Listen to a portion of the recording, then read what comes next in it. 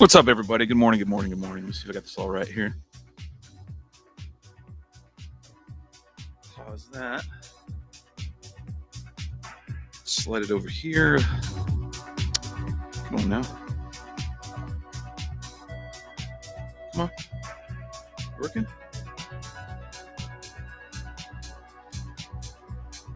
Ah, there we go. Works. Good practice for me. Morning.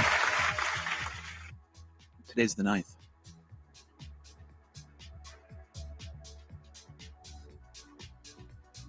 Let's let the marathon stream begin. Shut your hole, man. 6 hours is a little excessive. Who knows what today will bring? I don't know. Just go with the flow. Makes your day at work go easier, I'm sure. Love that wing chase the other night on the stream. Red LEDs are awesome.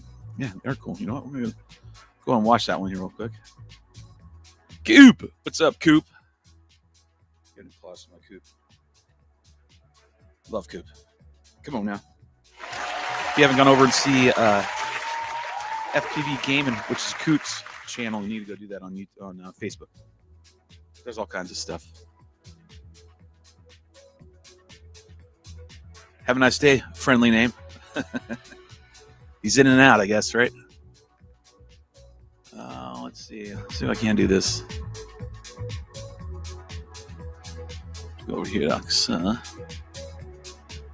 Were you about ready to drop that next video? About need to do that. It's about time. Tis time. Just about time. Is this the one? Let me see if I can do it. I want to see something real quick. Sorry, I'm still learning the Restream software. Maybe I can add a source.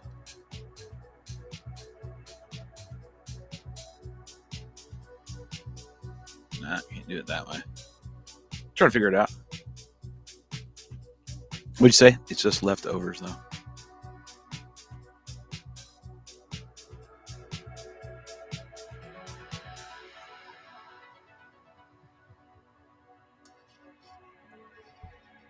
Well, so is our practice stuff. So that's all I got to say about that.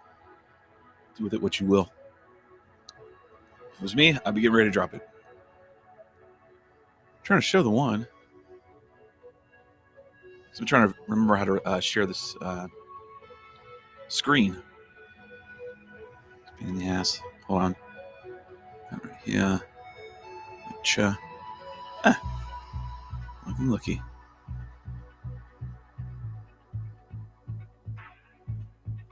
Make it a little bigger than this.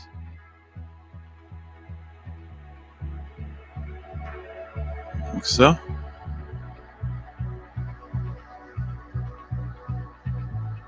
There we go. Yep. Then you go back over here. Let's play. Come on now.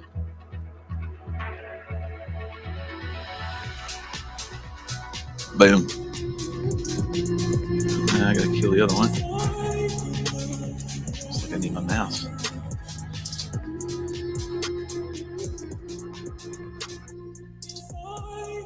Watch this while I'm getting set up over here.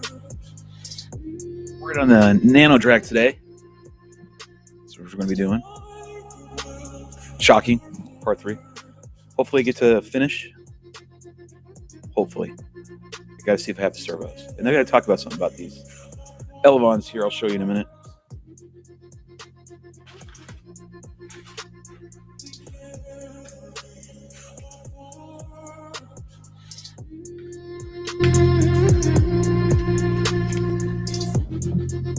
Too big.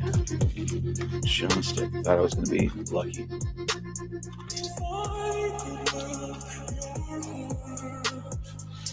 Too big.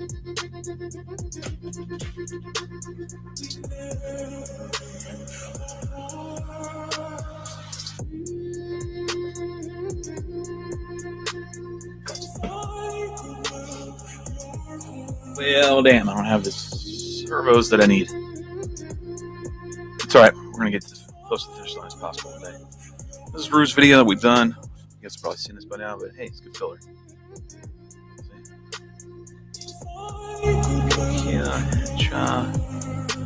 This. There's only 3 of us in here, so we can do whatever we want. I need to improve the edit, Sammy says. Of course, I wouldn't doubt you were going to say something to that effect. I can drop what I already have on Instagram. I know nothing about wings. Just find it fascinating. Well, you can see what we do other than just fly and make killer videos like this, right? There's a lot of shit we do before we get to that point. A lot.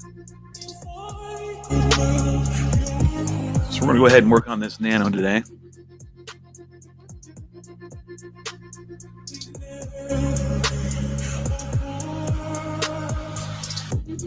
Gotta check if one of this is a marathon hosts. Call me marathon streamer.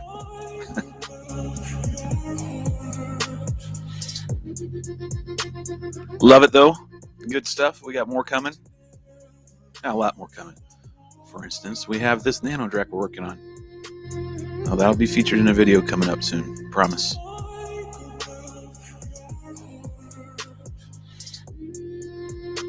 And I see some chats popping up. Let me go here and check it out.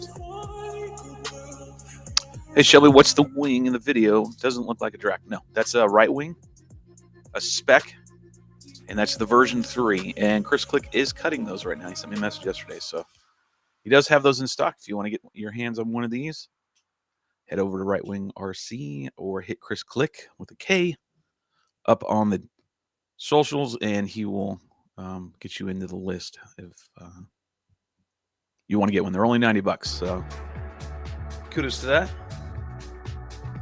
Boom. Go over here like so, and then I can close that out, fade out, and then kill that song, which is what started everything. You can go back over here to my countdown. That way I have it all queued up just so I have it when I'm ready. And I can go back over here, and I think we're good to go. Oh, Hardy, what's up, man? Hope you're feeling okay, dude. Envious FPV is in the house. So say hi to him, everybody. See? I didn't even have to look for it. What the fuck is up, boys? Let's go. Swear to God, every time I see you write that, I hear it in my head. Answer your original question back there. That's a RiteWing Spec V3 that was designed for Hugo Salinas and myself to compete when those were still technically allowed into the Wing Racing Association. So I don't know if they are now or not. Who knows? Don't buy it for that fact. Buy it for the fact that it actually flies amazing. It is truly the best freestyle flame. I keep saying frame I've flown. Like, it's just, wow. It just blows my mind every time. Put it this way, I have to have it. Everyone has a have to frame. I'm telling you, mine is spec. What up, boys? Envy's in the house. I always want to say beer and wings. So ready to chase that wing again? Yeah. Well, this one on the bench is the new one coming, so it'll be here soon enough. This video with this one will shoot hopefully soon. But you guys won't see it for a while. New chase build. Get some. Hey, what's up, V-Fly? What else we got in the house here today? I already said hello to Technique earlier before we started. Well, hey, there's Mr. Broccoli. We'll have hands for Mr. Broccoli. Maybe wake me up. Hey, there's the man himself. We want to learn a lot of shit about drones other than what we're doing here. Go over to Ken Herring, Thursday Night Live. That'd be in day after tomorrow. Go check out his channel. If you haven't heard from him, you've been living under a rock. Still have Ken in the house for the brief moment that he'll grace us with his presence. Hey, bro, I need to hit you up later. I want to put the new ESC in the build I have and need some advice. Okay, I will try to give you the best advice I can. What are you effing up to today? Wait, MSR isn't there? Nah, he's at work. Was going to be working today, but actually fell apart. So, nope, I'm going to be in here building away and getting this. If you know anything about me, man, I hate building, man. It's a pain in the ass, honestly. It really does take some time, you know. If you like building quads and whatever, you got that, then good for you. I'm just being honest. For me, I just don't like it. I'm sorry, V-Fly, I forgot to read your message. I have to have that Axis Mana frame. There you go. If you want to get that, you got to go to the competition that we're having. So, contest, holiday contest. Entries got to be in by December 17th by 10 p.m. Eastern time. And it's going to be all FPV, right? All HD. All right, everybody's got the means to do it by this day and age. Wing and a quad. So wing will get a grand prize. Will be one of these frames that you see sitting work on the bench right today, which is a RiteWing Nano Drak. Fully kitted out. As far as you get a 40-inch style, 20-inch style, you get the center fuse, and then you get a boom kit and a motor. EC is up to you, and servos will tell you what to get. They're cheap, 12-gram Emax servos, which you want to run on them. Metal gear, got to have metal gear. And then your FPV gear. And if we get more stuff, we'll throw more into the mix. And then Gankman Multirotors is throwing in a 3-inch fully built rig. All you got to do is provide it a receiver. And have the ability to hold it at Insta360. So they'll have that mount on there too. So, yeah, there you go. Thanks for reminding me. Hey, it's in Mr. Ed Ricker. Ed Ricker. So that applause for you too, part of the crew.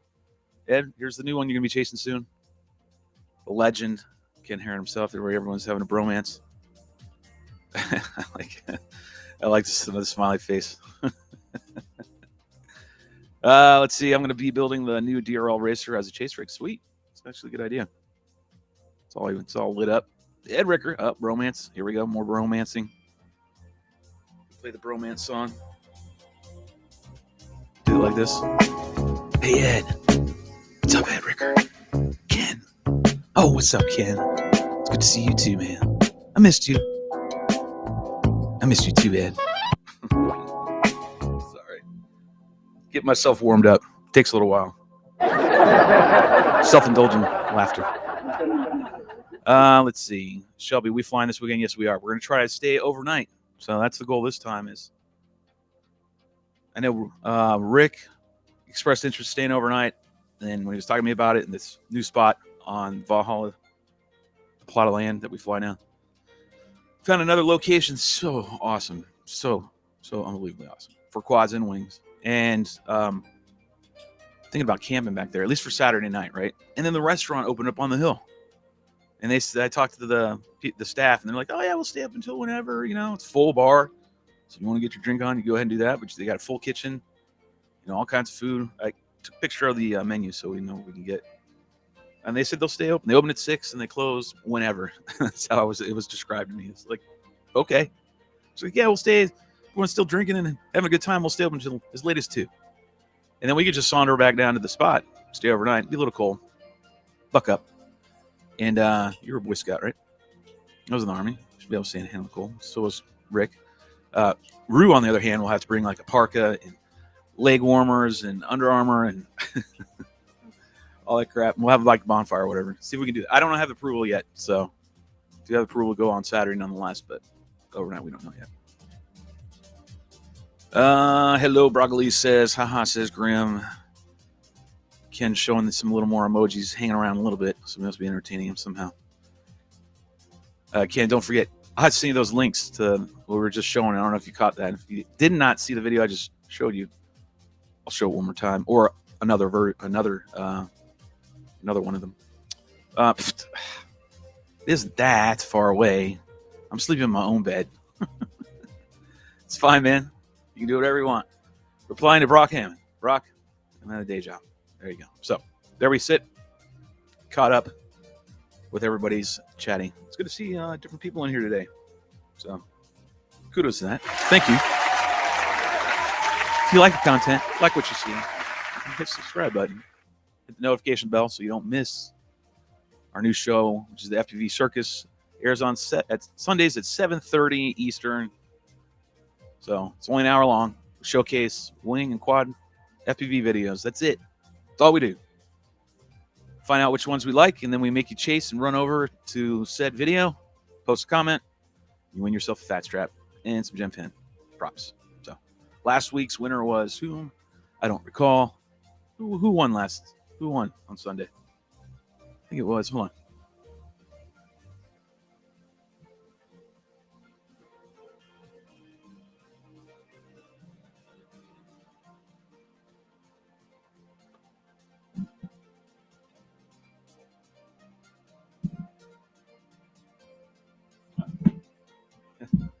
I love it, man. Bruce got me covered. Slow voltage won that one. That's who we won. Better viewing on YouTube. I don't know what he's talking about. Quit the day job, real. All right, so as we keep moving forward, I'm going to just keep switching over here now. All right, I can turn the line on. Ooh, we're in the shop now. It's time to build. How long will I do building? I don't know. And I will always be answering your chats, right? This is how we always do it. So keep chatting away. I'm actually moving the screen so I can see it a lot better this time. And I can catch them as they pop up. My video won, but nothing for it. But I'm not here for the free shit. Anyways, you're here for the entertainment, right? Really long delay before I hit my sound plate. Oh, this is making it worse. It's super duper slow. I don't give a crap. All right, anyway, so chat away. I'll make sure I read them as they're popping up. And we get, half a dozen to a dozen you guys in and out of the stream. Especially if it's 6 hours. Some of you guys stayed, man. I was pretty proud of you 5 guys. Anyway, so this is the Nano Drak. You can get these. These are in stock. You can get 28-inch or 48 or a 40-inch. And I took the 40 inches that I cut them into and make it a 32-inch wingspan, right? And yeah, this is where we sit. Talked to Chris Click this morning, and he wanted to make sure that I knew, which I did, but now me really sketched out. And he brought up a very, very good point that I don't think I've ever talked about, which is whenever you're building one of these, okay, RiteWings, I guess anything for that matter, but we're going to just stick with RiteWing, right? The elevons have to complete the airfoil, right? They have to be smooth right here, right? Straight edge comes across this. You got it right here. Make a fucking mess, who cares? And right back there and completes it. There's no gap. See, there's no gap, right? And it's the top, okay? Well, same has to be said for the bottom with your straight edge, right? If you don't have that, then you need a thin, which the only way that's going to happen is the elevon is too thick, right? And in my case, it is. So I'm going to have to pull this off. I'm going to have to sand it down a little bit more and repaint it. But it's very important that you do that. So what I'm saying is, under here, this bottom portion right here of my elevon is a little bit farther down than this angle of my wing's supposed to be, right? Therefore, it's a disturbance, right? It's breaking the airflow. It's a disturbance in the force. I feel it. My wings are waggling.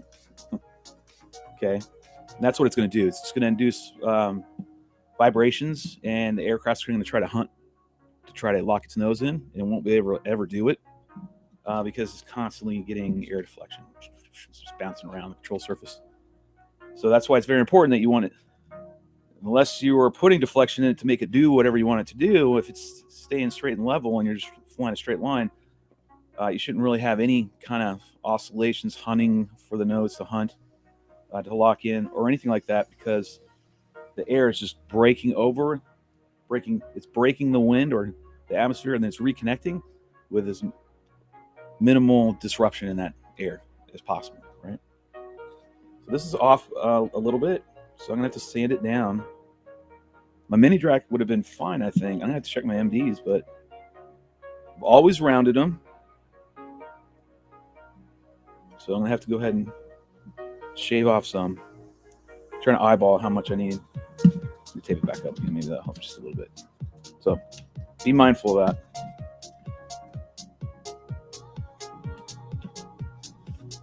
Pro end frame. Just remember, this is a pro end frame. This is not, well, I shouldn't say it like that, but anybody can build them. Just a lot of detail work, right? Things you got to pay attention to. Great build videos. Not these. This is just ridiculously long live streams because I'm bored. All right. Let's see how much I need to shave off. Excuse me.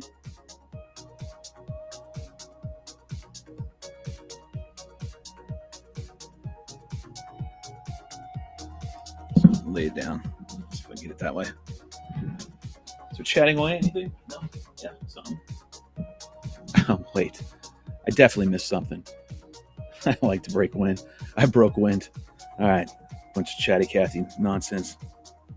Mulligans, shit ass. I break wind too. It's called crop dusting.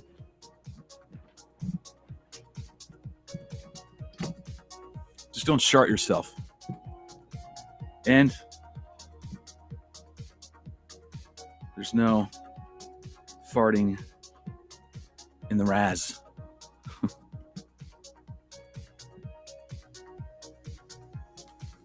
Ken does that one so hilariously too. I love it every time. Let's go to the Raz. All right, I'm just checking to make sure it's and see how bad it is. And it's not that bad. Enough for me to shave it just a little bit.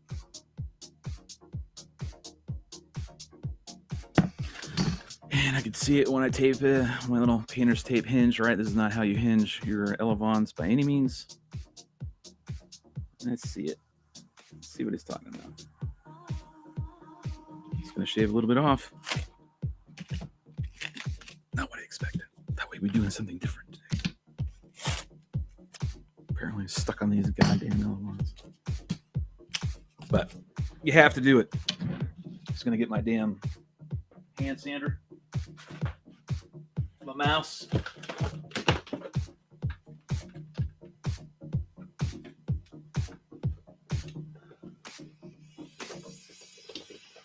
Cool. And then we're going to go at it like this. We're just going to go at it. As soon as I give it power. Okay, there we go.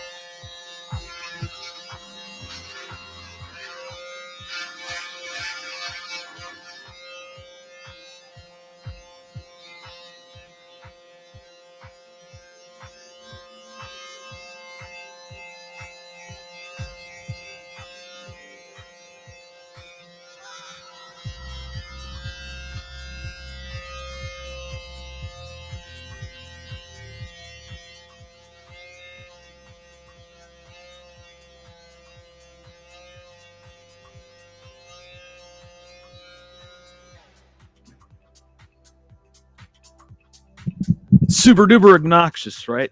I get it. Bad. All right, so I'm thinning it out just a little bit, right? I get my old ass brick here, sander, and go at it a little bit more. Get my Bob Vila on. More sawdust today. I didn't have enough yesterday. My lungs are just like, yeah. This is definition of love. I don't want to know what hate is.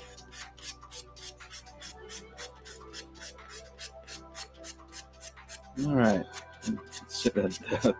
Paint actually helps me out with a little bit of a guide to let me know. Yeah. Here's how much you have sanded. I'm just going to thin them out best I can, and I'm going to eyeball it again and check it. Kind of get an idea also how much you're going to actually be rounding, right? That's all right. Yeah, I'm still learning stuff.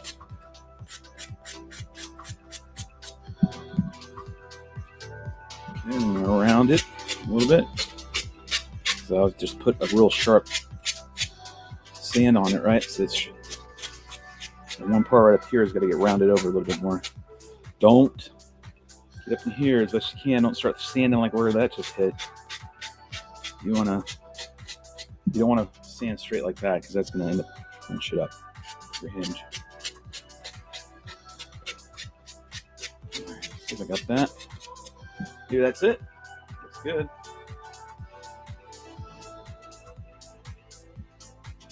Huh? No.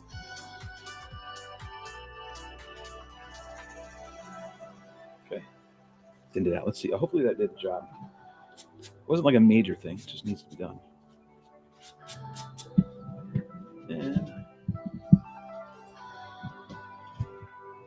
this. This is Pt.3. If done correctly, you'll never have to really do this part. Just remember sanding the first time the right way.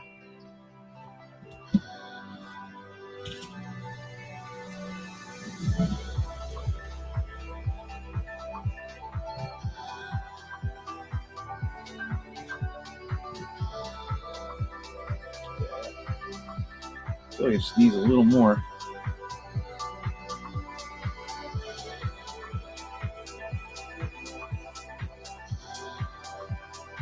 Huh. Sorry, a little quiet because I'm just trying to line it up and then look for whatever changes I need. Almost like there's more than I thought. Shit. All right.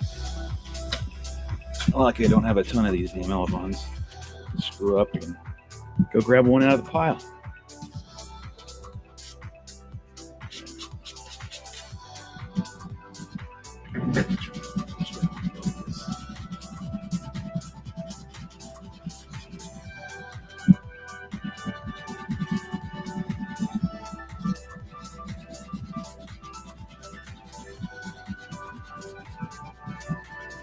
We're learning together. We're learning together today. What's up, all 11 of you guys and gals? Don't forget, we're doing our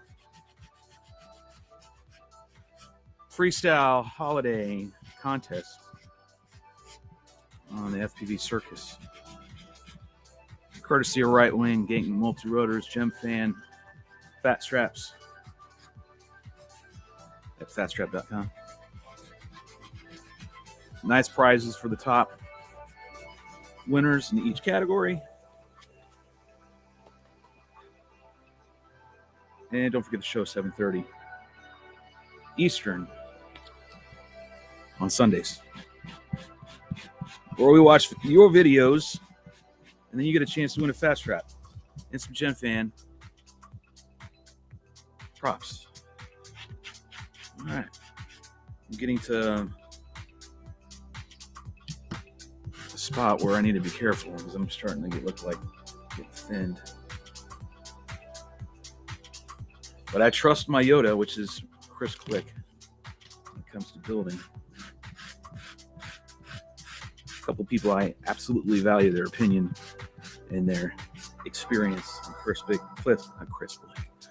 be one of them. He says, do it when it comes to your wings. It's really not that hard. Unless you're stubborn like me, right? So off camera here, well, you can probably see me.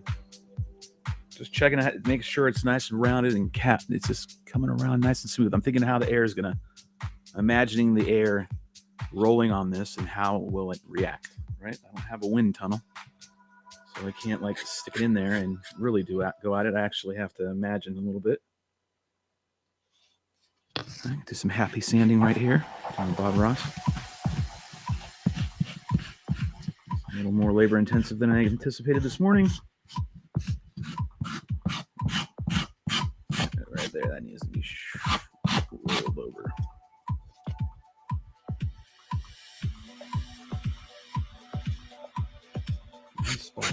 Too far.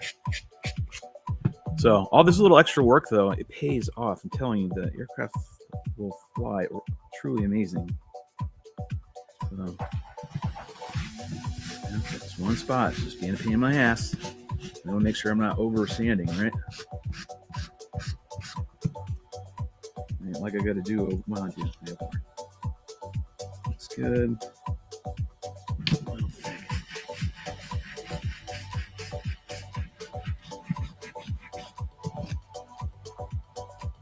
All right, let's take a gander over here.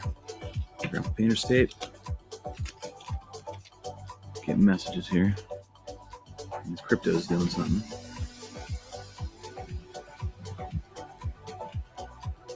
Okay. Yeah, it's a cool song. I like this song. They just coming to these live streams, you're just seeing what I do every day. Just I go live with it because the hell, you know. I learn stuff. You guys tell me some stuff, and I'm like, oh yeah, I never knew that. Like I didn't know Ken was watching the channel. Thought I only watched his own channel. Or if it was drone videography, cinematic stuff. I'm kidding. Kind of. Oh yeah, that does look better. Okay. Wow. Let's get that hinged up there, right there, a little more. I feel like there's still more to be shaven off. All right. Kids, I didn't know it was like this. Let's see.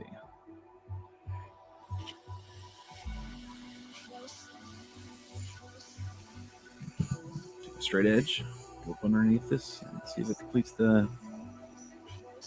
No, I actually need to shave some more. Totally see what he's talking about now, too. Huh.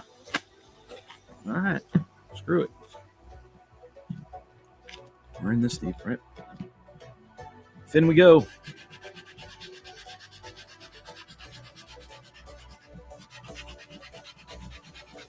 Yeah, get these little spongy sand blocks at Lowe's, right? You'll love them. If you really get into wings. Which there's very low percentage.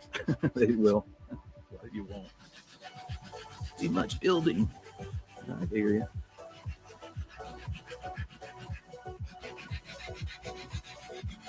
It's definitely going to be a...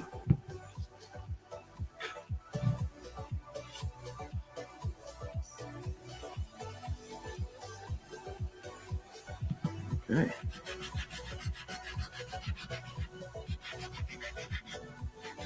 Everything matters in Chris Click's builds. I'm telling you, details. The key in building a RiteWing product. Okay? All that shit he puts in there is for a damn reason, right? I've gone against the grain and I'm like, screw that. I ain't going to do that. Some cases, it works.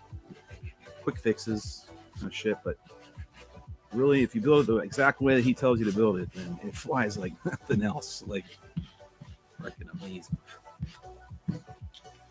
Yeah. Definitely thin it down. And make sure it's all nice and even, right? Some people like it when I sand. It's that calming effect.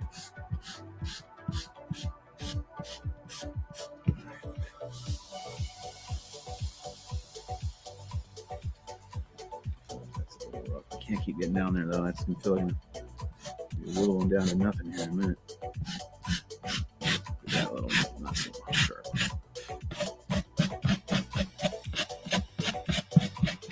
Round that a little bit more. Make sure I'm not rounding this part. It's not very good right there. That's what I want.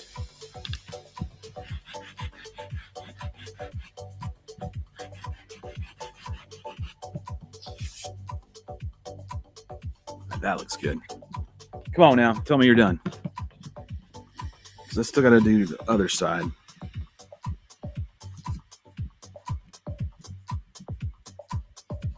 Visual.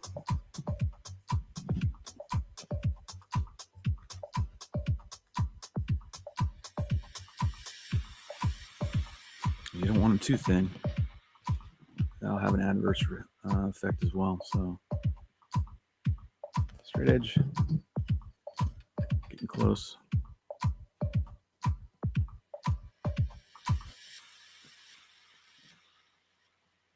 Damn it, still gotta go some more, huh? Get that edge one better.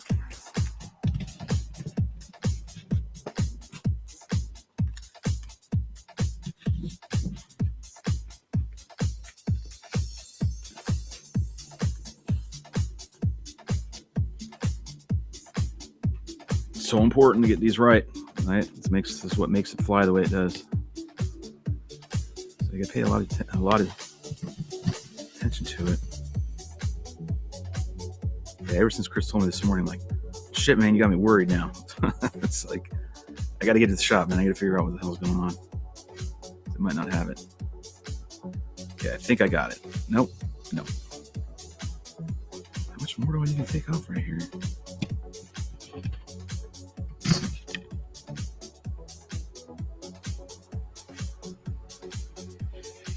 Just a little, I guess.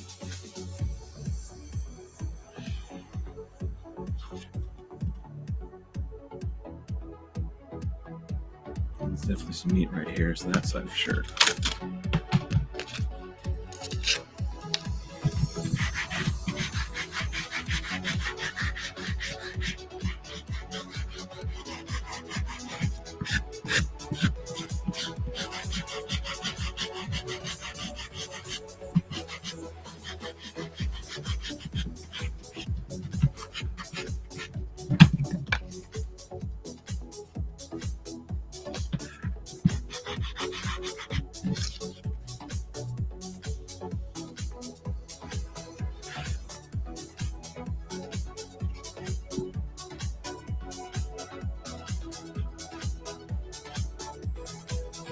Okay, let's see where we're at now.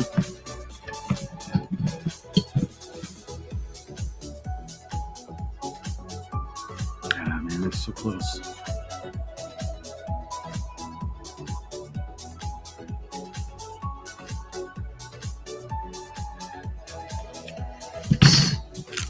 Okay, dude. You told me.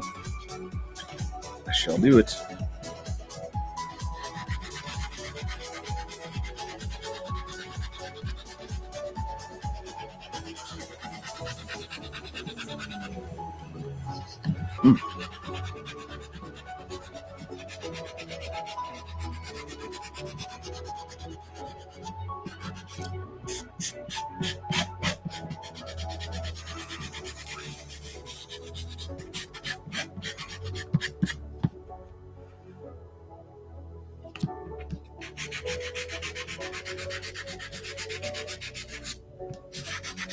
This is the most shaping I've done on an elephant, let me tell you right now. So I'm learning today too. See, a little more labor intensive, but I'm telling you, if you want it to fly like anything like I do in my videos, like the speckling, you don't have to do this. Like I've never had to shape them this much. You round them, but you don't have to shape them this much. Maybe I've just been flying around on, get ready to undercork a whole new level. Let that be the case. Oh yeah. It might be. That is so close now. I can see it. Alright, let's see what I got here.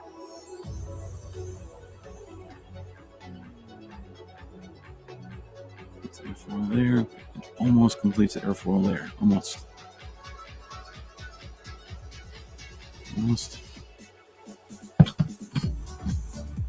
I got to go a little at a time. I just don't want to overdo it, right? It's a lot thinner than it was, that's for sure. Holy hell. I think I'm going to uncork a whole nother level here. That's going to be interesting.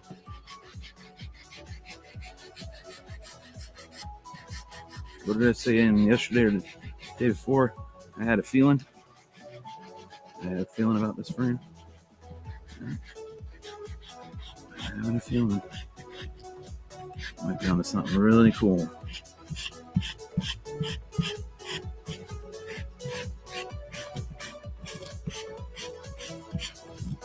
Right.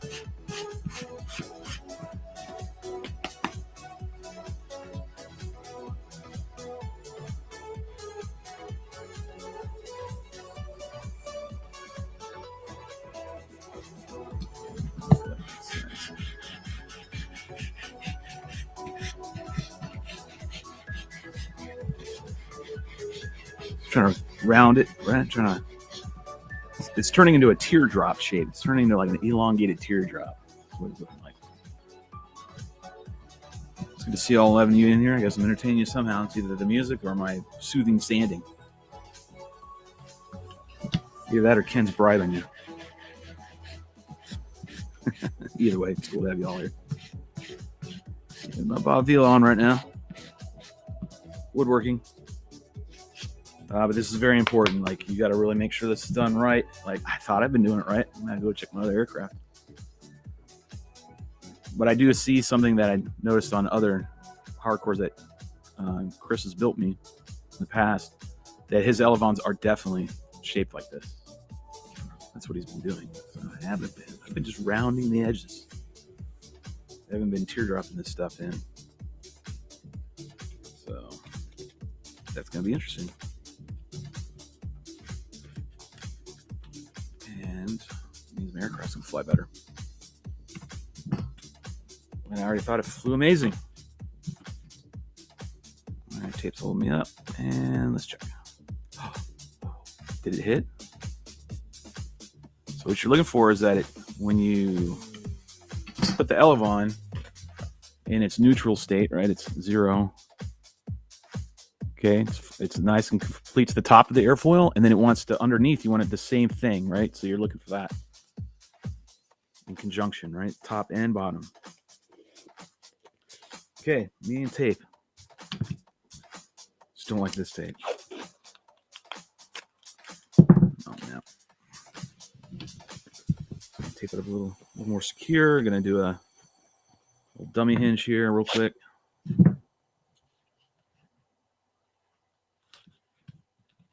And by the way, you can tape your hinges that way, but they will come off. I promise you they will break. A lot. They'll come off a lot. Okay. I know it's hard for me to show you because I'm sitting down in my chair being a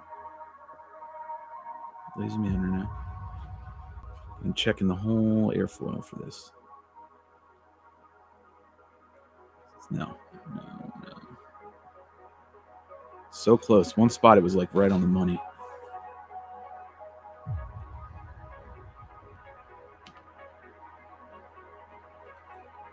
Okay. More it is, it says.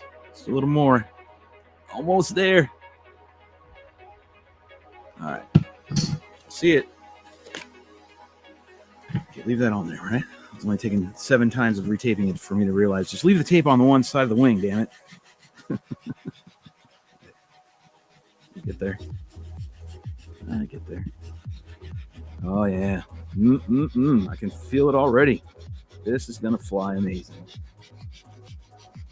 All right. JK was saying the other day,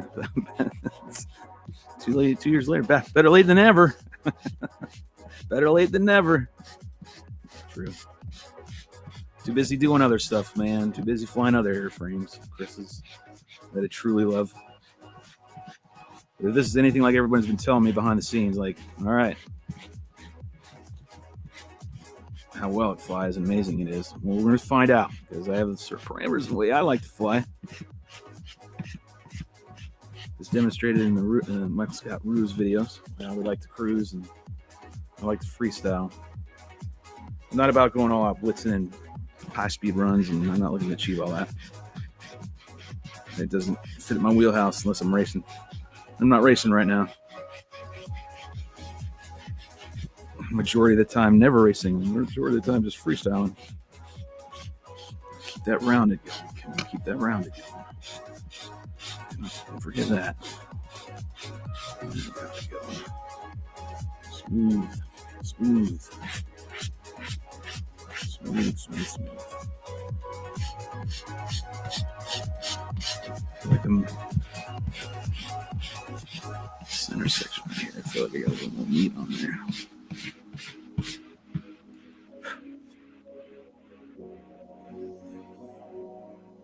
Let's see if I can do this. The other way, just a smidge. Move that way. Opposite direction. I'll round that out just a little bit.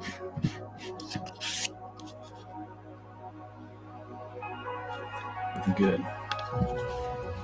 Get back on.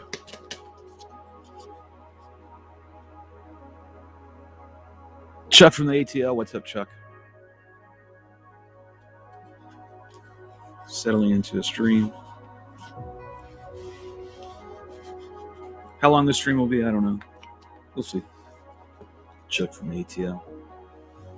God damn it, it's so close, man. I can see it. I can see it.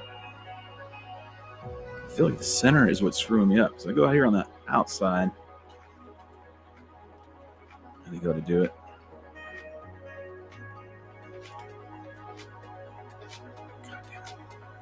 All right, it's got to go the other direction. I got to stand the other way. I got to stand this way. That's what it's saying. Hey, some self. Just going to go ahead and advertise. It shows that I'm cheap and I'll pay for it. Yeah, want to go get some music? Go to Pt.3. Oh, sweet. We got a live set coming. Even better. Amen to that. Live sets on here are great. Bust out my Shazam. That's how I catch some songs that I like. Right, just give me a little more around it over here. Definitely shave some shit off. I'm going to try to use one of these as obviously a template, so I don't have to sit here this long and do the next one. I guess there's more. Just when you thought it wasn't enough.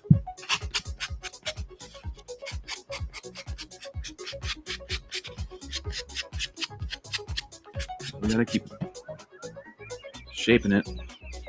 Wow.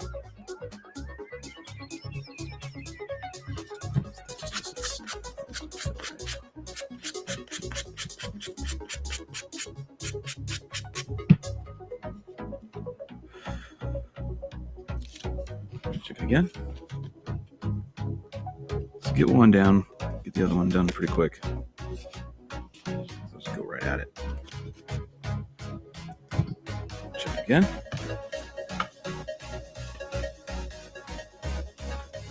Oh man.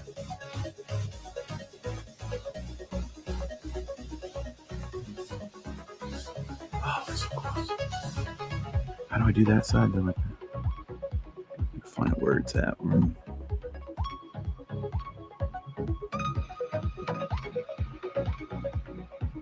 Airflow to do what it needs to do.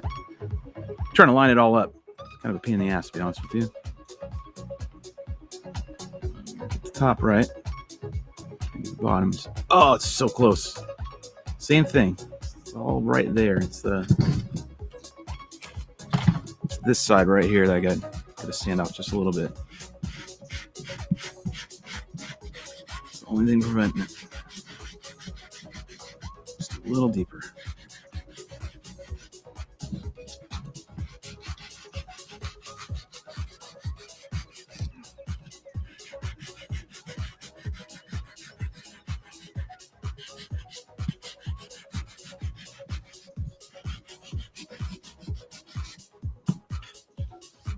Wow. They look really cool, I'll be honest. They look really badass. They don't fly amazing, man. Holy shit. I've been flying all these years without my elevons being shaped properly, and I'm still getting what I'm getting. Look out now. Ding, ding. They just found me a new level. I hope. We'll find out. I'll tell you what, though. Getting this shaved right properly. This is where it's got to be. There's got a little bit left. Man, it just won't. It's stubborn. It's being weak sauce. I'm not getting in there. Getting it. Oh, man, it's so close.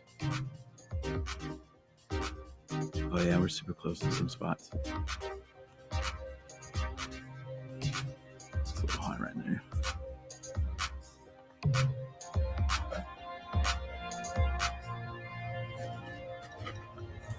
I can see the gap. All right, just a little more. I just need a little more, man. Just a little.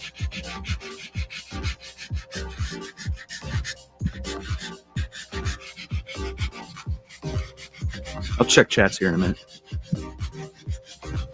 I'm sure there's not much. People coming and going, though.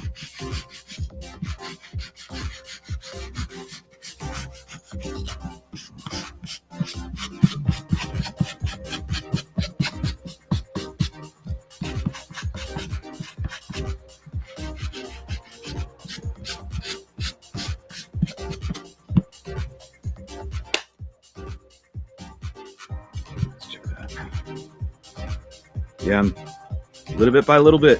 You don't want to overdo it. As soon as you over sand it, you're done. right? So that's why I have to take my time doing this, right? But I am going to remember this, and I'm going to try to. I'll get a template for this, so because we're going to be banging these out. It's so damn close, man. Oh no. Oh, just a teeny bit more. It says, just you're so close. You need just a little bit more.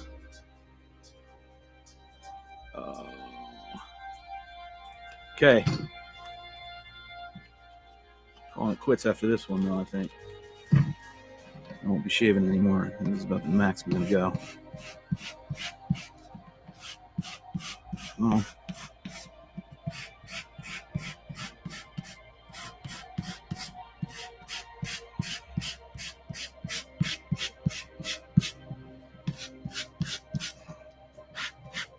Oh, this is what you call shaping your elevons. Holy balls. It's just starting to naturally glide right off. Like, that's pretty cool. I did not expect that. Like, it's... All right. This is interesting. Chris is like a wizard, man.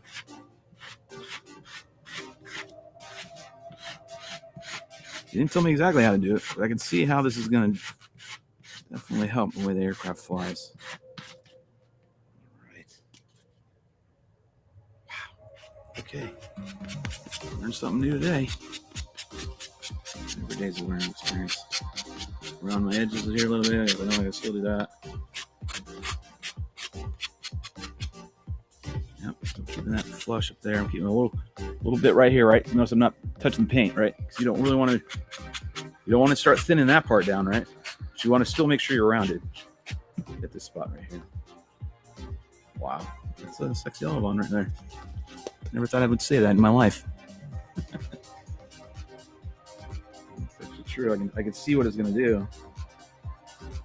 Oh, yeah. Amazing. Amazing, amazing, amazing. Okay, put my top portion of my elevon in place where I know it needs to be, and then check the bottoms. It's so close, man. It's so ridiculously close. I'm just being gun shy. All right, man. I'm manhandle you. So I'm gonna get busy. Tough.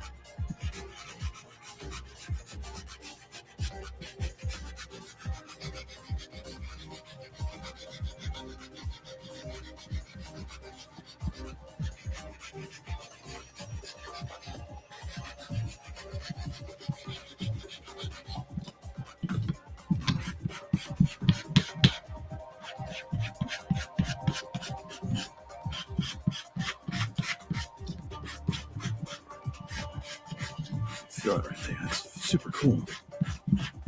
Feel it rolling right off. Nice and smooth. Just like the wind. Come on now. Play games. I don't want to sit here for 2 hours sanding one damn elevon. For Christ's sake. Sorry. I didn't say it like that. Get a little carried away with myself. What's up, Belinda? It's good to see you. Shaping elevons, learning the proper way, teaching myself, flogging, self-flogging. Thought all these years I knew how to do them right? Nope, learned today. And that's a little talk, clickety clack. Gave me the finer points of shaping elevons. Wasn't rude about it at all. He was just like, "Hey man, have you checked that? Because I'm gonna make sure people are understanding that." And blah blah blah. And I was like, he made me start thinking about mine. I'm like, well, I just round the edges, and I don't really shape them. So we'll just make sure that's straight edge, blah, blah, blah, and check it out, look for it. And I was like, oh, shit, you got me worried now. So here I am. Not but an hour and a half off the phone with them and shaping my elevons. Going, holy hell, I think I've been doing it wrong all these years. It's all right. Nothing wrong with that. You learn. It just lets me know, like, all right, we're going to uncork. We're going to be on a whole nother platform now. We're next level. Here we come. Put another coin in the damn game. I got an extra life. I got a bonus one. It's so sweet, man.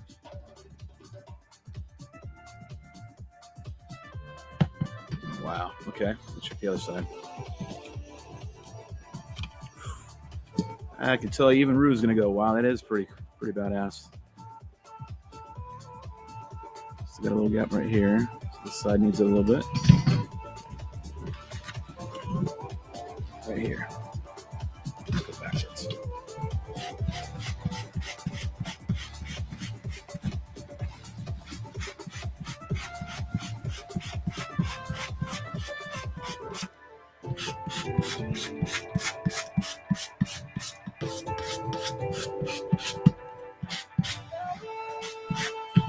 Main line. It's a damn teardrop.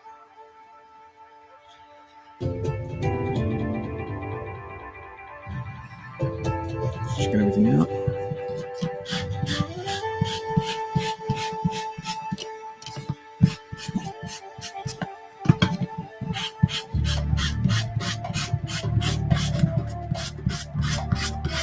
All right. Sooner or later, we're gonna get success. Let me see. Well, hold on. So wait, I haven't even checked the chats yet, so don't wander away. Just gotta bear with me. I'm a little flustered right now with this damn shaving, although it is pretty cool. I'm like, wow, all right, this is actually pretty neat, but it is kind of time consuming.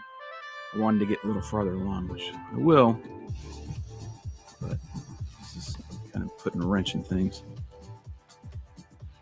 Oh, that looks so sweet. There it is. Almost. Come on. Come on, quit jacking me around. How much more do you want?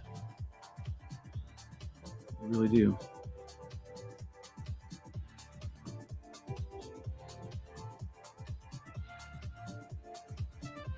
Oh, no. I think I got it. It's there in the middle. Or the edge. Or the tip. Tip. Sure I got it lined up right. Oh, no. It needs a little bit of... little shave right there. Let me just freaking jack around with this thing.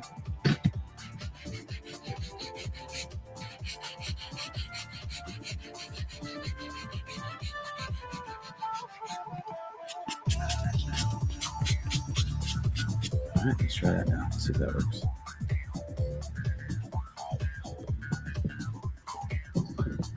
Wing tips. Flush. So I'm going to manipulate this underneath. You're not seeing me when I'm checking my thumb around and trying to get the hinge to be right where it needs to be. I'm trying to do this all a little cumbersome, right? Stay in there. All right, get my thing to deflect. I feel like it's sticking up.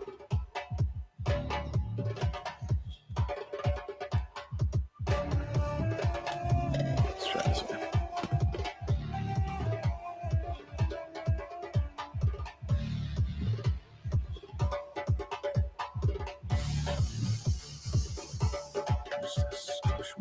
All right. This is it right here.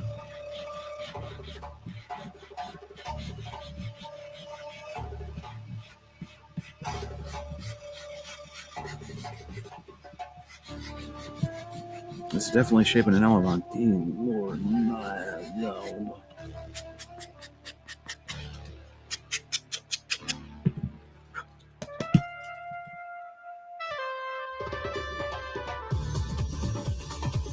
Cool set so far, man. Like these live sets on the FM.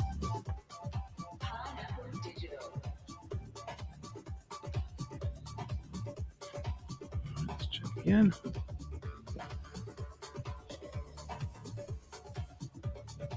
I swear this side's pissing me off.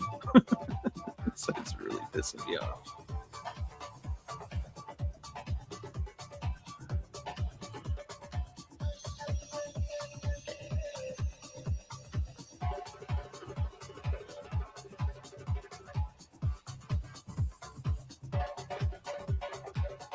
It really is.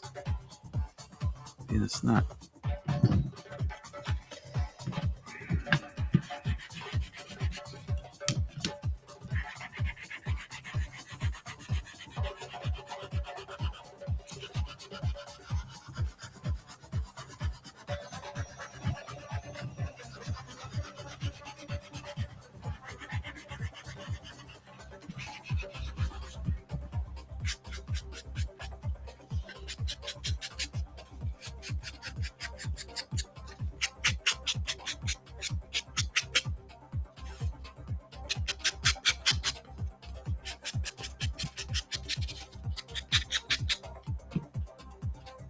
looks good. Come on now.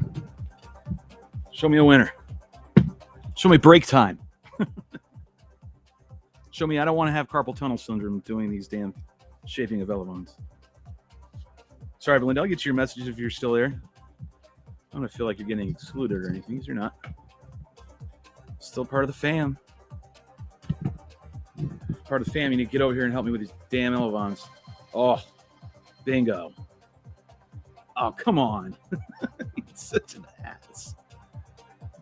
But I've learned over the years, just do what Click says when it comes to the wing, as much as it might frustrate you. Because the end result is amazing.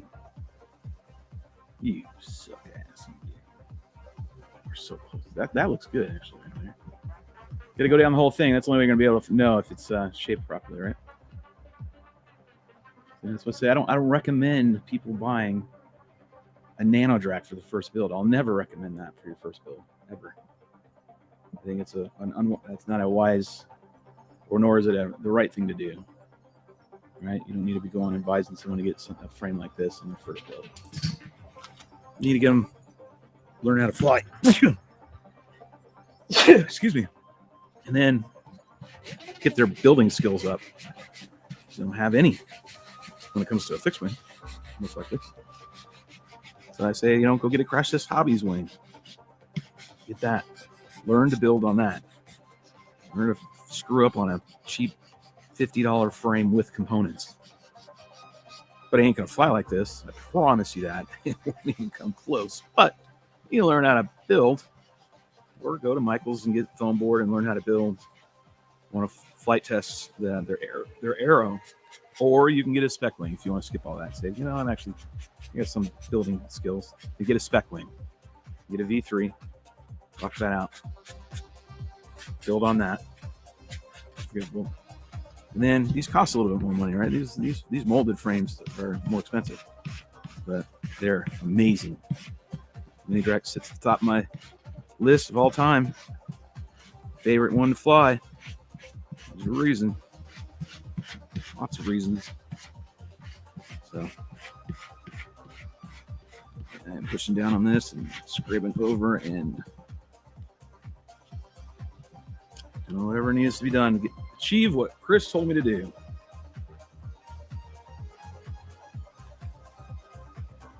Okay. The tape's starting to wear out. It's painter's tape. I don't really expect much from painter's tape.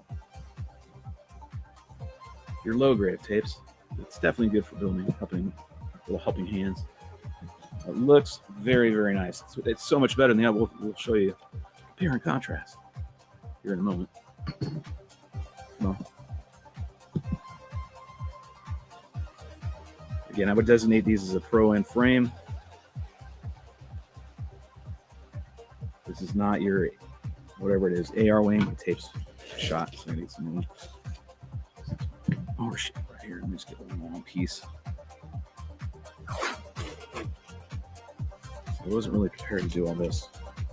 I was preparing to do some hinging, permanent hinging.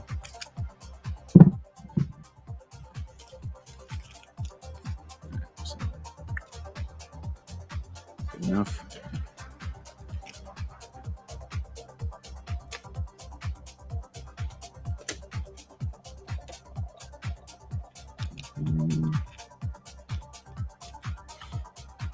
But I will say, learning to build is a whole another art form, right? This isn't just something you're going to pick up one day and you're going to turn around and I'm going to build a spec wing and I'm going to go fly like I see on the YouTubes.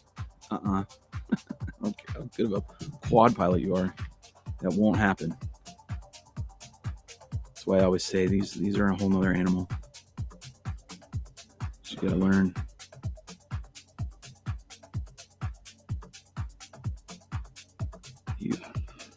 Okay, the shaping was cool. It's starting to get annoying right now. Like, come on, be done already. There's not much more I can do. This is the old me coming through now, talking, saying it wants to quit.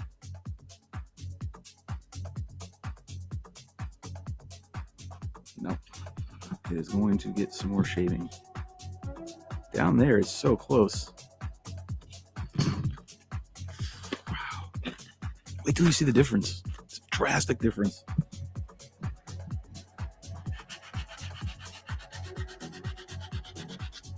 We won't get up in there now. Rolling the dice. A little more aggressive on my sand this time. Pass this up and down. Back the other way. Now you know why you pay what you pay when you have some build your wing.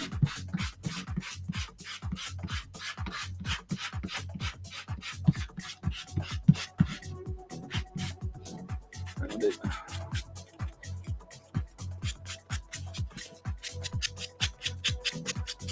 It is.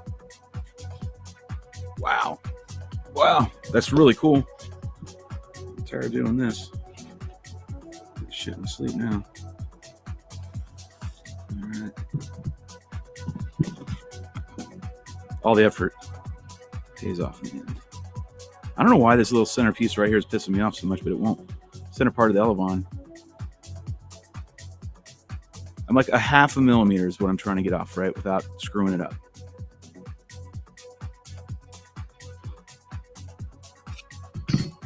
All right. Just 1/2 mil.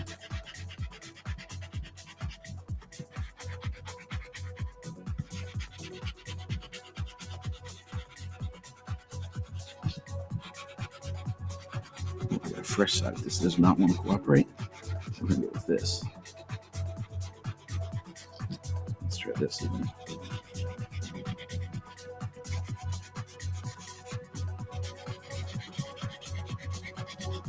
There we go.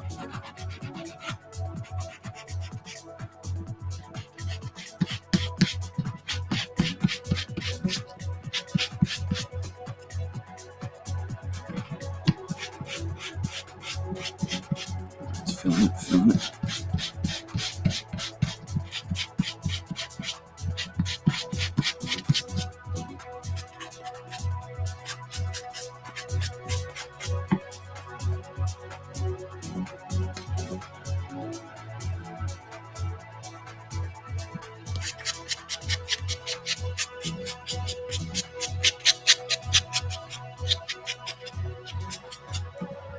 Okay.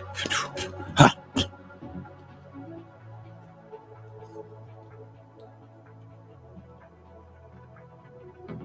So I get this one to achieve what I want, then I'm going to take my first break. But we'll show you the difference before I do that. This is getting to the bathroom. Son of a bitch. Son of a bitch.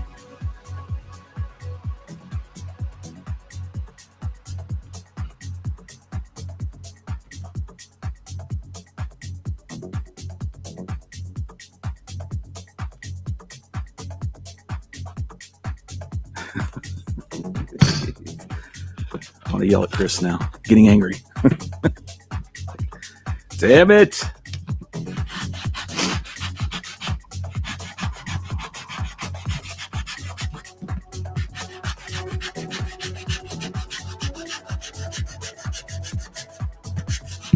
Starting to get to the trailing edge here. I gotta be careful. Get a couple shaves in there.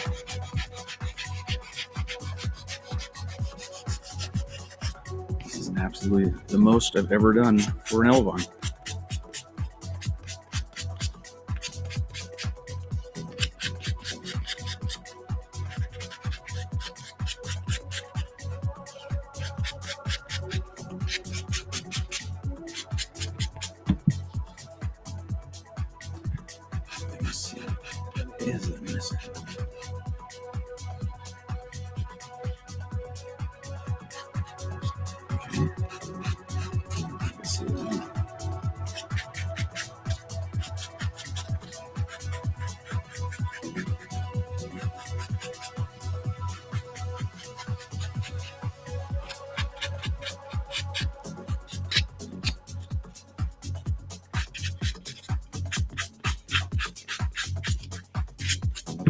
See what that is.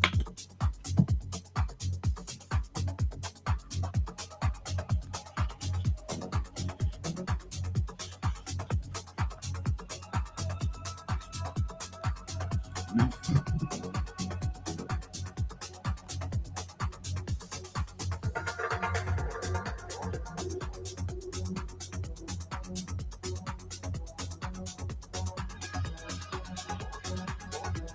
I hate you. Fucking hate you.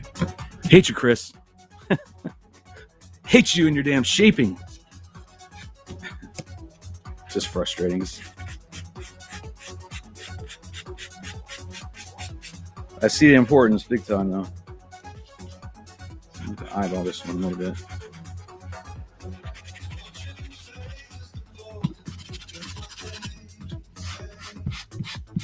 You're seeing me learn.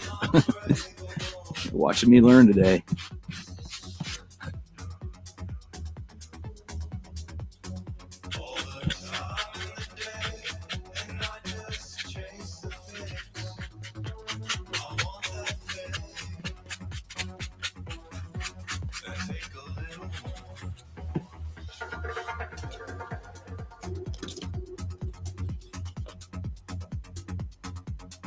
We might be right at the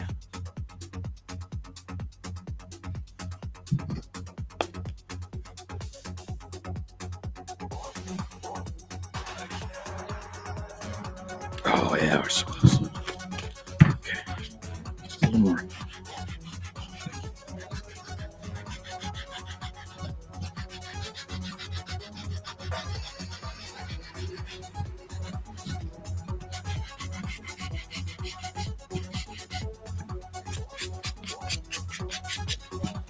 Whoa. Come on now. Doing all the legwork now. Going forward, I'm going to remember this. I'm going to try to get a template of some sort now. So I can at least get the bolt cut down and then shape it accordingly. Right here.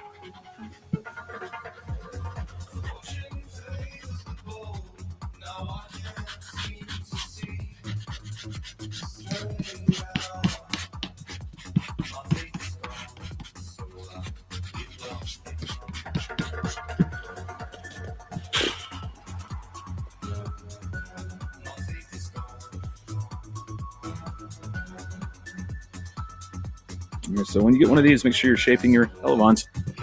Goes without saying. But I'll say it anyways. Okay, I'm down to just the last bit.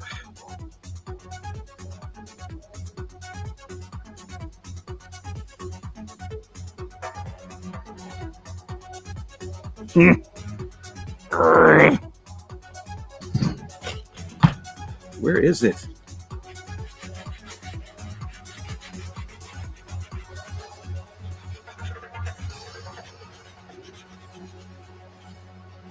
Sorry, I'm going to have to eyeball this one. It's frustrating me.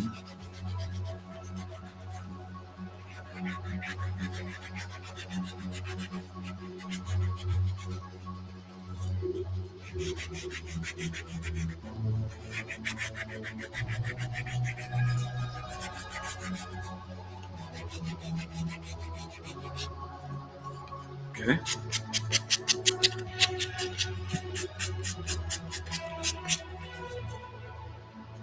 Those are freaking shaped more.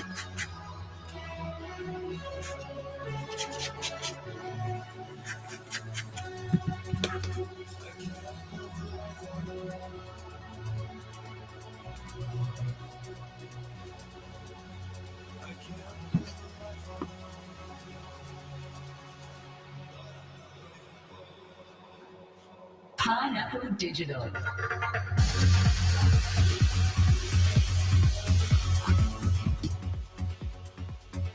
It really is weird that it has to go that way, but okay.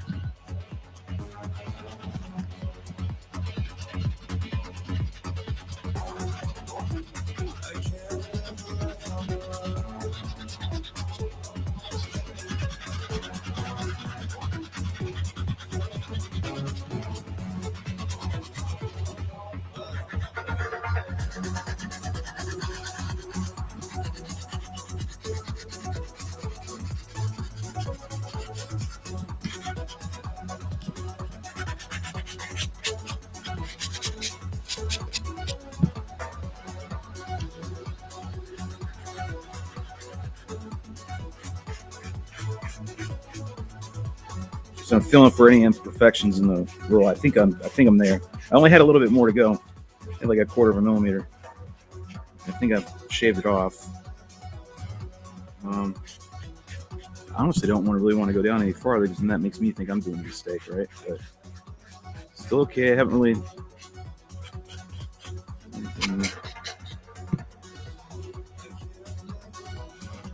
Let me see. Let's see what's going on.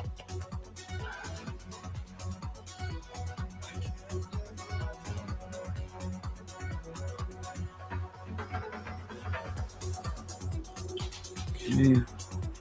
Back on. Let me check again. Gotta be super close now.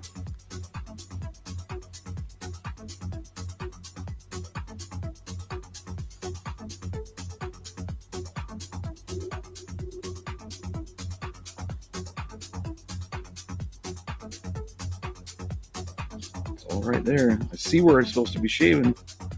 So that's what I'm going to be. Put a little dent. Let's see if I can. Get a little mark. Yeah, I got a mark. And now I got a little guide. Expose that.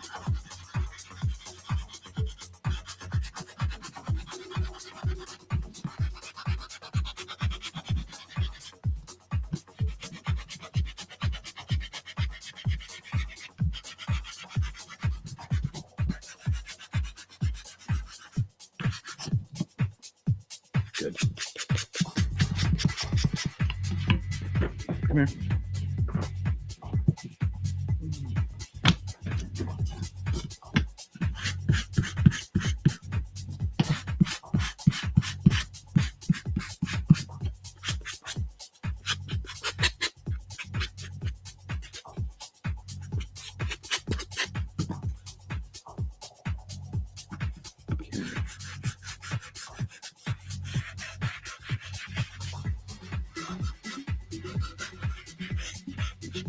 Looking down, make sure it's rounded even.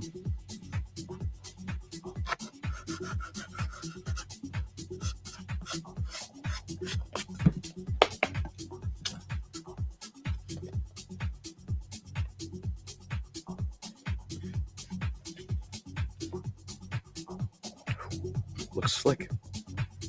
It's really slick.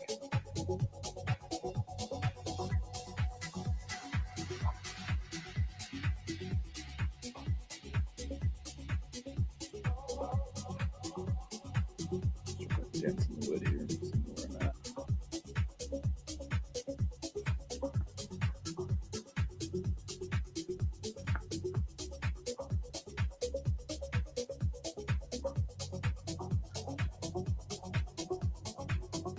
I wish I could tell you everything I'm doing because I'm kind of figuring it out as I go.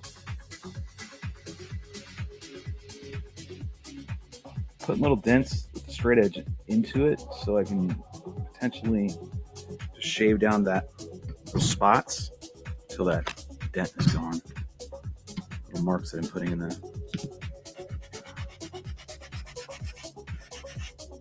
So it goes away. That's telling me where I need to shave it, right? Where I'm having the problem.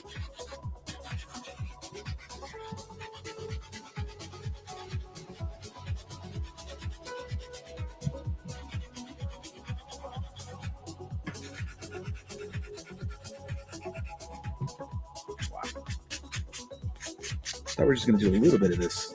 We're doing an hour and some.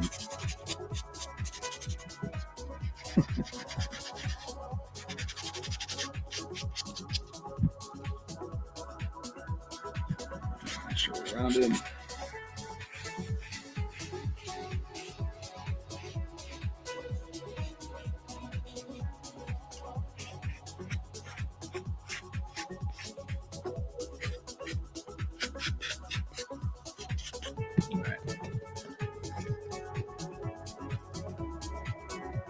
As soon as I get done, I'll read texts and chats. As soon as I get done with this one elephant,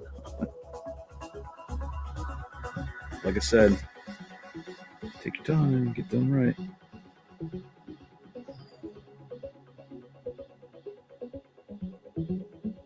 Just because I'm in this deep.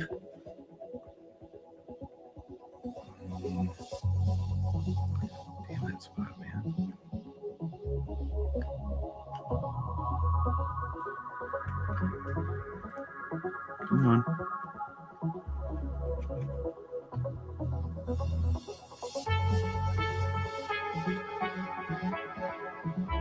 Right there.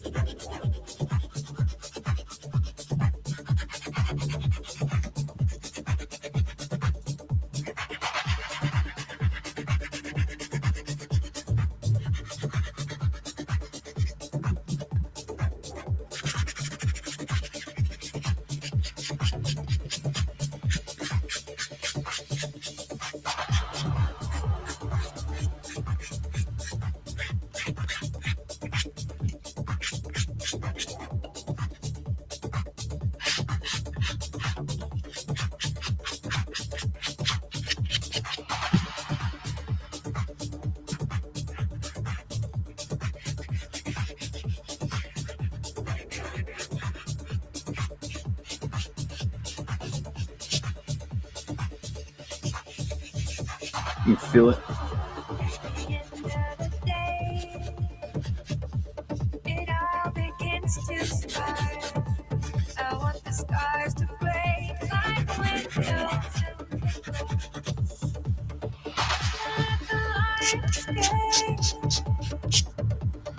Take me away to the land I dream to stay. I want to fall.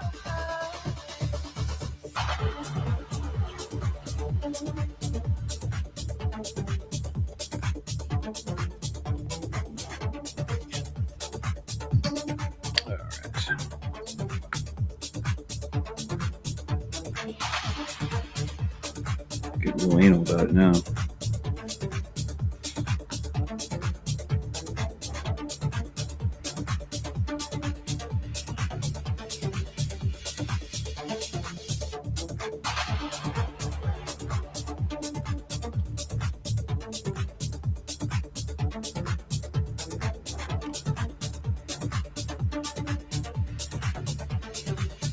the fly on the next level kind of shit right here. Test one side and see if I can get it to go right.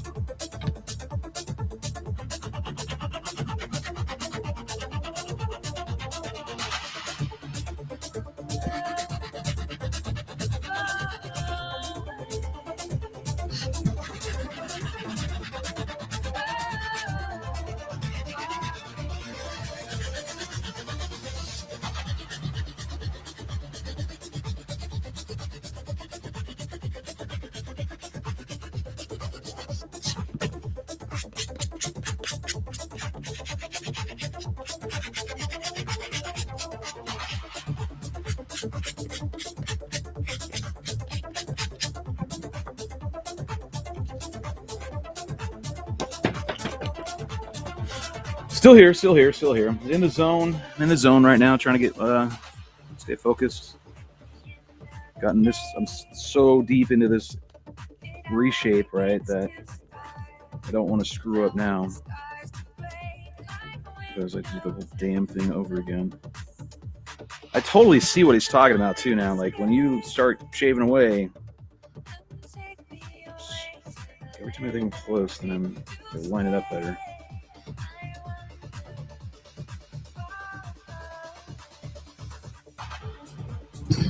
Tape.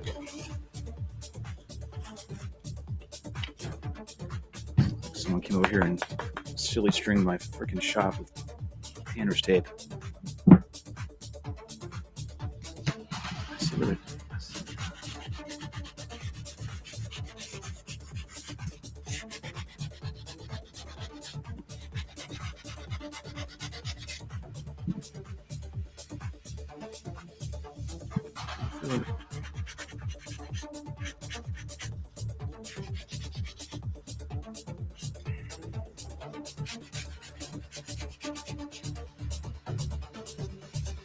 Come on. Get off.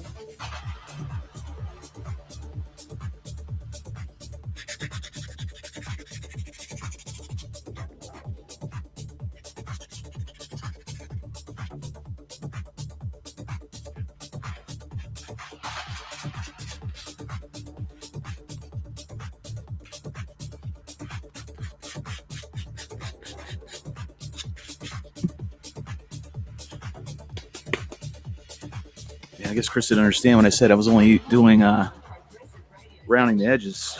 I guess a little inflated statement, right? Compared to this, holy shitballs. Another level of shaping your elevons, but that's the way it's done.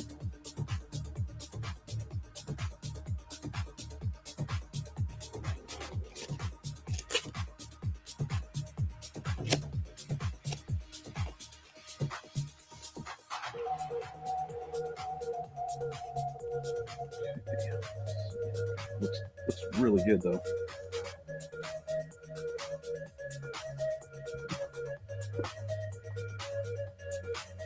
Just about bingo. Just about bingo. Good Lord, man. It's just so teeny tiny about. Probably get away with it from where I'm at right now. I probably.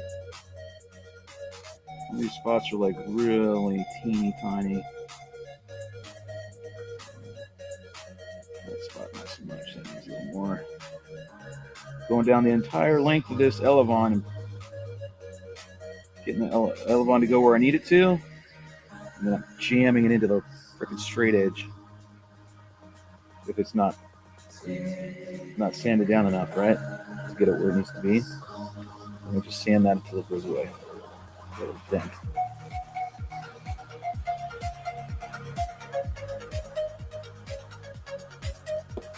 Yep. I don't think I can miss this down here. This is pretty good. Yep, there's a little bit right there.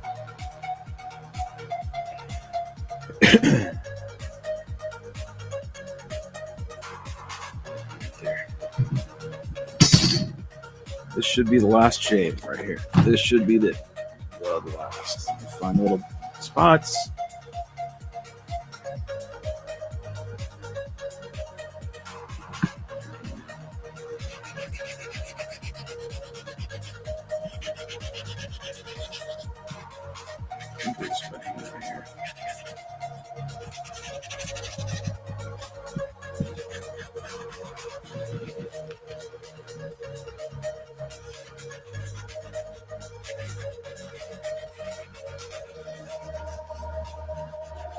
So this is the last shave.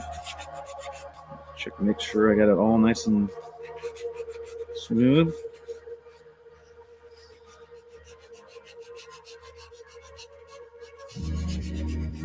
We have shaped one elevine. Next one will be easier because I'm just going to draw a little outline and then shape it accordingly.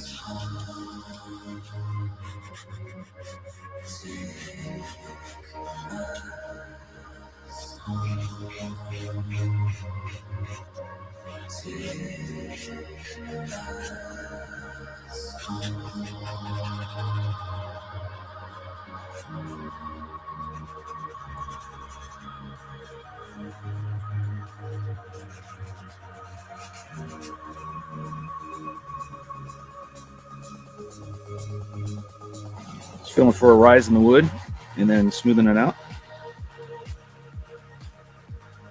There's a bump right there. Now that I know where we're heading.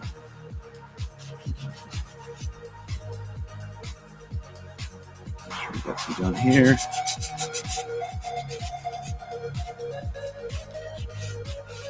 Nice and smooth.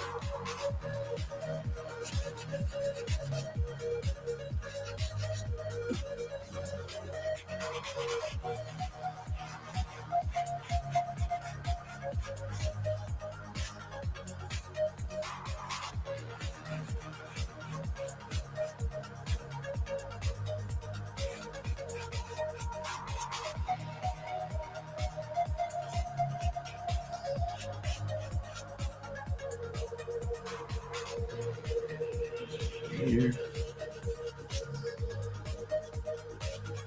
Not playing with myself. I'm sanding my damn elevines. For Christ's sake.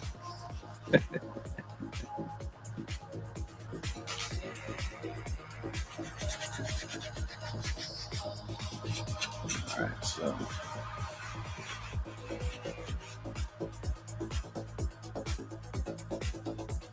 smooth, smooth, smooth, smooth, smooth. And one little bump right here. Now I'm gonna round this. Finishing touch. What the hell? More crypto.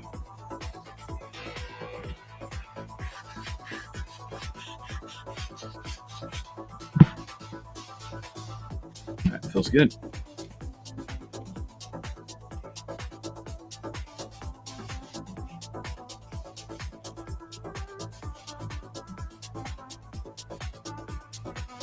I think I've got it this time.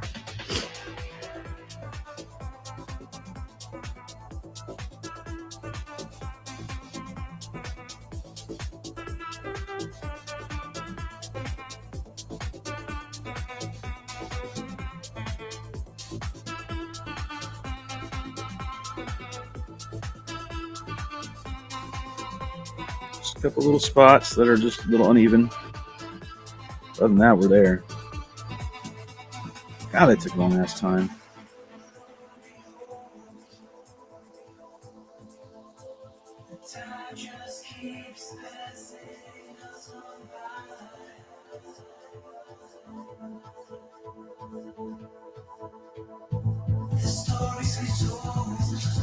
Just so you can see it with the naked eye.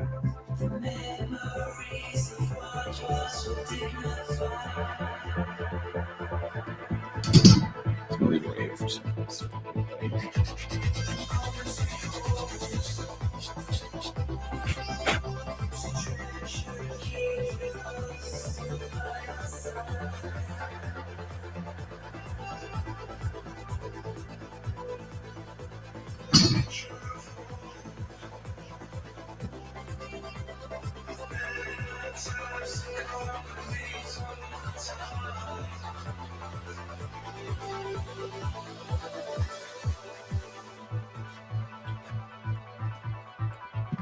See if that works. There it is. Bam. All right. Just eyeball that down with the shave real quick. Finally found it.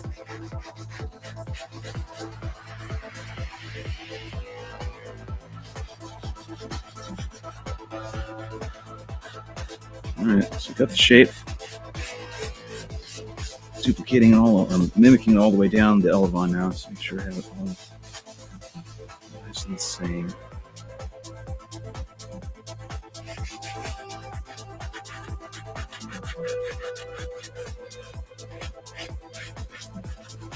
It took a freaking while.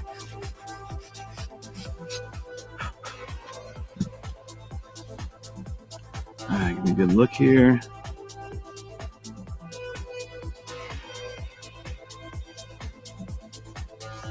Wow. Damn. All the way down there.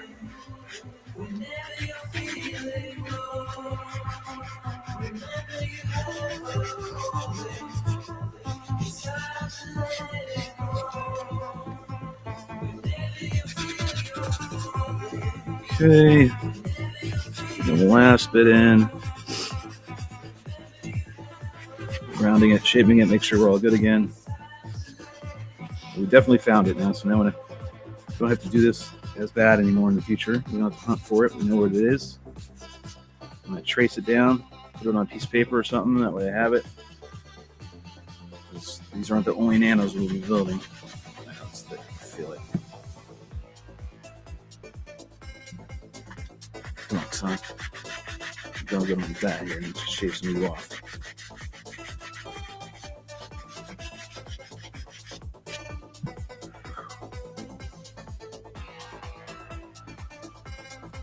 Looks good.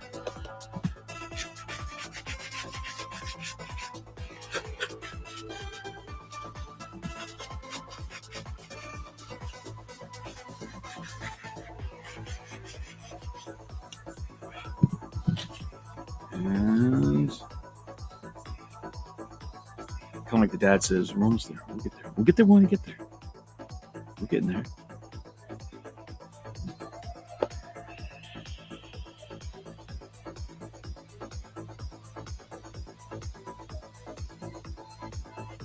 I mean, I'm in this detailed right now. Why stop? Good.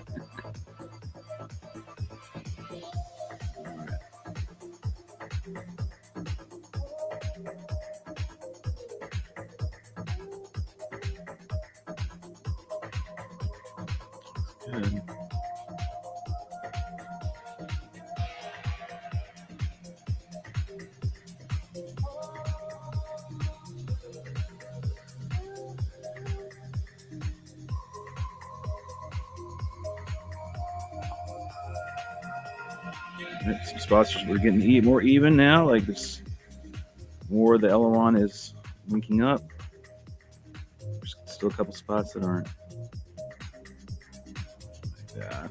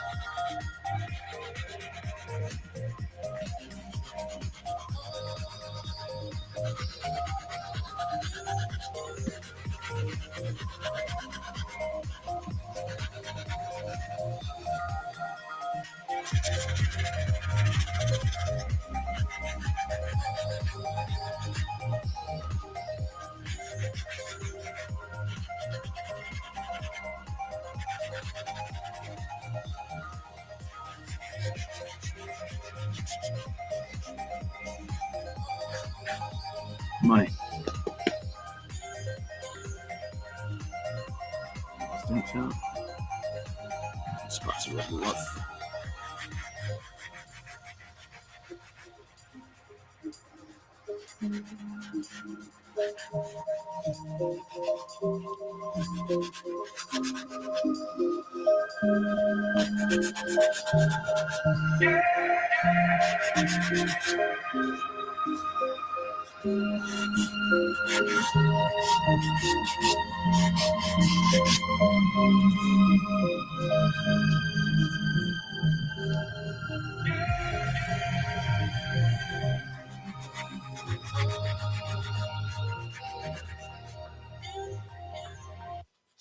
Hey, sunshine. I was in the mood. Building mood. Where did you go? Sorry about that. Okay.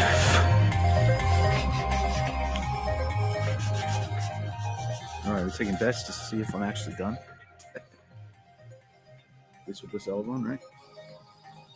But I'm learning. You're watching me actually physically. I'm like literally learning how to do a real good shape on the L's. I hope. Which I get in the chats and Chris drops in and says, "You're doing it all wrong, dude." I'm just be surprised that happens. I cannot go much thinner because I can tell if I go much thinner, doing the opposite. Oh yeah, there you go. Bam, done. Yeah, got a winner. It's just enough. Down the frame, making sure it's not gonna be perfect. Sanding is never perfect.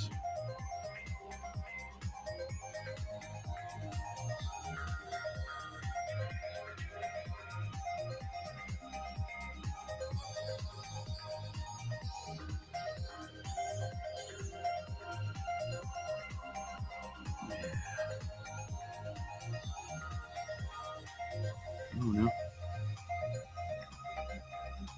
There's spots right here that are just real thick. It's hard to tell.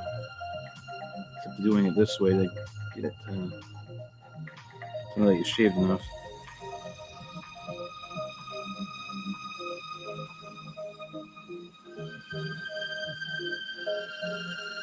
Okay. So just my last little dents I got to shave down right here.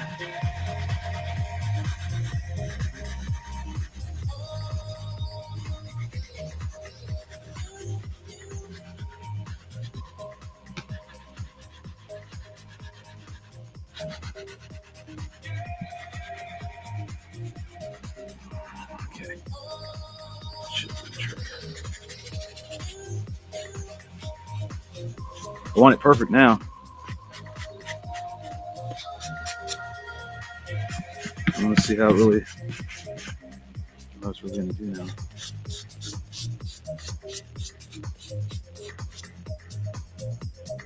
Man, it's sharp. Whew. Pretty. Hey, you want to look? Look.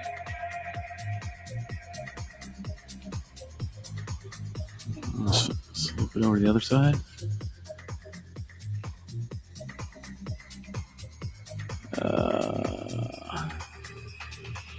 So, different from. Look at the difference. Wow, that is drastic. Here's the difference.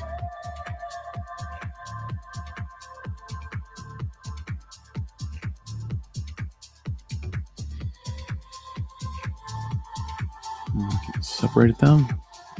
You get a look.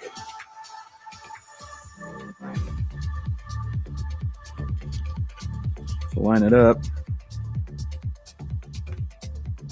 Oh yeah, man. I think it's more than it is, but I guess it's not. I still see some dents there. I guess that's not down far enough.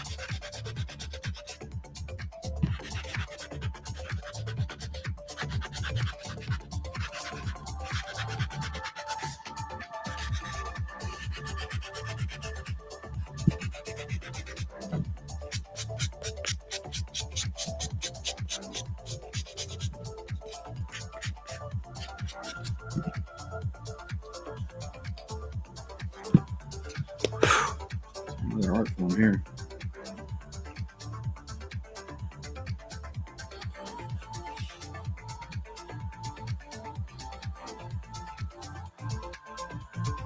Wow, that's awesome.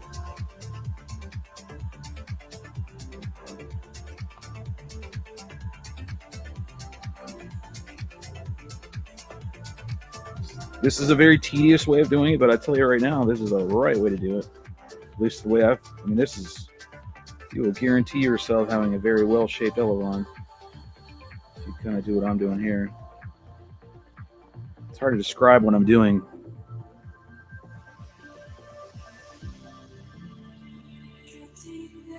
Putting dents with the edge of my straight edge, right? I'm lining up the elevon, doing it, deflecting it where it needs to be at 0, neutral. And then, so it will complete the top airfoil and the bottom airfoil.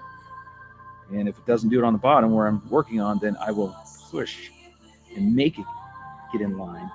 And that dent will be ever deeper based on how off it is. And I just shave until that dent's gone. What's taking me a while is I'm going down little by little down the elevon. Looks good. Looks good. Some of the spots are good. And that'll let you know where you have spots that aren't good, right? And where you need to shave it. Right there. There. Just a couple little spots. And now I'm going to guarantee that my shit is, as best as I can, uniformed. And just a couple spots. I mean, they're very easy to see. So I see it in the camera, obviously, but I can see them. Okay, here.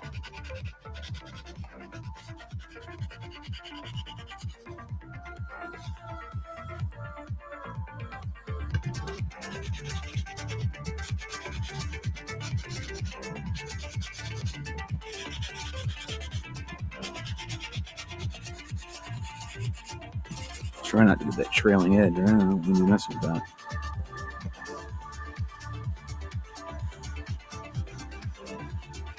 A little more by hand than it is on the table.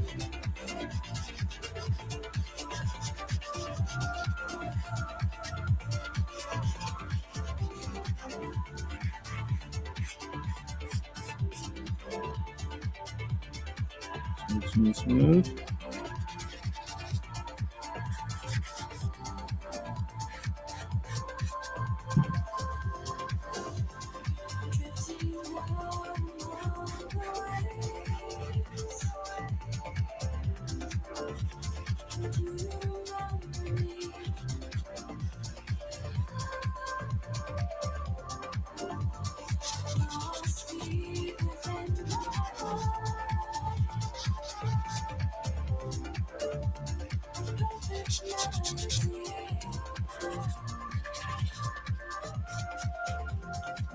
Surrounding.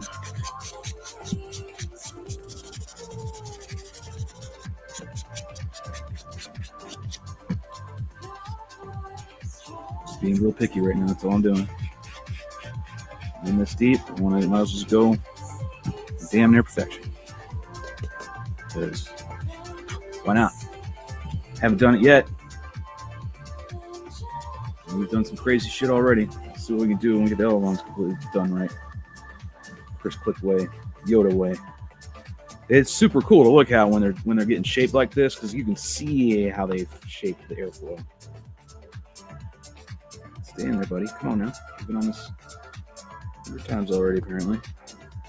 Bam. Done. Done. Come over here. Done. Amen.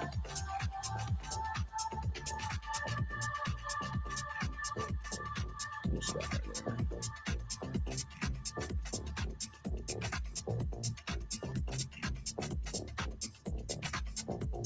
This little bugger right there, I'm gonna have to get you down, man. You're holding.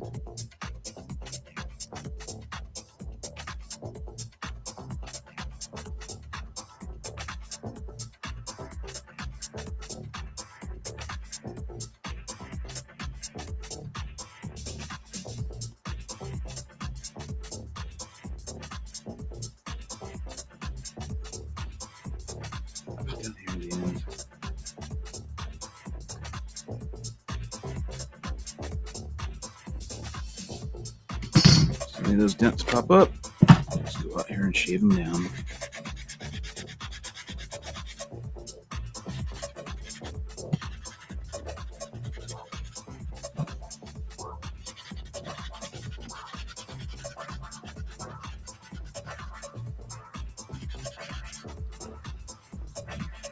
More dents.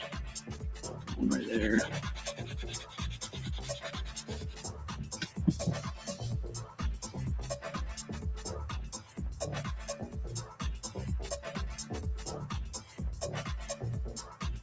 There.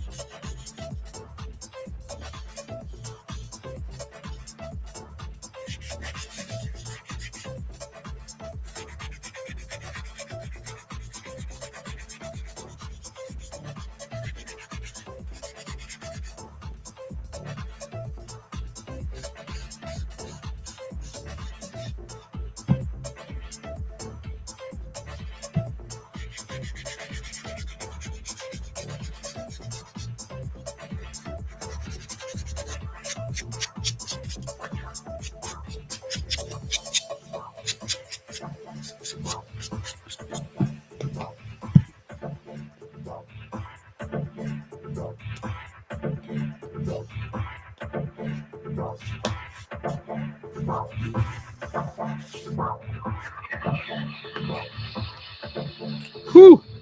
That's awesome. Yeah. Boom. Keep going, son. Come on now. Who's not cooperating? It's nice to see. We're down the very last couple of spots.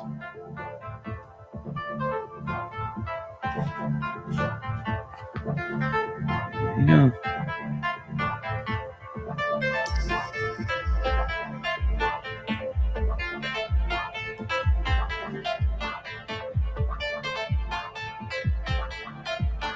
That middle section, I have a hard time judging that middle section of the elevon. A couple spots that are a little higher than it needs to be. Quick rub down real quick. Let's just do it right here.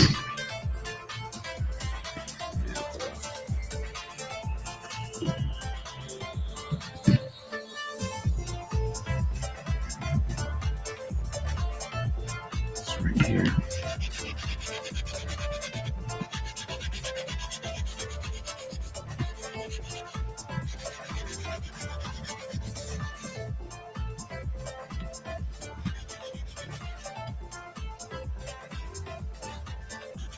It.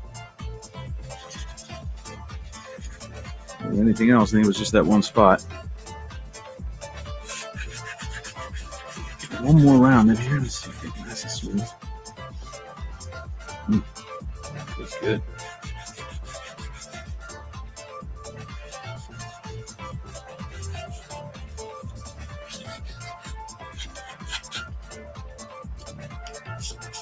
Okay.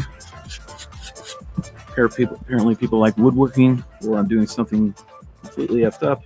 I'm not reading the text. I know that. I'm not reading the chat yet. Yeah. Sure, this looks interesting with me down here talking about, oh yeah, It does. It's really, really nice.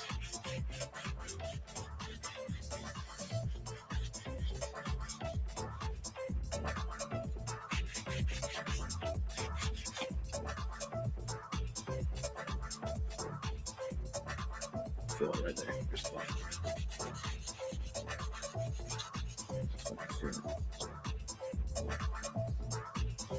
you can just tell if it's just by closing your eyes and rub your fingers down the elevon, you can feel for any ridges or bumps, or if it's not even with the rest of the elevon. You can just go back and sand it up a little bit and good.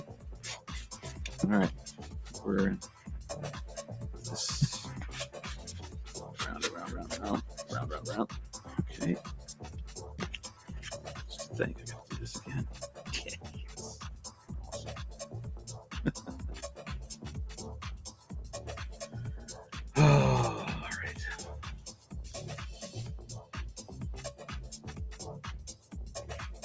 That air is going to roll right off that. So smooth. No, I'm not kidding, man. That's butter, butter, butter. You can just see it. It's like, damn. All right. It's there. It is there.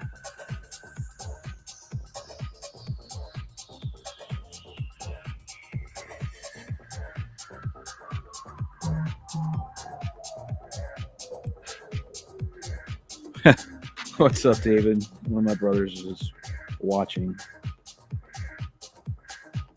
Meaning my brother's brother.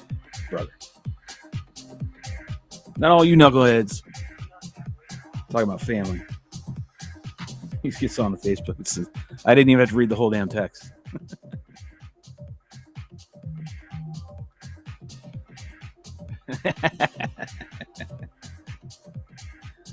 Very inappropriate. I don't even know what that was.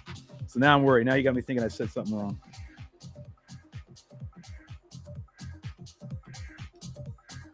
Hold on, I got family on at me. Let's see what David's saying.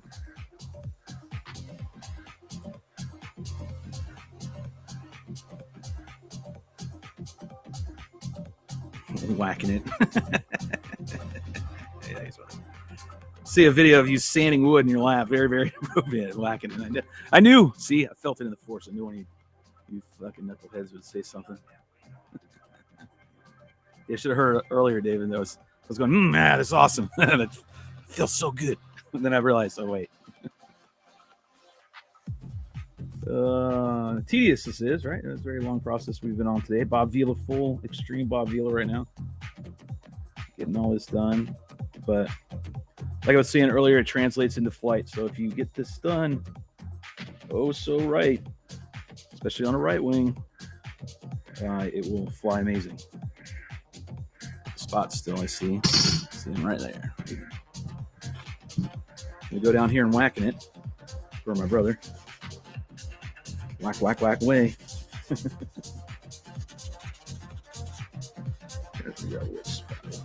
Whack off here.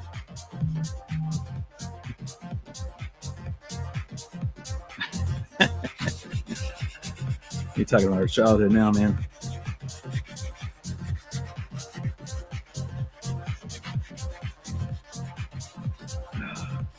That's right. I remember that story. Sorry, I was just recollecting. They had to go back 40 years. Oh, it's funny as shit.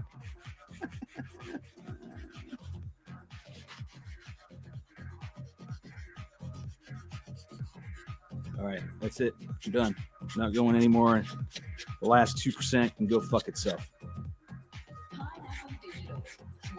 I'm done. I'm done sanding this to the nth degree.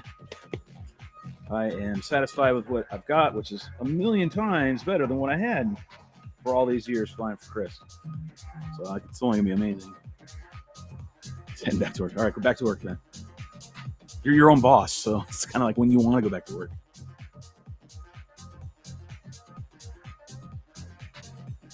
Yeah, this is going to be good enough. I don't want to go any thinner than this. I don't want to screw with anything more. It's lining up a couple spots. I mean, I'll probably miss it a little bit later, but I'm definitely going to take a goddamn break from a Bob Vila endeavor here. It's a lot of learning right now. Like when you've never done this much shaping of an elevon. And I do know you don't want to go too thin either. Right? You don't want to go too thin. It's just bad. Just want to complete airflow. This looks good down here.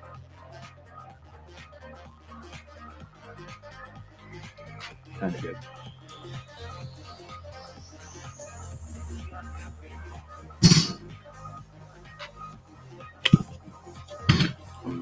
Keep saying it. My ADD kicks in.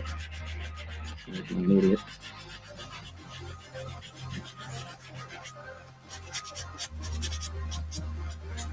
Done.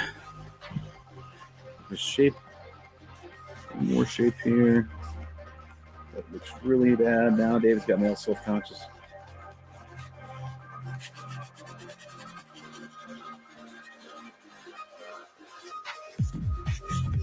All right, let's look and see what we got.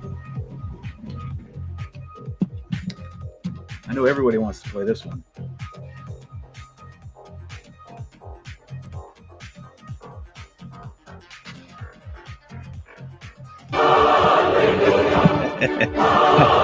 Give everybody a nice dose of that. Oh, no more shaving. Here we go. I'm kidding. I mean, I could sit here and do this all day, and obviously, apparently, I can. I need to stop that, though. Recognize that my brain needs to shut the fuck up. All right. So, little imperfections in film. Let's go compare the two, right? So this is what I did earlier. This is yesterday's jibby jab job, right? Look at that. It's like a damn soapbox car. All right, so there you go.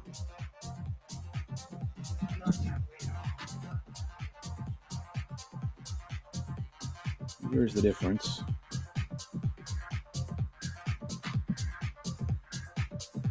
The one on the right is the one I just finished.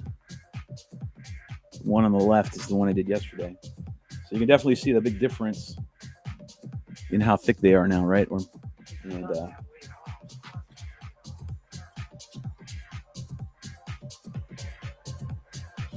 Show you this way. It's a little hard. The shadow's making it look bigger than it is.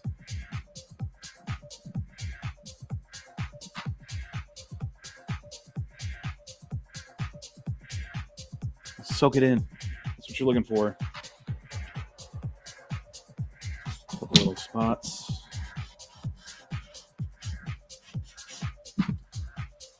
All right, so what I'm going to do is go ahead and I'm going to paint this real quick. I'm going to take myself a little quick breather. Actually, before I do that, I'm going to go read your texts because it still does any of you guys in here.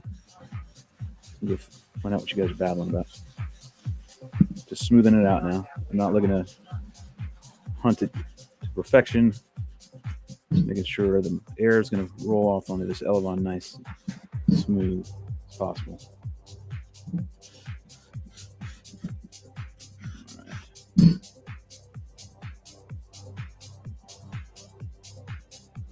Here's the spot.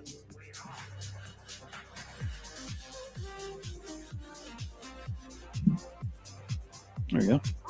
Doesn't take a lot, just a little. Making it nice, smooth, and round.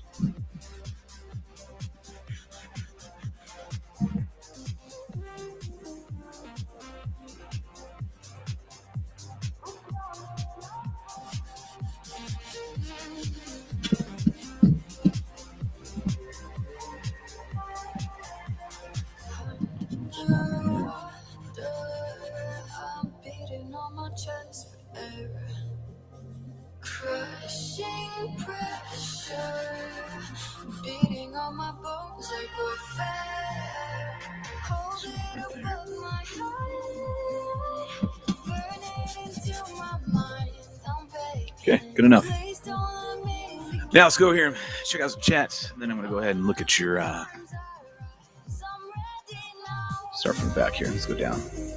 Morning, Chef. What's up, Marcus? It's getting finished. It's Drew. Wilton Wood. Do you use Metal Gear servos? Yes, use Metal Gear servos. Don't use plastic.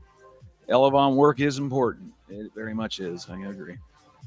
I wasn't doing enough of it. And I've done what I've done so far without doing all this Elevon work. So, Lord Almighty, I can't wait to see what the hell's going to happen when I get this thing up. You know, I don't want to. Over here quietly sanding. I don't want to overstate, like, it's going to be amazing, next level. But it might. It's a possibility. I'll be able to do different stuff now, I would imagine. Just lines are going to be a lot smoother, I would imagine, right? It's going to be really, really locked in. Yeah. So we'll see what that does.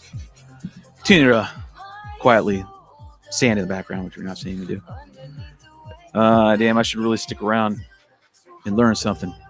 I don't know, man. Maybe. Rue's complaining, I'm sure. Well, I'm bouncing back and forth between work and watching you squirrel F the football. Styrene with glass fiber is the way to go. It's up to you if you want to do that. Mess with all that. We apparently just kidding. Blah, blah, blah. Rue is blah, blah, blah. I didn't go on. I think my cat paused. Pause the videos. Don't own a cat. That problem solved. Always leaning around the keyboard. Hey guys, we're trying to make sure we're getting to everybody here. Do you do the same on your spec wing elevons? No, man, in the past I never have. Never done that in the past. I mean, I just did the simple rounding. I did this, simple, just round the edge. Really, here. Here's how it starts. Okay, it's not rounded; it's just a right triangle, and then I go from there to this, round it, and then we went from that to this, which is NASA engineering elevons. But knowing how important it is of an elevon, this is where all magic happens, right? Well, the majority. Just properly shaping it for once, because you have to on the mini on the Nano, especially. I never really had on my specs. I mean, other than what I just showed you, right? Nothing more. So, I can only imagine what it's going to do once I finally do that. Read the text, chat. Shelby, you're turning into Ed. Well, I was working really, really hard. There's Belinda. What's up, Belinda? Are you just knocking off the corner so it doesn't stick up and the elevons go up? All right, so I'm going to go back down here. And yes, I use Metal Gear circles. Go ahead and paint this real quick. Before I do that, let me grab the other elevon and see how much.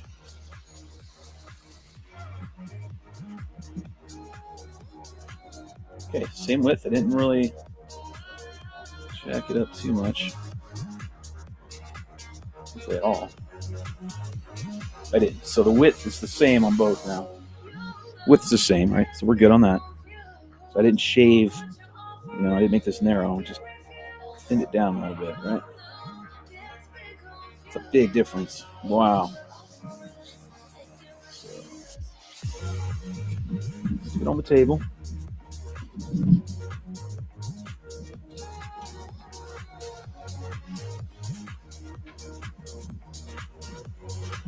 Grab my pen and see if I can't trace a little bit on there. Give me an idea where I need to go.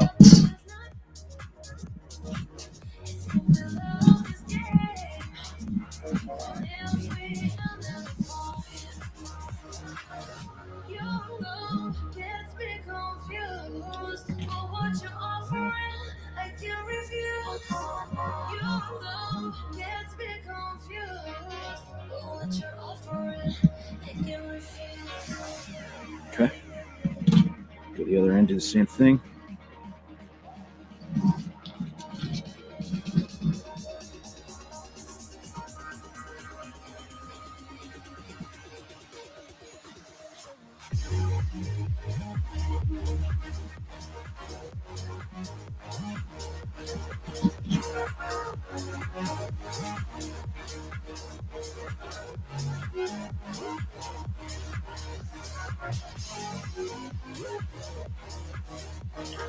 So you can see, maybe not, I don't know if you can or not, but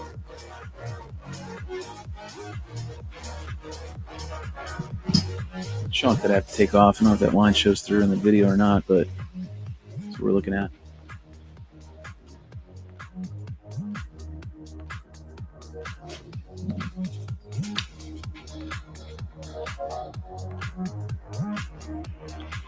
Get it up here, and then let's see if I can. All right, so I need to take a quick potty break. I have deserved a bathroom break. We've been on here for 2 hours. I've been doing a goddamn elevon.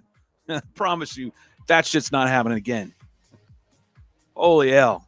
2 hours. One elevon. And you're still here. You guys are amazing. Kudos to that. Tossing applause.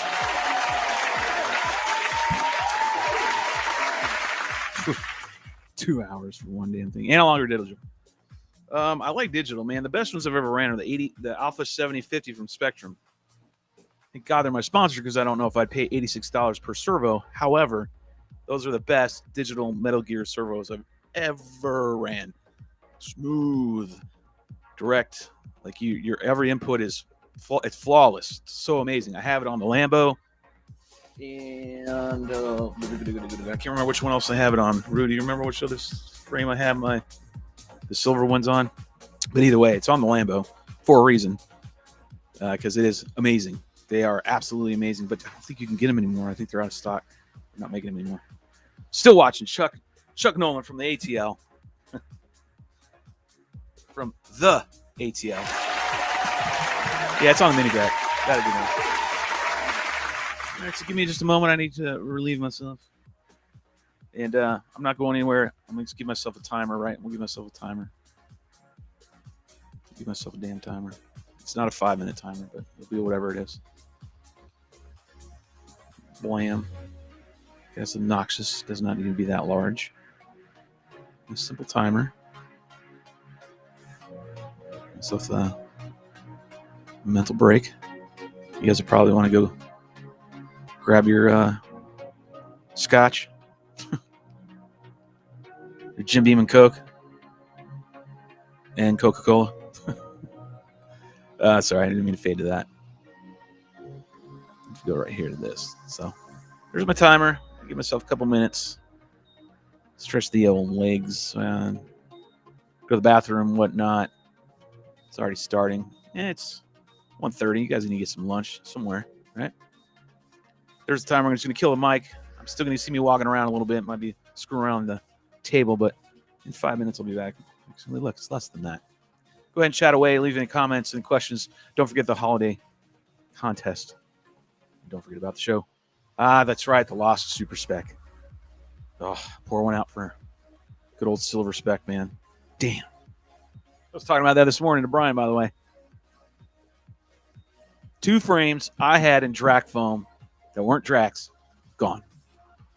And some of the best frames ever. All right, I'll be right back. Talk about it when we get back.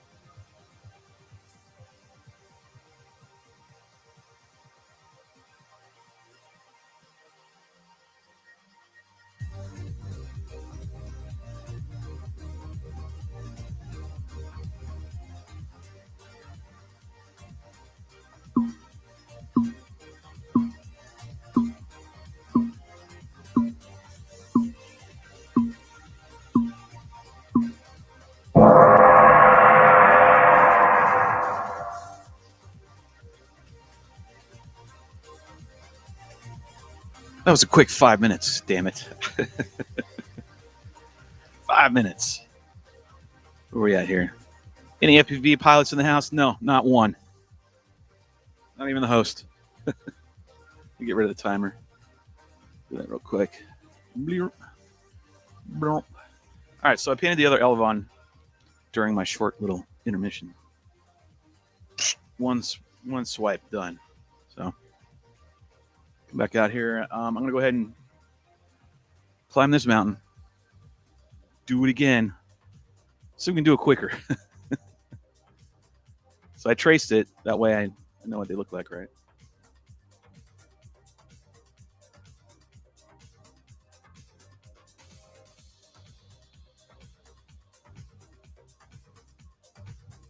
All right, cool. Yeah, man, there's pretty much everybody in here is FPV pilots, man. But welcome. I don't know how to say your name. June Loco. And that's what it is. Welcome, man. All right, let's get back at it. I want to get over this mountain because I want to move on. Get these things attached.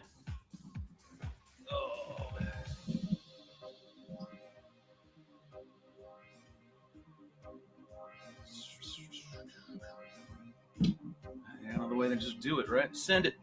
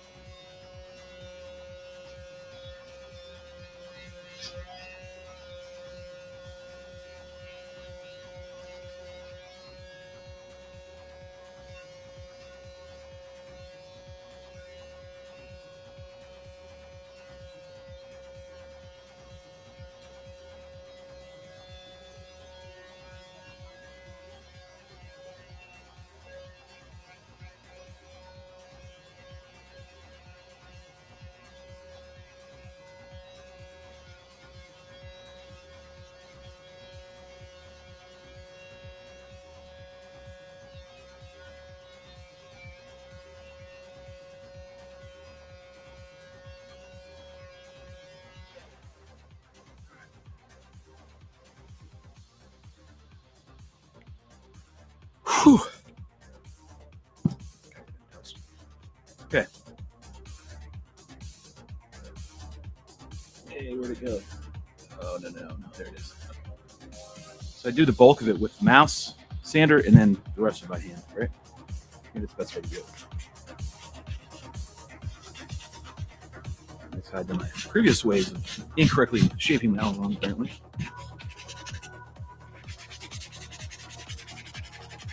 And you gotta skip around with keep taping it on. I have an idea of where I need to be. I'm just gonna go at it. Sand it down.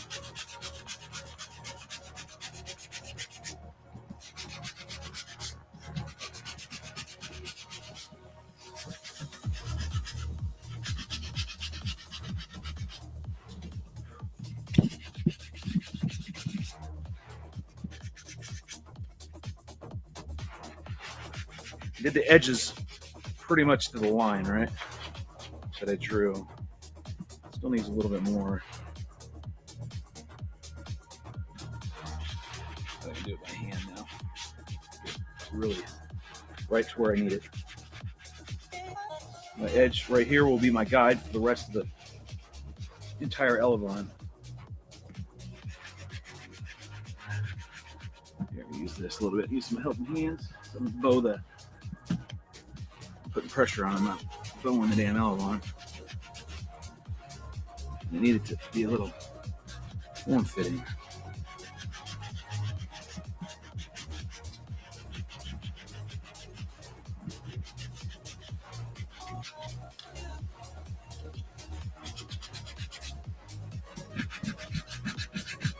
Bounce back and forth, trying to figure out a good spot to do it.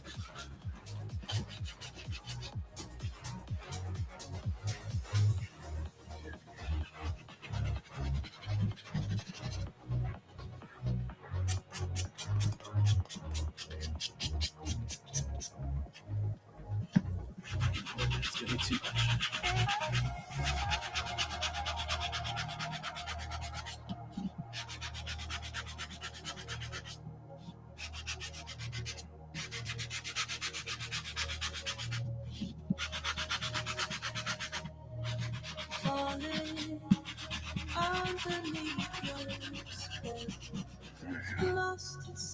Getting at it this time. I ain't fucking around.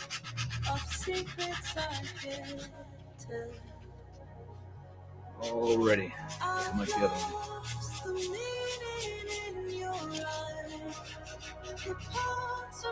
Round this a little bit more.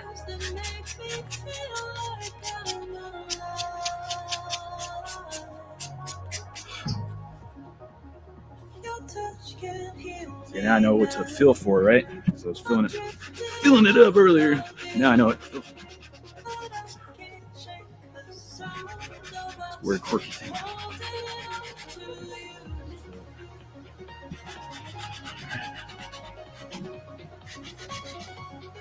Shave my fingertips. So come down and break the toe. Much more aggressive than last time. And we're moving along pretty quick too.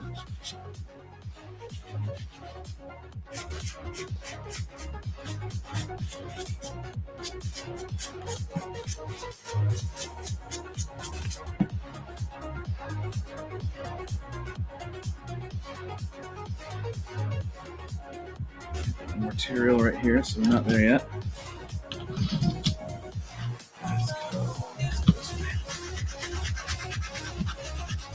I'm figuring it out as I go, right? There's a little rhyme or reason right at the moment. Sponge sander is like the shit, though. I'll tell you what, that's awesome. Because it just presses around, form fits to it, right? Opposed to like doing by hand with a piece of sandpaper. I don't know the grit on this. Well, it's 150 and 60. So I'm running 60 grit right now.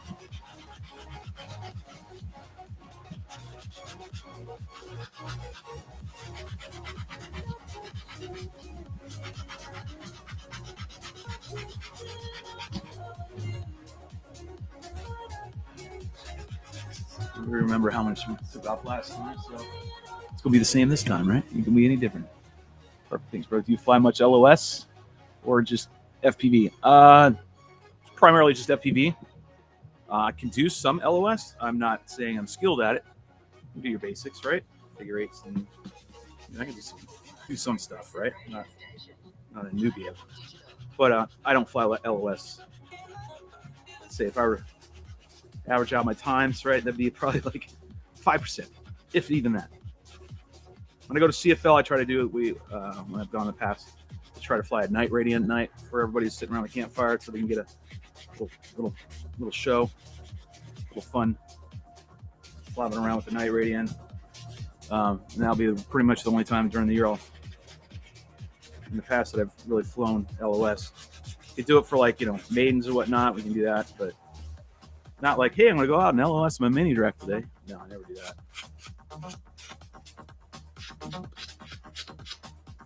I use that for my senior citizen days if I get there.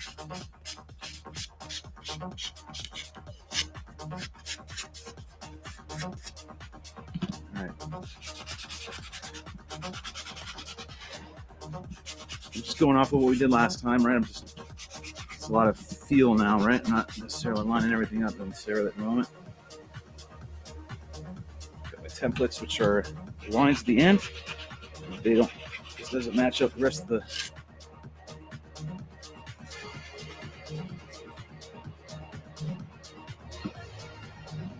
These.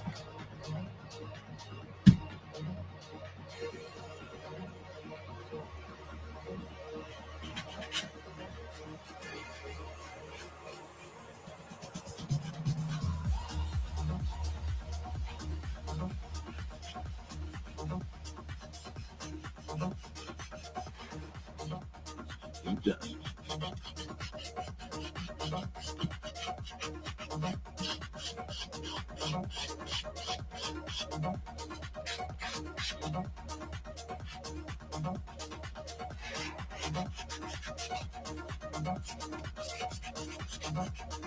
Again, no rhyme or reason, just going at it.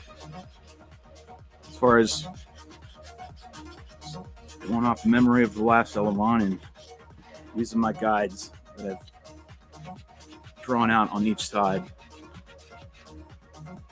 Each tip is right where it needs to be, supposedly. Trying to get rid of the damn ink. Get right to where the ink is. And that should be absolutely perfect. It's got the sand, other areas that I did on the other one. I know we're getting close.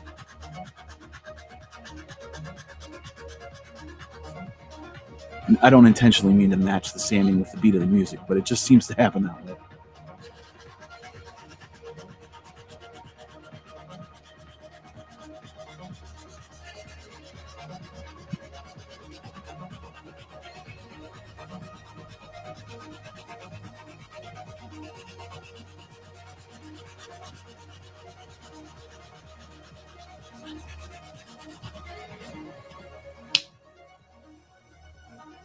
I wasn't playing around this time. We're getting it done. 2 hours of fucking I'm sorry, but fuck that.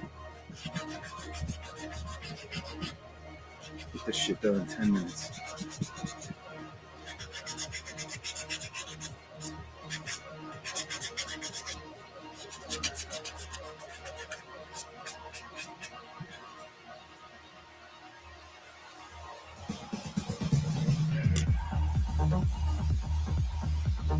Yeah, I'm going to kick this off real quick. Nah, I can't do that. Stuck the hand. I get more aggressive on this angle right here. Break.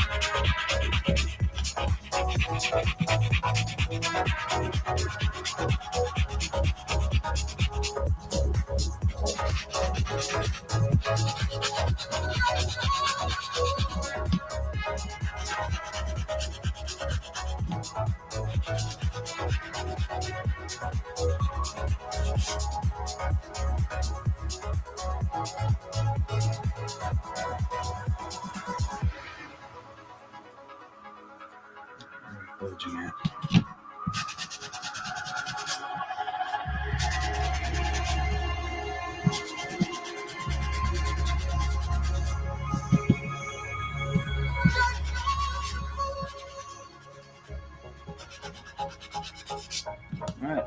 Now I'll start checking it. That's the other wing.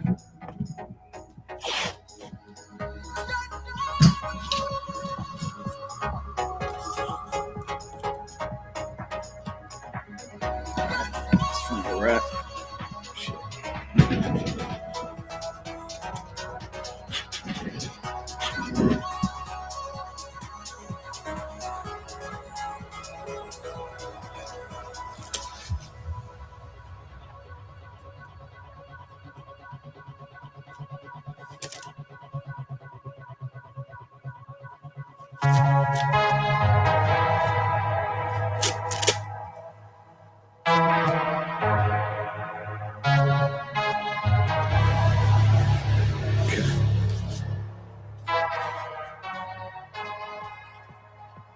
Straight edge time. I ain't screwing around this time. It ain't there. I'm gonna go right at it.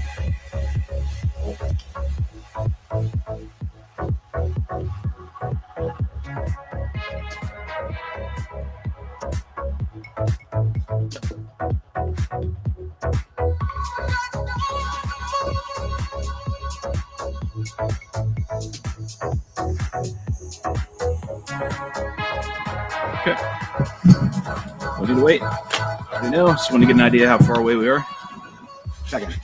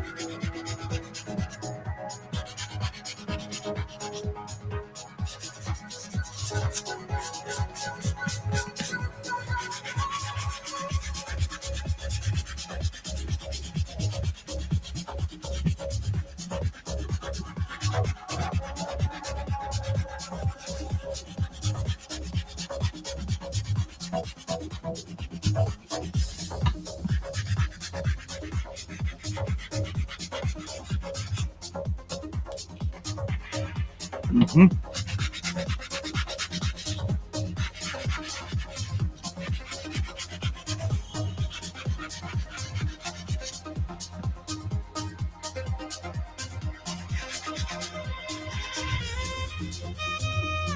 Okay.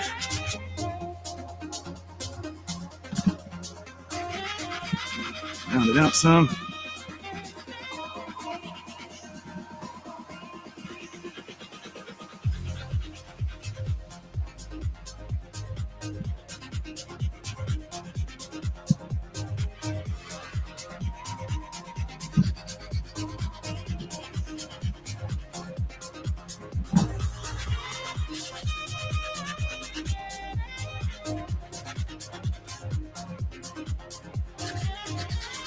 Come on, I feel you. Get the fuck off there. Let's see.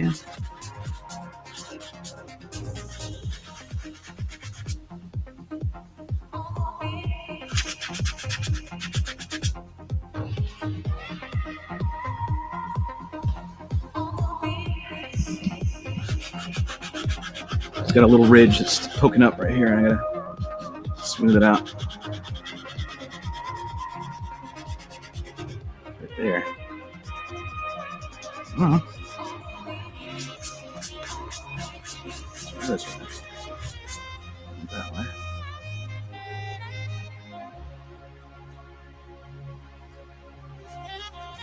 This will be the whole thing.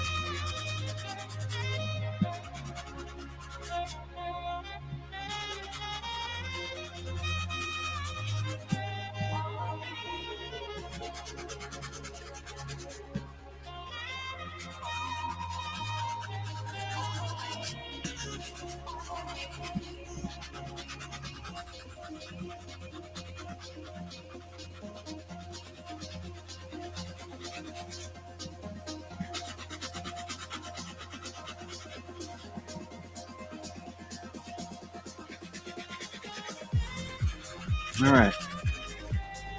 Stop there. Let me cut it out.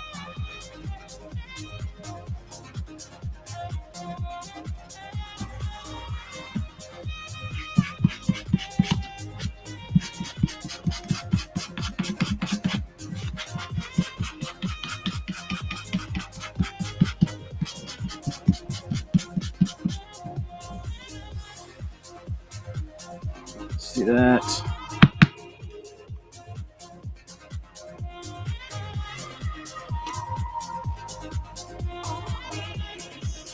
Pins going here. Straight edge. Yeah, we're almost there.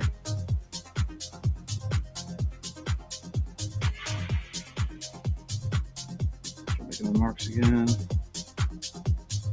Where I need to.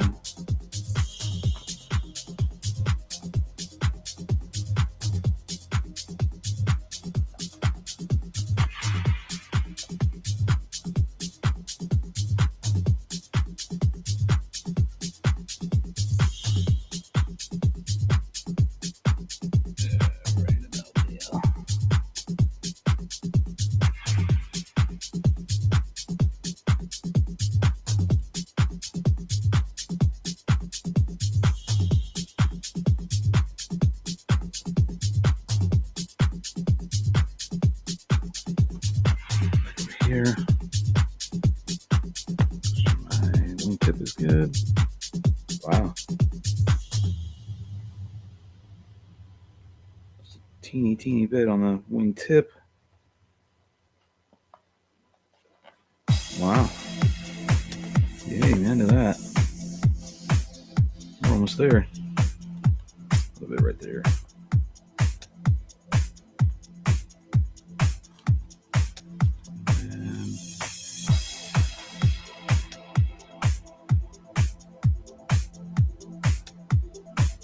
And there. Not much. I have to do it 50 times like the last one. No marks. Let's see where I'm going to go. Okay.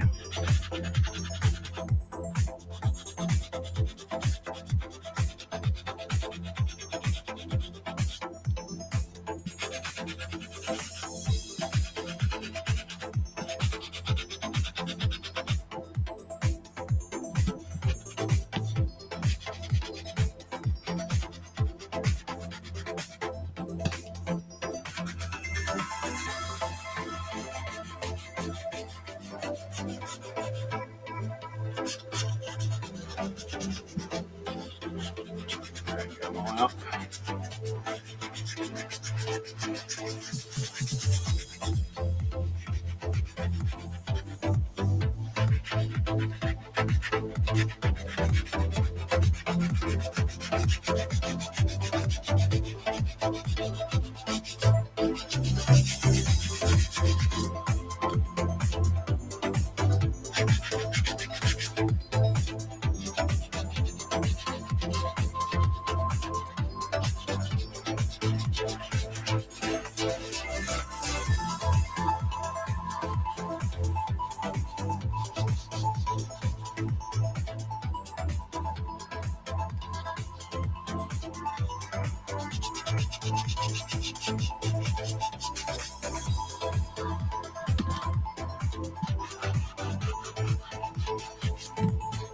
All right, I think I'm done. Around it, make sure that's smooth.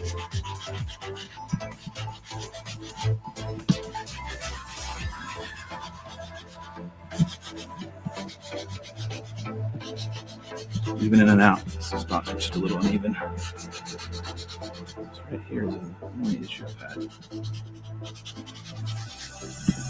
to get the trailing edge, maybe thinning that out.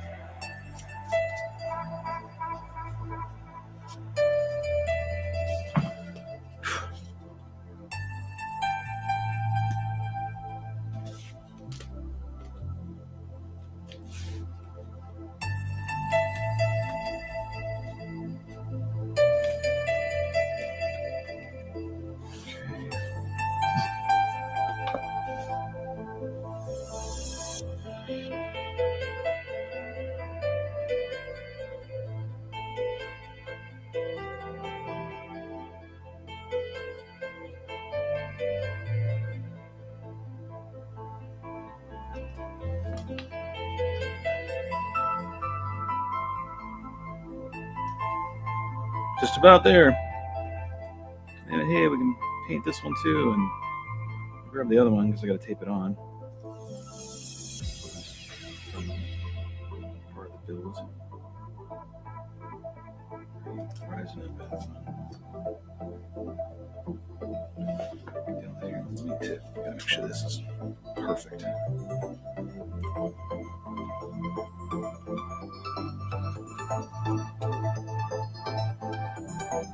It is good on the tip. Fantastic.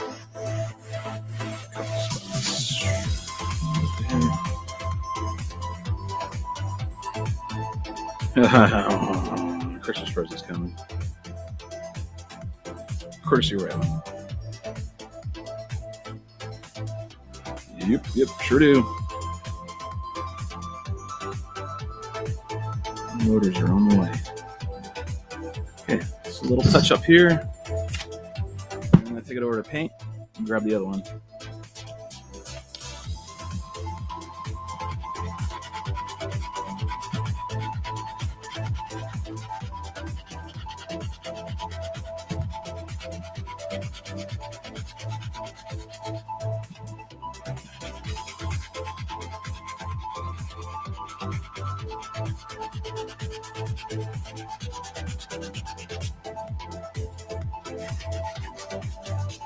Oh.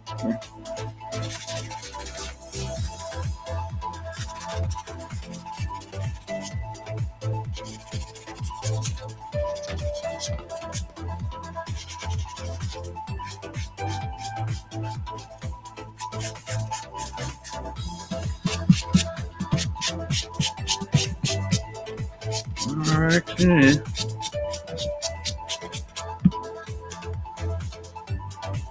Just check the little imperfections, get them dialed out fast.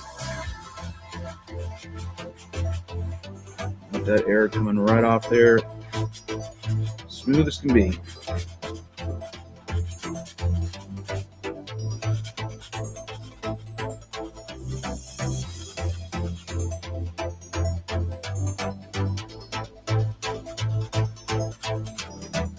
Hard to hump. This little ridge, got a little hump here, and I'm trying to get rid of it without sanding everything around it. And the rest of it's perfect. Just a little spot.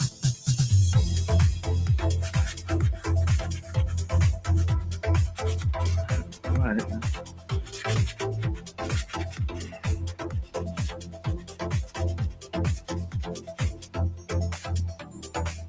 There you go. Finally.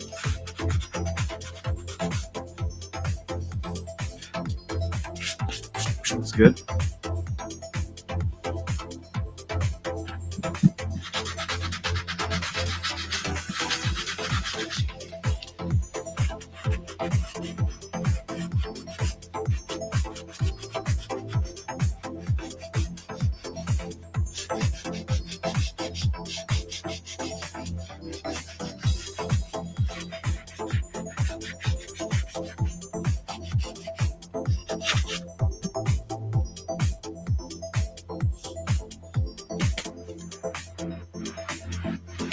Little ridge, like the sanding was a little off right here.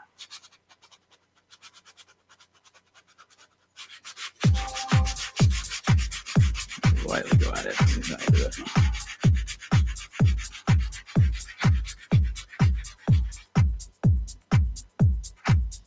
That surface area, get the top of that apex.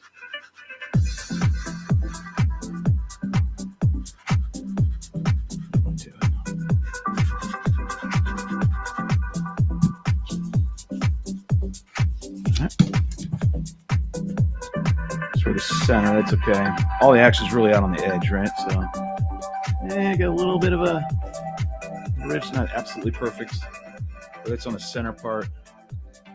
That's okay. You can have a flub and a mess up. Have it towards the center of your fuse. Yeah, everything, all the action's out here on the edge, right? That's where most of the action of your control surface is, right here. That's why you have air brakes out here, and ailerons are out here usually on a big aircraft.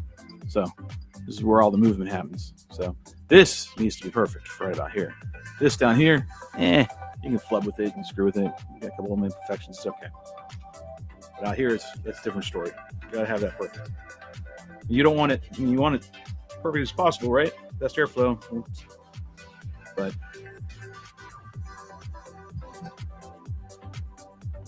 oh yeah. Oh man, that's awesome. Cool. Don't have to do any more on that one. Just make sure the middle's right.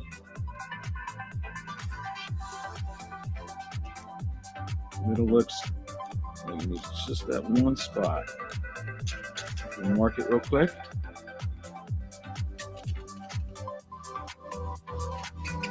Two little spots.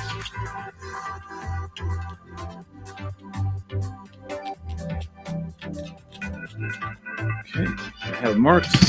Yeah, that's where I'm hitting. Not hitting.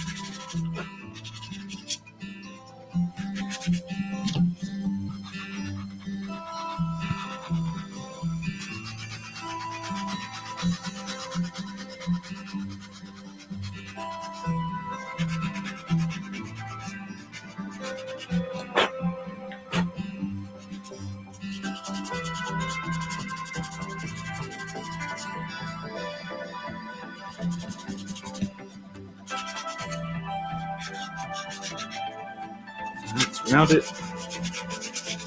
Smooth out.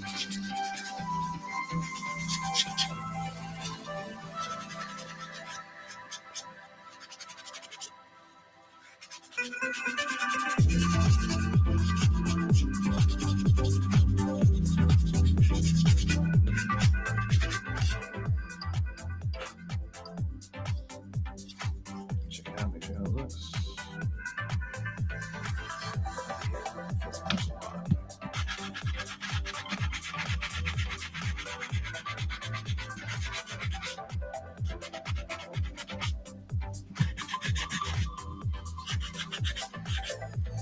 All right.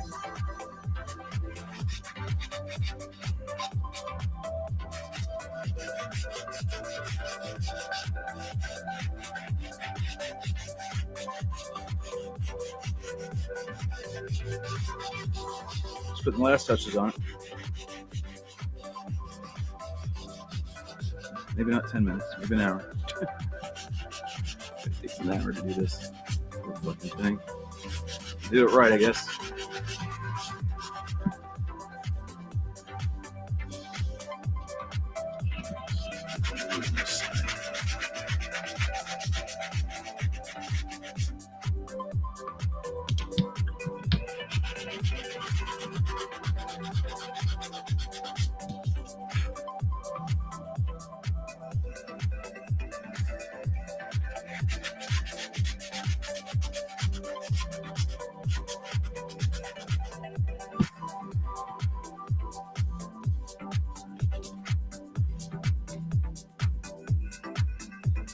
Yeah, I'm putting a lot of love into this one, right?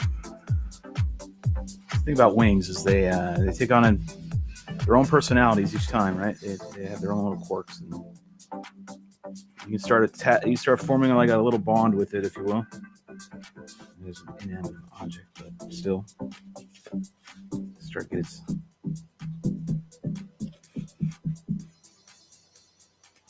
Tape's losing its adhesiveness. I'll hang in there for one more time because I think we're done right here on this.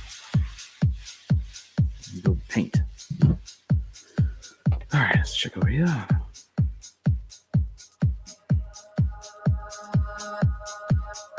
We're learning today that the shaping process is a lot longer than one anticipated.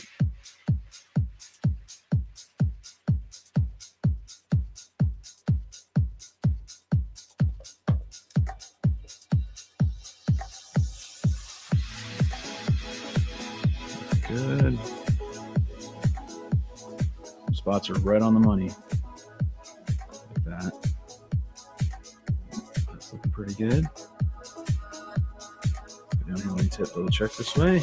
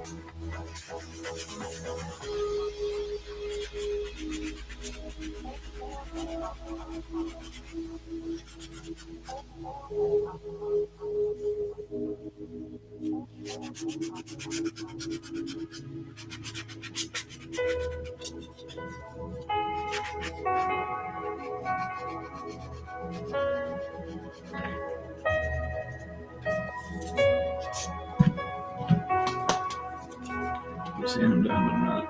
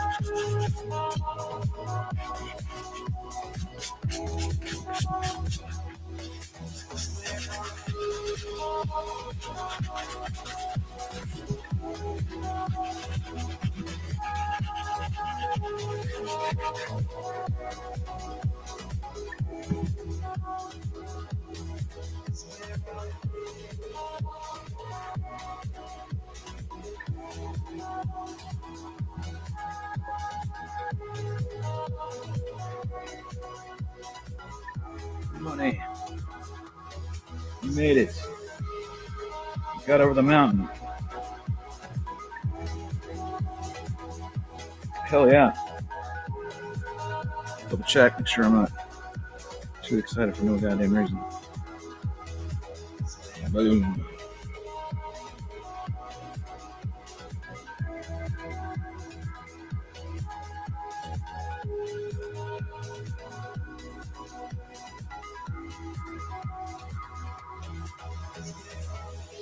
You really want that little piece?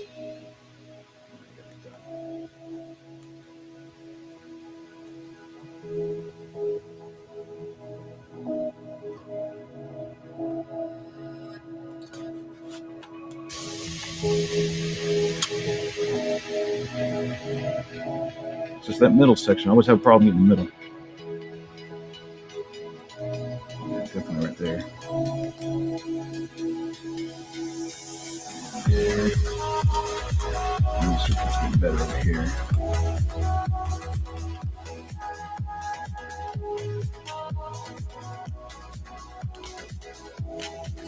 Okay, it's right there. Yep.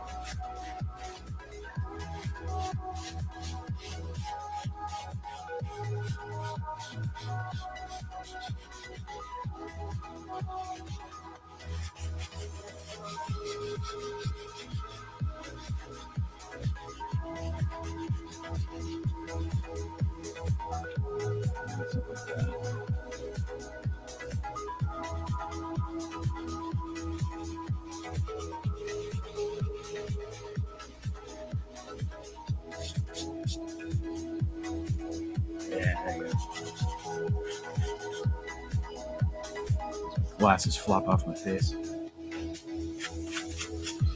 It's in the zone, so I'm not saying much. I'll check your chats in just a moment. This is a little more labor intensive than I anticipated. There is no doubt. But I can see the benefit, right? For sure. It's huge. Payoff's huge. Is it worth it? Yeah, I think so. I believe, definitely.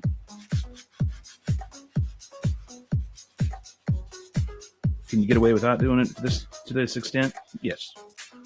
I've got like hundreds of videos that can tell and show you that you can. But let's find out how it flies when it's truly shaped out, right? So it's gonna fly that much better, in my opinion. isn't going to hurt it any. It's going to only make it better.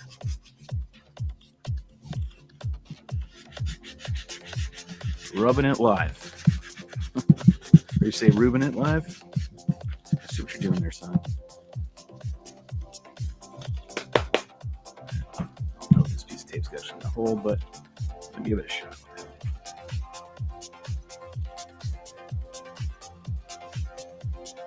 Well, those 8, 10 of you, 6, quite a bit of you guys are hanging around. I guess enjoying watching a man sand some wood, I guess. But no, I appreciate you guys stopping by. You never know when I'll do a giveaway. All right. Inside, looking good. Let's see how this is looking. Bam. Come on. Give it to me. Oh, yeah. Yep. Nice. Boom. That's that spot right there. I don't know how I'm going to get rid of it. It's just a giant pain in the ass. There's just one spot in the other one. I cannot cooperate. Sure, this hinge right.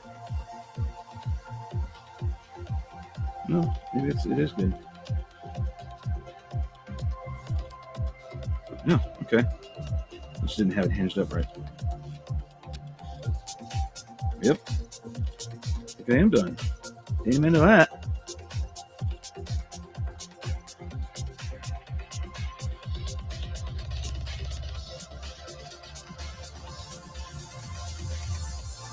That little spot right there.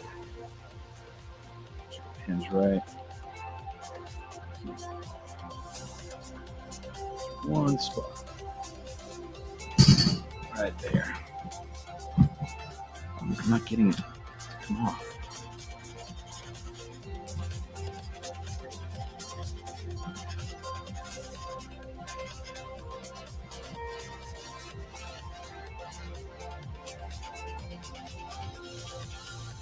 Improvising. I am not. Oh, I wish I learned more with wood. How to woodworking tools easy there, teenagers.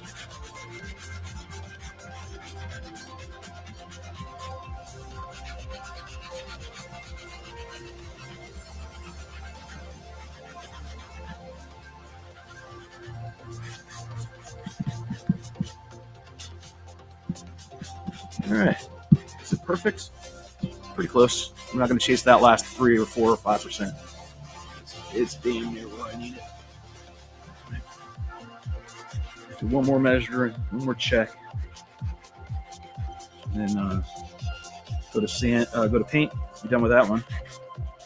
And I'll go grab the other one and I'll hinge it on. This is where I wanted to be hours ago. Hours ago.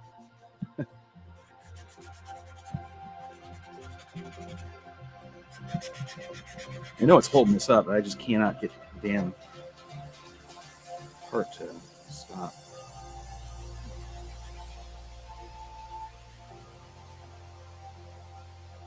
Stop bulging up.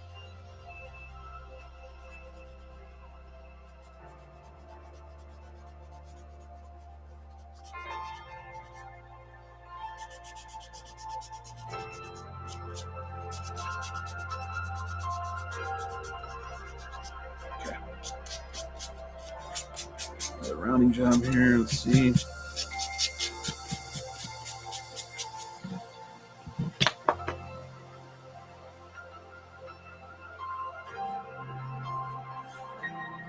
Last check. See how close we came because I'm not sanding anymore. Boom. It was just enough. Yeah, were you going to see this? You're going to be like, yeah, that's pretty cool. That's pretty cool. Yep.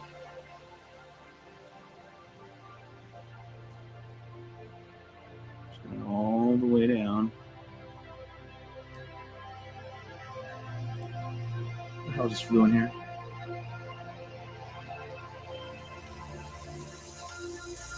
cool. Middle's good. All those sections are good. And let me check over here. This was fine earlier. It should be fine now.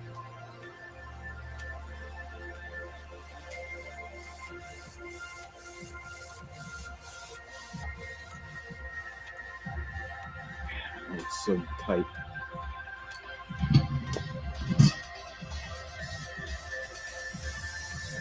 One spot wants to come up. So it needs to.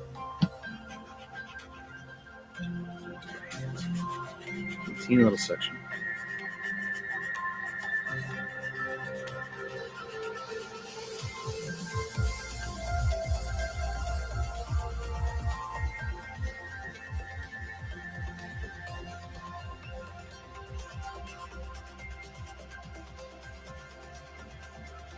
I'm not putting pressure on it right now. I'm using the straight edge of the spongy sandpaper thing to get rid of this little hump. I got a little ridge that was developed during the sanding process, right? And that's kind of what's holding me up. And I'm trying to battle how to get that down. That's really the only way to get it down is don't put pressure on it and just let that straight edge of the sanding block capture that little ridge and just let it sand down naturally. That's really all it is. One little teeny thing.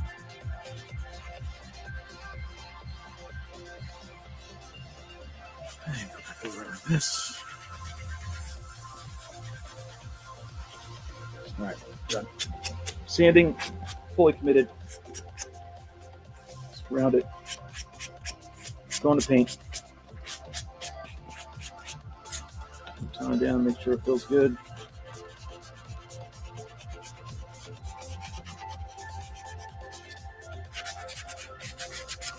Boom. All rounded.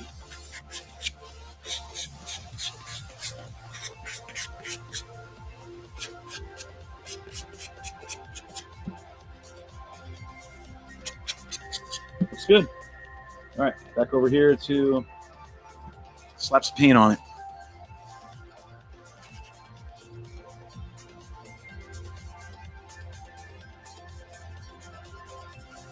That's a sandwich. Just one spot is really irking me, I should say. Really irking me. It's just because of the way I sanded at the beginning. I messed it up a little bit.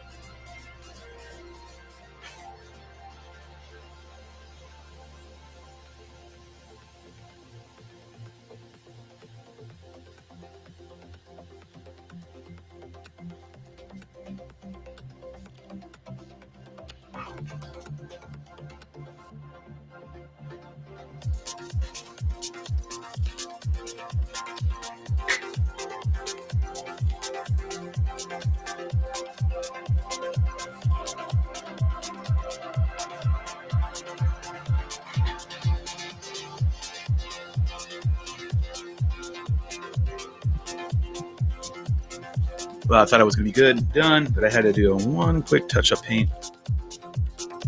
Quick spritz on this one. So this is the one that we finished earlier, 5 hours ago.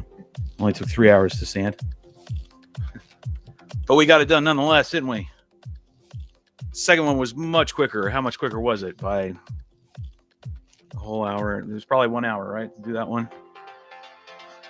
Brock says, putting a lot of love in that one. Yes, I am. Ruben is live. He said, oh, Ruben is live. Okay. Shit, I didn't know that. Fuck. Well, that's where everybody's going to go then. My elevons are taped up. Taped up foam. Yeah, you can use that one. It's old OG way. Ha. Fell asleep. Just woke up. Still here, man. I'm still here. There you go. Caught up on that one. But Ruben is live. Cool. Let me go over here and see. I guess they're going to be on Team. I guess they're going to be on Eric's channel.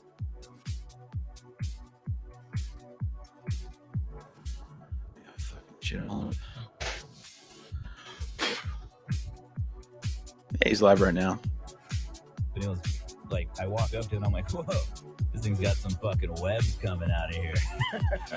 In the wheel well? The wheel well was just smoked with like webs, dude. Oh no. I was like, once these wheels start spinning, they'll start spinning too. I'm over here talking shit on this channel. Yeah. Oil in that thing has been like 6 See what he says. Yeah, I need to change the oil in mine too. What's Ruben wearing glasses for? I knew that was good. Well, while you're at it, you know. Where's your van at? Is it at Eric's place? Yeah, dude, it's like right behind me right now outside this fucking office door, sitting in the shop. Oh, it's in the Yeah, shop. I'll drive down there. We'll fucking Yeah, dude, like watch. I can probably move the camera. Where's the door? See it. Look, you can see the fucking. Oh yeah, See the yeah. doors. Hold on. You can just see the doors right here. Doors. Damn. I'm over here talking shit on it. If you want to talk shit, go over to Eric Conasty's channel, and as we're sitting here, we're having fun Dude, as I'm I. probably fucked already just from parking it in here. We'll listen to them as we're live They're online. probably all in here. Do you have to move it in and out? or So do you start leave it bombing in? their bomb their stream. Completely out of focus, aren't I? Just leave it in here unless I need to move it out. Is your But yeah. there's all the vans are there? Has your neighbor been like, "Hey, bro, where'd you get that extra van?" Why do you have all these big Listen to them as we're still doing this. I don't think Eric could move it. He siphoned all the expensive. There's gas. Ruben wearing his Ooh, tight of it. 6-year-old god. Everything that thing's gutted right now. They're like little That's children's fucking glasses. Flooring the cabinets there, but people need shit right now, bro. That wood's worth a lot. Can't get I away bust from their it. balls with their I like friends. it. They're cool. Camping Love couch these guys. for homeless people. I got prime wood right now for people. Dude, you should rent that bitch out as an Airbnb. Right? Dude, you can't imagine how many fucking homeless ass Oh, weirdos yeah. sleep in that thing. You gotta be. Shelby sent me. You can't sleep in there if you're over 6 foot. Bomb. Bomb them. No. Ruben wouldn't fit. Yeah, Ruben would be. Well, you could sleep the other way and just like have his legs dangling off. Oh, there's No. Shelby. Shelby, Full Yep, dangle. they'll know. chat. Shelby Woo. Shelby roll. Dude, I'm super lethargic. I had real food today. Real fucking food, and it was. Oh, that's right. Food, like fucking meat. His Are- He went are to you saying Nepal. Everest people don't have real food, bro. they're eating like crickets and shit. No. But I am saying that the food I had today was better. I like fucked up camera. Broke as shit. Nobody's watching the stream, anyways. No, exactly. But it is broken. What did I do? Dude, there's 30 people watching. People actually. Damn. I didn't even post that this shit was live. Hey, well, we sent some of you over. They actually caught it by accident. They're like, "Holy shit! I caught." Maybe I actually had notifications that I went muted out their to stream. people. I can. I'm trying to scroll down. You can hear it over mine. Yeah, you might as well. Oh shit. Oh man, someone's got their shit up there. What time is it? Too? I'm getting hungry, bro. What did you have for lunch, Steele? You're the only one that ate so far.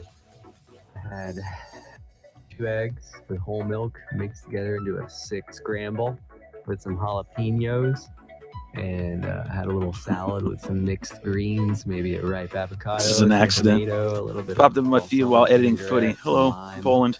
And then I had Just some keep me feel like I'm Dijon chilling with mustard, boys. chips, and a pickle. Oh, that sounds just Wow, I wasn't really thinking it was gonna be that Had the script. that intense, bro. that sounds- Thought it was gonna be like, oh no, I had like a salad. No, Oh man, good, dude. I was excited. Just bomb their Because shit. I basically ate dal bhat, which is fucking rice and lentils for 10 days. sounds good. Who the hell wants to eat rice and lentils? It does not sound good. Steak with fries sounds awesome. There's like 0 Horse shit. seasoning at all at the particular area where we were. where were you?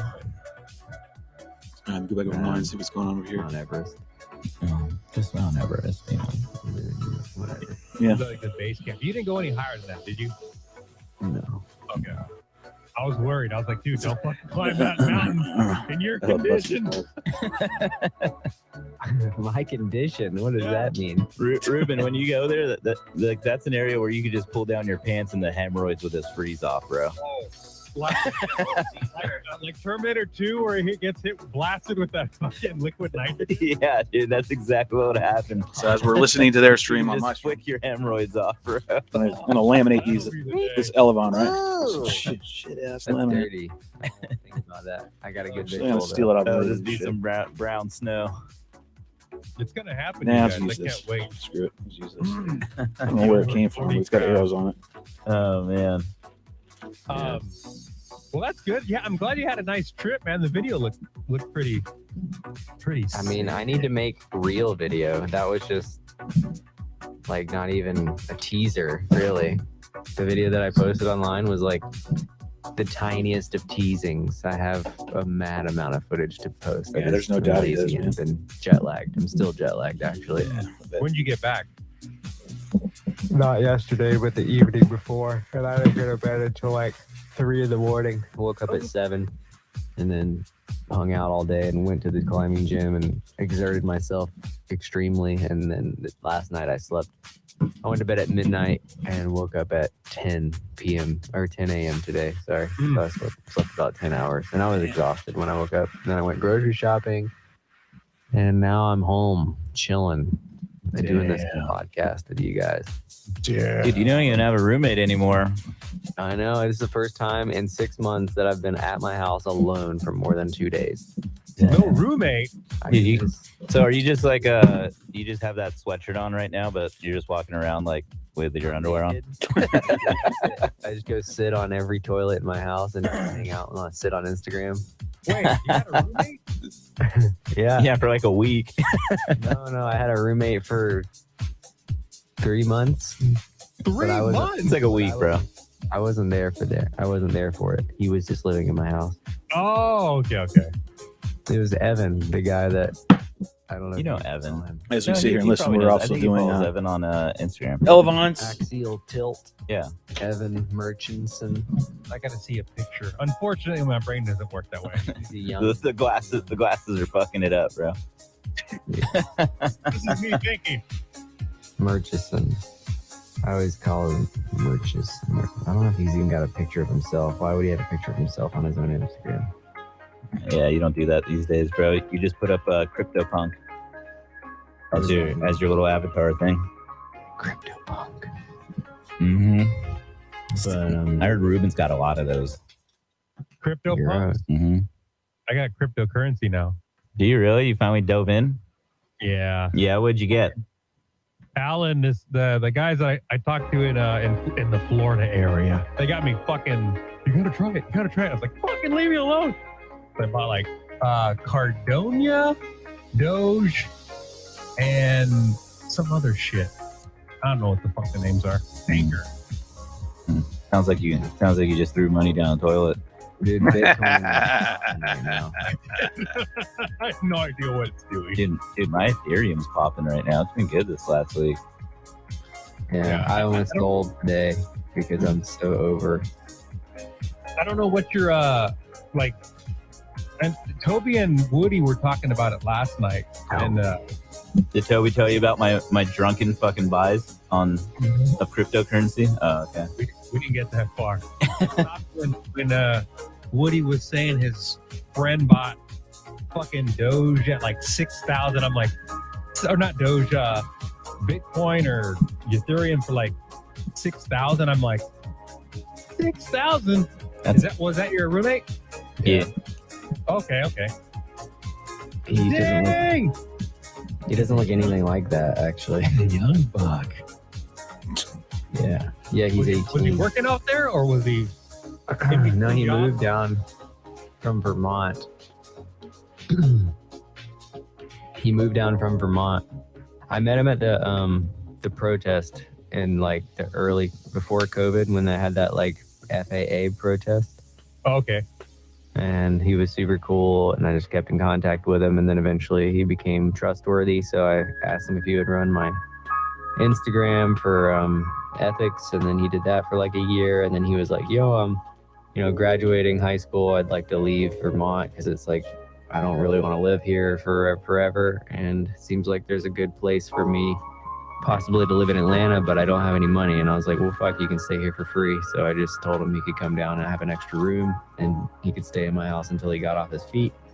And then he came down here, and then I started working with Lightcraft out in California.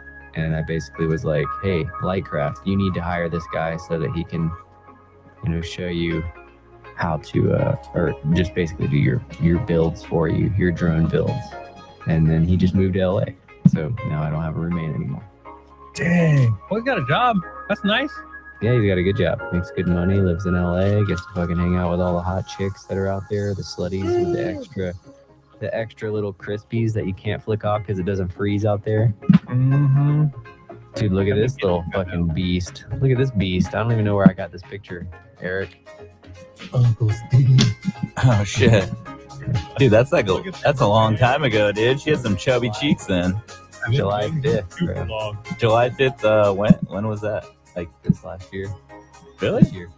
Yeah, July 5th this year.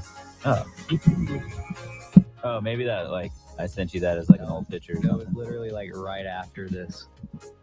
It was right after we went. Oh yeah, that was probably an old picture then of her. She's freaking. Oh shit. I miss those chunky cheeks, bro. What do you know about this guy? Okay. That's blurry as fuck.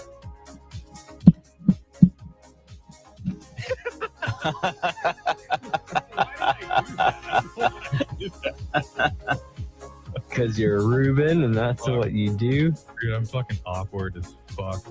It's embarrassing. Some embarrassing. It is. Getting that American. I've seen worse. I'm hungry right now.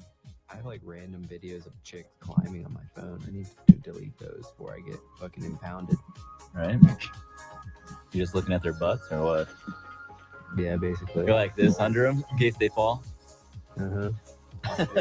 There's an old friend, old girl. Don't worry, I got you. Just this is all I got. Just fucking Just ass. butts, bro. Ass and back. She looks pretty strong though. She is strong. If I was 60 years younger, Jesus. Yeah, damn. Ruben actually he actually pulled up his fucking shades and all that. Fucking creep. Hold on there. You creep, Ruben. The shades are off now, bro. Oh, there we go. This fucking guy. Damn, Ruben's he's invested. Ruben's eyes just popped out of his fucking skull. Calm down. You're gonna need a. Someone. Oh, that ass disappeared. Hide it. Nice. It's a nice Welcome butt. back, kids. And that's how babies are made. Exactly. Dude. Speaking of fucking babies, I was on a plane for 7 hours with a baby. That was probably the most zero. It had zero discipline whatsoever. Oh, that's so tough. That's fucking rough, dude. Hold on, let me find this picture for Steel. If I could find it here, since he's talking about awkward shit on a fucking Yeah, plane. you gotta discipline the kids unless they're too young and then they don't fully understand. No, they understand pain. Everyone understands pain. Yeah, imagine being on a plane with these fucking awkward kids, bro. Look at these fucking guys. Oh, Those dogs. Look at these two fuckers. They're puppies. Fuck those things. So they had to buy those seats for those dogs. Dude, as soon as we took off, I'm like, this is gonna be a long fucking 6-hour flight. That was nothing, bro. Oh, we're gonna have a little turbulence. Oh, great! Can you not do that because we have 2 fucking hounds on here? Strap in your seatbelts. My question was, seeing them, where do they shit on the floor? They just shit in the seat. Yeah, dude. I was like, what's gonna happen when these dogs have to piss and shit? They just piss and shit on the floor of the seat? Like, what the fuck, man? And then later, when you think you got a whole row to yourself, you're like, Yeah. I'm gonna put my head down on this. Oh, what the fuck is this? Dog shit? It smells like tapeworms. Yeah, dude. Oh, it's fucking. The funny thing was those dogs were so massive. When I sat down in front of me, their heads were like looking forward, and I thought it was like I didn't even recognize that it was a person until the thing fucking turned around. And I was like, "Holy fuck!" That's a dog. You just thought it was some hairy So ass like, well, no, it just looked like a shape of a head, so I didn't even really like focus in on it. And then when they turned around, you just saw this big ass fucking snout, and you're like, "Good God, dude!" That's not a human. Yeah, it was fucking weird. I was like, why are those big ass things like on this fucking flight? Like, how do they get on here? Dude. Indianapolis. Oh. And then like one of them just passed out in like the aisle, like mid-flight, just fucking came out of the seat, laid down and passed out. And the flight attendant's like, ma'am, like the dog can't just lay in the middle here. Nobody can walk over this fucking thing. She's like, okay, like shaking it to fucking wake it up. Hey, Yeah. Oh man, I was like, yeah, this is a first. Nature boy. Exactly. you should have said that when you're on at Everest. I did. Woo! I did. No joke. Yes, I screamed, "Woo, nature boy!" like multiple times. No one Dang. got it. No one got it. They're like, oh yeah, very, very much nature here, you little boy. I don't know how they speak, but that's what I would think. I have proof of my nature boy screaming. Yeah. Okay. The guy's like, 500 gigs. who invited this guy? We shut the fuck up. He's causing avalanches everywhere. Steele's just out there fucking, fucking everywhere he fucking goes. Yep. He's got the fucking Ricola horn with him. You guys were at base camp. Was there like a lot of people prepping to go up, or was it not the season to go up? Not the season. There was like a bunch of fucking idiots there, honestly, just taking pictures with their shirts off, flexing on top of this rock. It was so, What the fuck? it was so American, but no one was American. So it was like, it was just Western culture infused into a bunch of idiots all trying to flex, and Just touristy shit. it was fucking touristy, but not as many people as you would think, but quite a few, like at least 30. There's like 30 people at base camp when we were there, and I stayed until everyone was gone and made the best video ever. Oh, Made it look as not as touristy as possible. no, I didn't. I just wanted it to be clear for this video that I was gonna make, because it was It'd be epic if you're like flying this like amazing fucking spot and then you just like do a blow by of a dude with no shirt on going, people are like, where the fuck did he come from? Or they come I up to mean- you and start fucking talking to you. Was that a dude with no shirt on? What the fuck? yeah, it was. All right, I'll see if I can get the audio. But it's pretty fucking funny for the people that are listening. This is like a static image. Can you hear the audio? No, No. no audio, Let me senor. zoom in on your picture. You can't hear the audio at all? Mm-mm. No. I can hear the audio. What the fuck? Something. It's like broken up audio. Check. Still, I think it might be your Discord.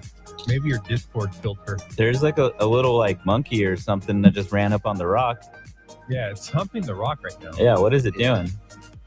It was me like running onto that base camp rock Oh, Oh. and then screaming like a goat. yeah. Were you one of the tourists? Yeah, so like I set up this static shot of this rock. And then I like come out of the side out of nowhere and fucking gallop. The walk up there, dude. The walk up to it's killing me. Go backwards so I can see the walk up. You don't even need to put it in focus. Out of focus, it looks just as good. It looks like some fucking I feel like your chupacabra shit. You know how the movies have that lion in the front where it like roars beginning of the movie? Yeah, It's similar to it's that. like that. Okay. Like, look at this walk right here. Oh, that walk's killing me, dude. Full on goat bleat right after that. Yeah, it was pretty fucking Oh, funny. man. I lied. I laughed. How many guys were with you for the was it like a tour? So there were 11 influencers per se, like YouTube people, and then there were 95 production people. Okay. Oh, damn. Ruben, Hello?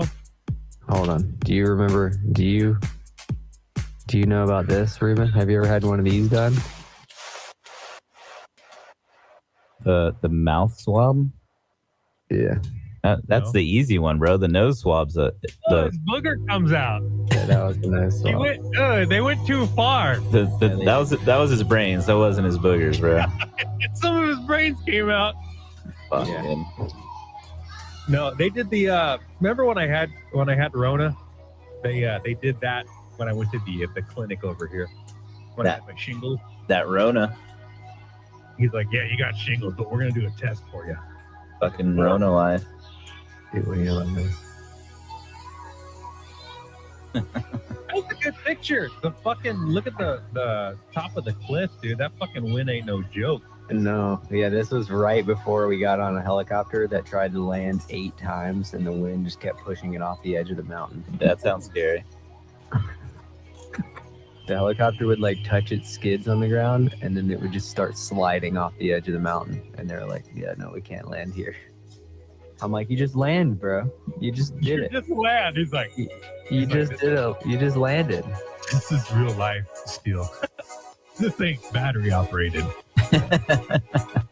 So did you guys have to climb back down or something? No, it's helicopter flew back. Okay. Fuck, that's scary. This is all for the gram, bro. All for the gram. Now, Yeah, was it there was- a company that sent you guys for an invite? Was it like, because you said it was a cluster of influencers, but was the company, was it their like program for this? All right, so it was this guy named Shri that invited all these influencers to Nepal, aka Kathmandu, and then we were supposed to be invited for 15 days to come out and film our own vlogs for this thing called the World Vlog Challenge. And what it was is he invited all these influencers to come out, and we were going to do the hike from Lukla, which is like the highest point, the most dangerous airport in the world. I don't know the elevation of it. It's like 8,000 feet or something. But the runway is like a 20-degree angle, and it's only about 500 yards long. So like the planes come in and they just go and just like stop. And then when they leave, they just fucking full throttle at the top of the hill and then dive bomb down the hill and take off. And the edge of the runway is a full on like 1,000-foot cliff. That sounds sketchy. It was real sketchy. That sounds like a bush plane status. I mean, the runway reminded me of some bush plane action that I've seen. Like here, I'll show you a video of the planes taking off, leaving the airport. That's it. And the edge of the runway is a 1,000-foot cliff. Oh, well, it's got lift before that. Yeah, I was gonna say I feel like going down the runway is a little better because you have like a little bit of like the lift you come up, but like landing seems sketchier because you like run out of the runway. Yeah. So like here's landing. Yeah, the landing seems like it'd be fucked. I don't even know if you can see it, but Oh, it's coming in right now. there's a plane coming in. Listeners, you're gonna go to Eric's Konassi's YouTube to watch it.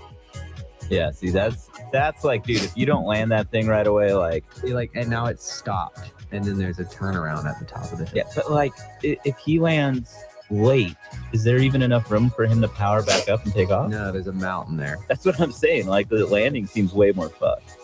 That's Yeah. like, it looks like I'm one of those tundra planes, the RC Tundras. Those Yeah. are cool. I mean that fucking pilot's like, this ain't shit. You may look scary to you. Hey, look at these helicopters just like scooting around like they're fucking made it.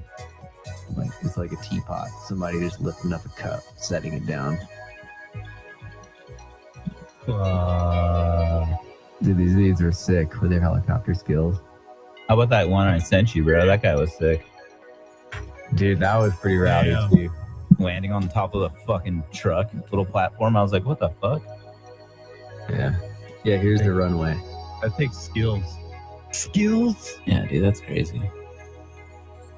So like it's just Dude, that's nuts. Ain't no jumbo jet landing there, bro. kind of steep. The top of that is flat, and then the runway downhill, which is downhill in the fog. And then the fog is like death. Yeah. No You one in the fog? You went to. at like 2 p.m. they just stop all flights because the fog rolls in, and they're like, nope, nobody. How many accidents did they say they've had there? It's the world's most dangerous airport, so I think there's been quite a few. Jesus, that's crazy. Yeah. God damn it. So, anyways, we were like called there to go do this vlog challenge, and it was going to be 10 days, 38-mile hike from Lukla. So you fly out of Kathmandu, it's an hour flight up to Lukla, which is that really weird airport.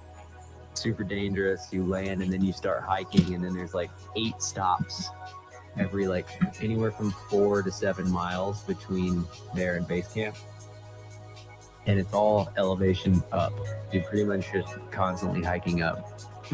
So like the Lukla elevation, I think, is like 8,800 feet or something like that. And then base camp elevation is about 18,000 feet.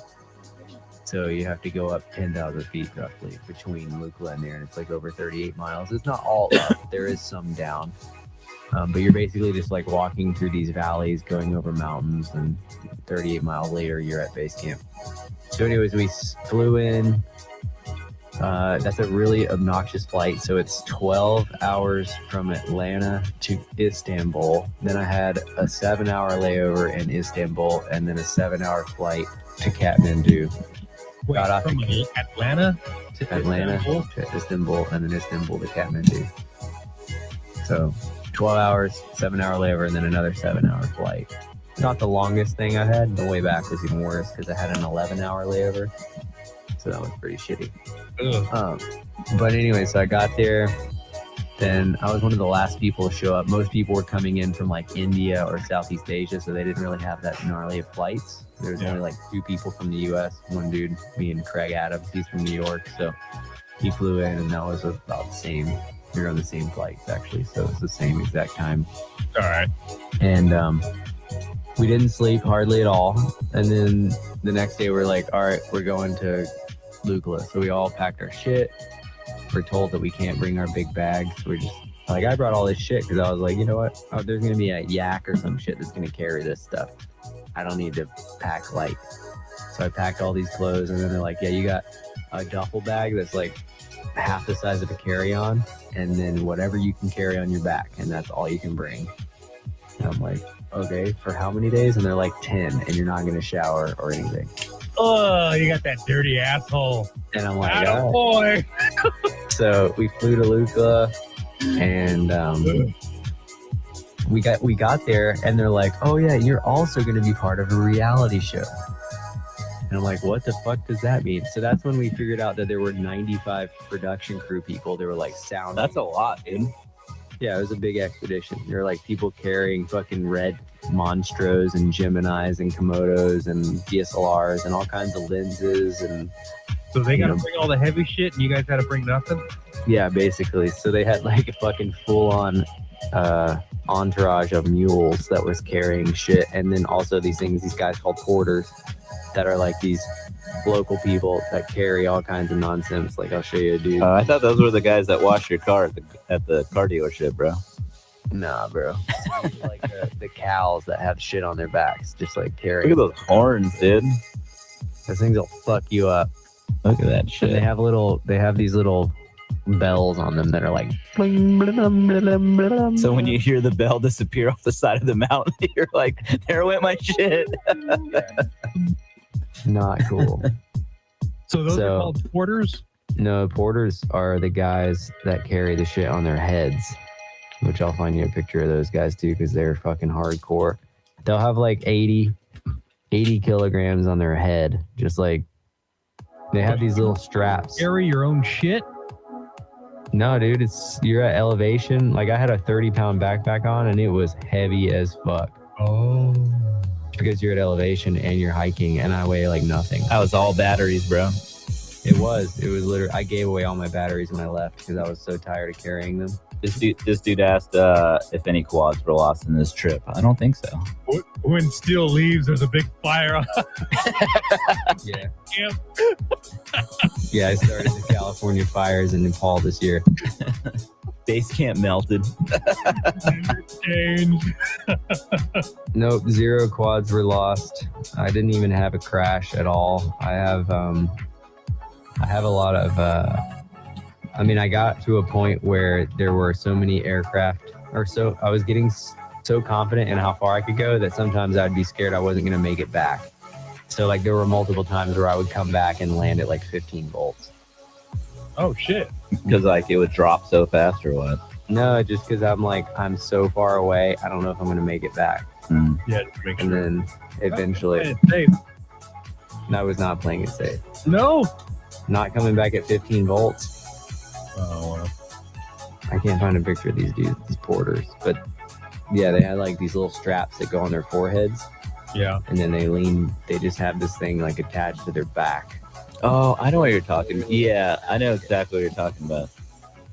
It's like a basket on their back, Mhm. but then they have a strap going across their forehead. And it looks very uncomfortable. I don't know how they do it, but I guess it's just like what they do every day, all day. Hey, since they it's were like chicks wearing thongs, bro. Yeah. I don't know how they do it, bro, but they do it every day, all day. Taking it in the ass, didn't even realize. Fucking floss right down the fucking. Fucking Ruben, dude, he gets so excited on that shit. Woo, dear, What happens when you're old? Gardy inside. It's weird when it looks fresh. Ooh, doesn't Dang. sound fresh.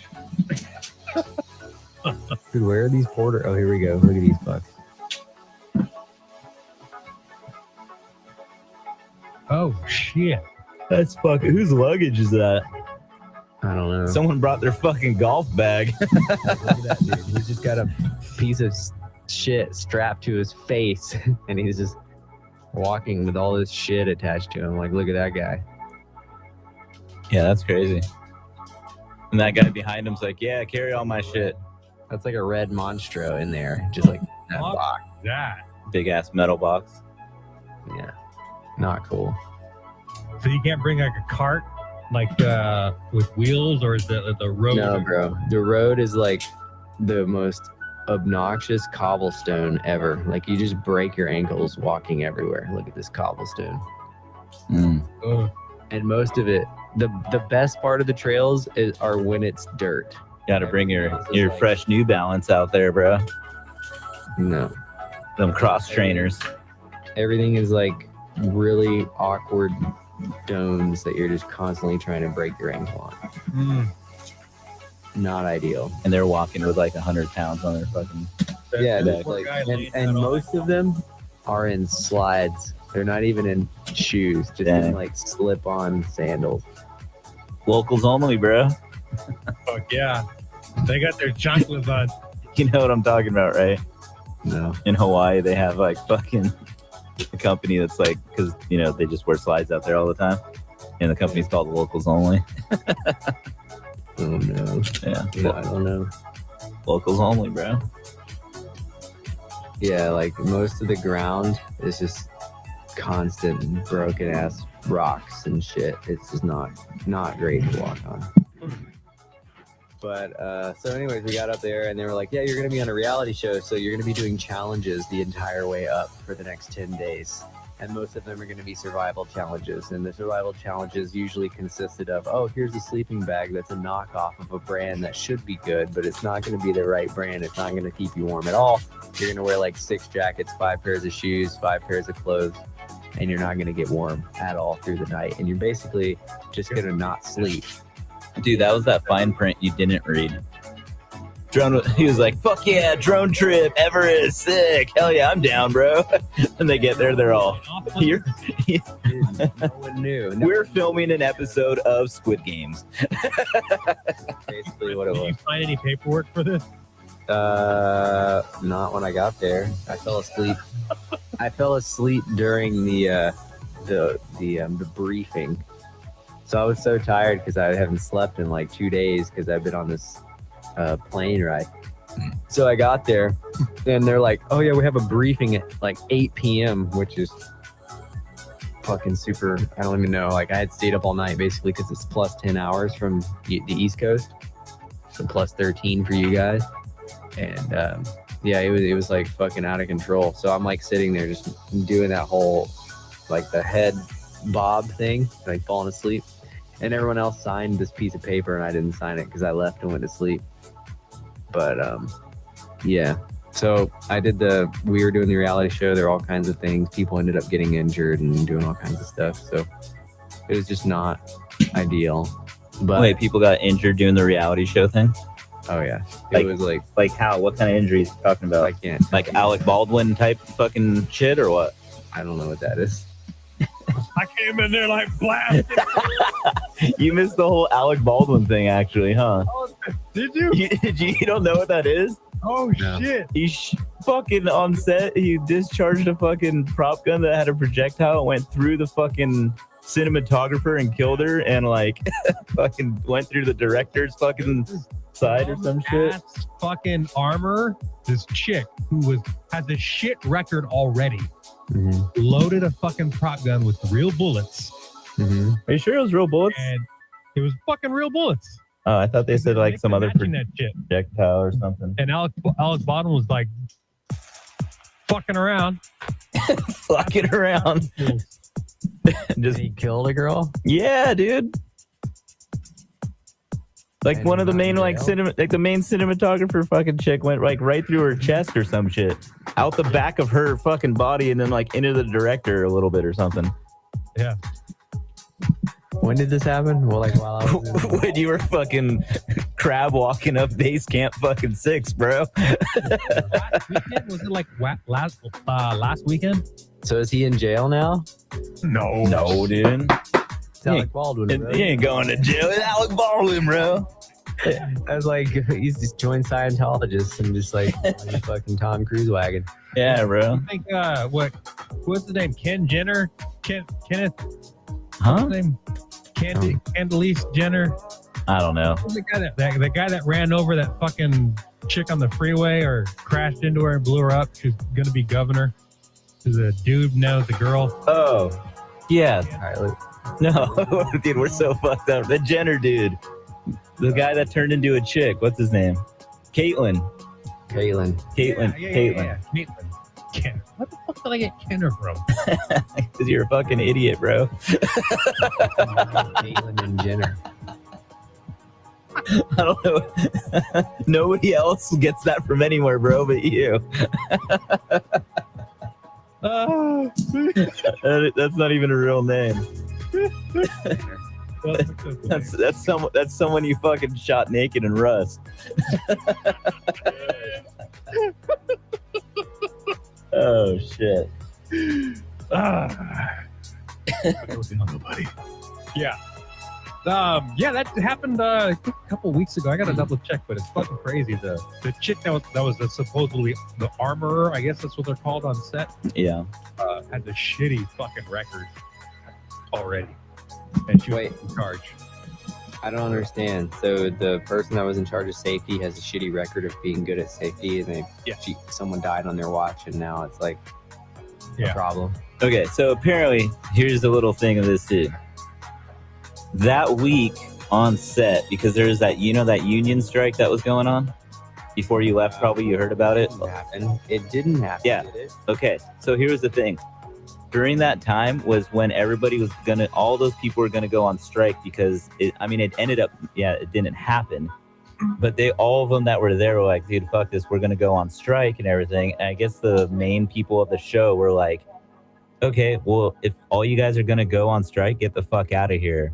Like the main people paying for the show. So all the main fucking union people, like the armorers and the fucking cameramen, everybody fucking left, and they just for the last 2 weeks of shooting, they hired, I guess, local fucking people, and this local armor person sucked ass, I guess.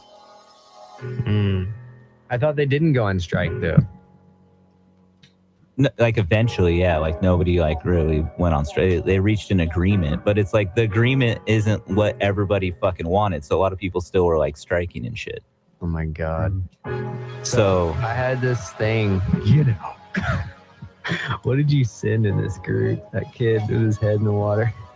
oh yeah, that's old, dude. Or his head's just like skimming the water. It's been on there for fucking ever, dude.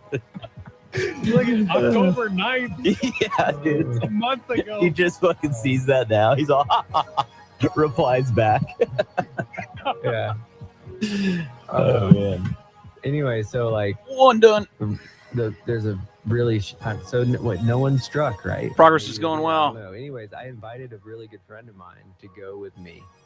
And he The fun fucking facts can bailed spam on me them. I don't the know. Day before, actually, the day before I was supposed to leave. Progress, we're getting there, man. Where? Everest. He kind of just jumped right back This one's into it. done right here. He's saying right before he was supposed to go to Everest, that's the part he left out. A good friend of his was supposed to go with him. I went out of my way to beg these people to allow me to bring someone.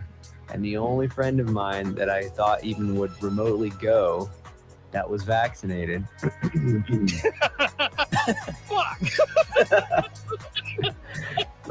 Hey, I would have totally went with you, but I was on round 2 of fucking COVID, bro. Yeah, but no one was vaccinated. You got to be vaccinated. At that point, I'm like fucking like Yeah. triple vax, bro. I would have injected Eric's blood into my blood instead. yeah. Who needs vials, bro? So Anyway, so I invited this dude, and he was like, "Yeah, man, we'll fucking go." And then like like a week before the trip, he went full ghost mode. Didn't hear anything from him. And then like a couple days before the trip, I hear that he's in town, but I haven't heard from him. He's in Atlanta, but I haven't heard from him.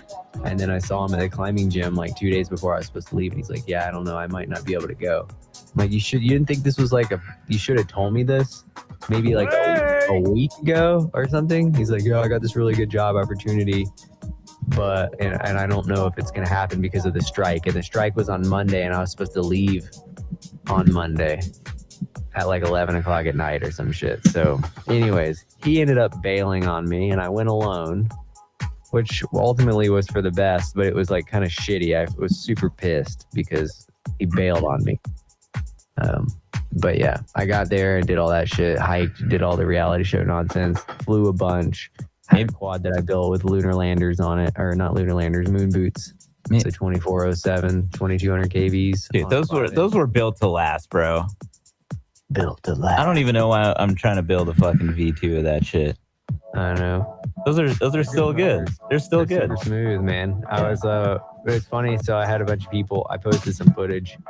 So I gave all of my footage to every creator on this thing, just because I was like, so many people were like, "Hey man, like I really want to get an FPV." I'm like, just fucking shut up. Here, have the footage. So does everybody else that sees it, bro. Well, Like, it looks cool, right? By your name though, right? Yeah, they're all gonna credit me, which is gonna be helpful for everyone. It's not just they'll credit me, I'll get some credibility from them, and all of them have way more subscribers and interactions than I do, so it only helps me. And honestly, like I can't make all the footage that I have, I can't make it do its justice by myself. So I felt like it would be better if I just gave the footage to other people and let them edit it on their own. And all these people are from all over the world anyways. So like the crossover between fans is like super limited. Like most of these guys are from either Thailand or Nepal or India or somewhere in Philippines, like Southeast Asia. There's like not very many people that are in the US or Europe. It's mainly South America, Southeast Asia, and India. So anyways, it just made sense. And I had so many people asking me anyways. They're like, that footage is going to be sick. And I'm like, yeah, here you go, have it. But the funny part is why I told you all that is because I was showing them the footage and they're like, yo, this GoPro stabilization is awesome. And I'm like, this is not stabilized at all. It's completely unstabilized. And the reason I said that is because this fucking motors and the tune on the quad, which all I did was I put those motors on a quad that was already tuned for 1750 kV motors. And then I just reduced the P's by like 0.5 on yaw and pitch or roll and pitch, and then it was perfect. And I just ripped that thing at Everest. Dude, what's up with Ruben's lights right now? I don't know, but like it's been driving me nuts. I'm like not even looking at it. I'm gonna have a fucking aneurysm or some shit. That's better. It is better. Now you look like you're in the lights of an alien autopsy table. Yeah, they're just flip. I'm gonna check your DNA with my finger. Shit's flickering like crazy. But anyways, so that was the deal with that. The quad flew great. I flew out about a mile. I would say at one point I went about a mile and a half out. And I had no GPS or anything. So like I had to remember where I was, which was kind of complex at the beginning, but I'm pretty good at spatial awareness, so I never had any issues. But dude, you're going a mile and a half out on what, an 1100 pack? 1560, bro. I thought it was your 1100. So I'm like, you have no concept of sipping the throttle until you're trying to go a mile and a half out on a 1350. hey, how many amps were those motors pulling? Did you ever find out? Because they don't pull a lot. I had OSD, so I had milliamp consumption. I would have been fucked if I didn't have that. So I figured out how to make it work at the last minute. I was like in the hotel swapping motors over. So I had 3 quads. I had like a Nazgul that I brought with me that was like a standard setup, but it was HD, and I didn't really care if I lost it. But I didn't bring it. I just brought it because in my mind I was like, if I lose this thing, I'm not going to really worry about it. But then I was like, oh yeah, but if I lose a GoPro, I'm going to be pissed because I only So I was a little worried about using that thing. And then I had 2 other quads. I had like a prototype impulse frame, and then I had my X HD frame. I only brought DJI because there was just no reason. I was like, fuck it. I need to be able to see really, really well, especially in these new environments. And I trust the range on DJI a little bit more than I do analog, just because I've done further stuff with the DJI than I have analog. So anyways, I brought 2 quads and I swapped the motors out on one of them to be, I actually took the bases of some old V3 Silks. So they were 2345 kV, and I put V4 bells on them because the V4 bell has more power. And then Checking your stuff. We're still listening to Team Fail Safe podcast with Steele, Kunasti, and but Ruben. All I hear is Team Fail Safe podcast. That's all you're gonna hear for right now. 2200 kV. You'll watch me work on my shit. And I started out with S5s, and then I went to P4s because I was like, I want a little bit more. Putting the wingtips on. 5.1. I was like, yeah, whatever. So I ended up flying P4s for the rest of the trip. 6,000 on it in just a sec. I shot everything in 4K 120. So I shot like a bunch of stuff in 5K 60 for a minute, and then I started shooting 5K 34.3 because I was like, oh, I'm gonna use real steady. It'll be cool. And then I tried some like GoPro. This is like my first real time playing with a GoPro 10, and I ended up shooting some like I shot one take with the GoPro stabilization on, the Hyper Smooth 3.0 or whatever. Yeah, and I hated it. And so I ended up after that I just shot 4K 16:9 120 with an ND filter, even with auto shutter, just because it was hard to, because there was like clouds and shit coming in, and it would be like exposed 1 minute and it wouldn't be exposed. Yeah, so and then everything's so light, huh? Keep the shutter speed low. Yeah, I didn't do the 180 thing just because I needed the shutter speed to be slower than it was if it didn't have an ND on it, but I wasn't comfortable just rocking it with a 180 because sometimes there would be a dark area and it would be way too dark. Yeah. So I just ran auto shutter with like a 16 or an Indy 32. I always run the EV comp at like minus like 1, I think, or what's the first little notch? 0.5 or 1 or whatever. I always do that just like in case it doesn't like overexpose or something, you know how sometimes like you go through a little dark area, then you pop out and everything's just fucking blown out. Looks super hot. Yeah. And I run native color palette instead of flat just because, I don't know, color grading. A lot of GoPros hit or miss anyways. So I like the native. You know what I'm talking about? Yeah. The natural. The natural, because they have 3 different modes. Let's go look at that other one now. Yeah, natural's pretty good. So I shot in that. And my plan, honestly, yeah, but how good is that Osmo Action 2? I don't know. I haven't plugged it in. It's over behind me charging. Weight wise, it's fucking amazing. Yeah, I'm excited. I'm actually really excited. That thing is a really nice piece of gear. Like when you compare it gear wise, It's all metal and shit. it feels like it's a fucking GoPro from 2028. Yeah. Change for fucking pros like Ruben over here. Yeah, I don't have a And spray paint it Lamborghini one more Diablo, time, but just real if I quick. did, fuck, Real fast. I get I'd all buy this. 20 Got a little nicked up. action twos. So, anyways, it's over there charging. I need to like fucking fly. I gave all my batteries away, so I gotta make new batteries. I gotta go pull some out of the bin and put some Velcro on them. But yeah, so my plan the whole time in my head, the shots that I was getting are, I'm gonna make like an 1.5 hour long video of just slow motion Nepal. So it's gonna be like 30 FPS, but it's all like I'm doing mock fuck because the video that dude, all of the fucking shots that I did, the drone is doing like at least 60 miles an hour all the time.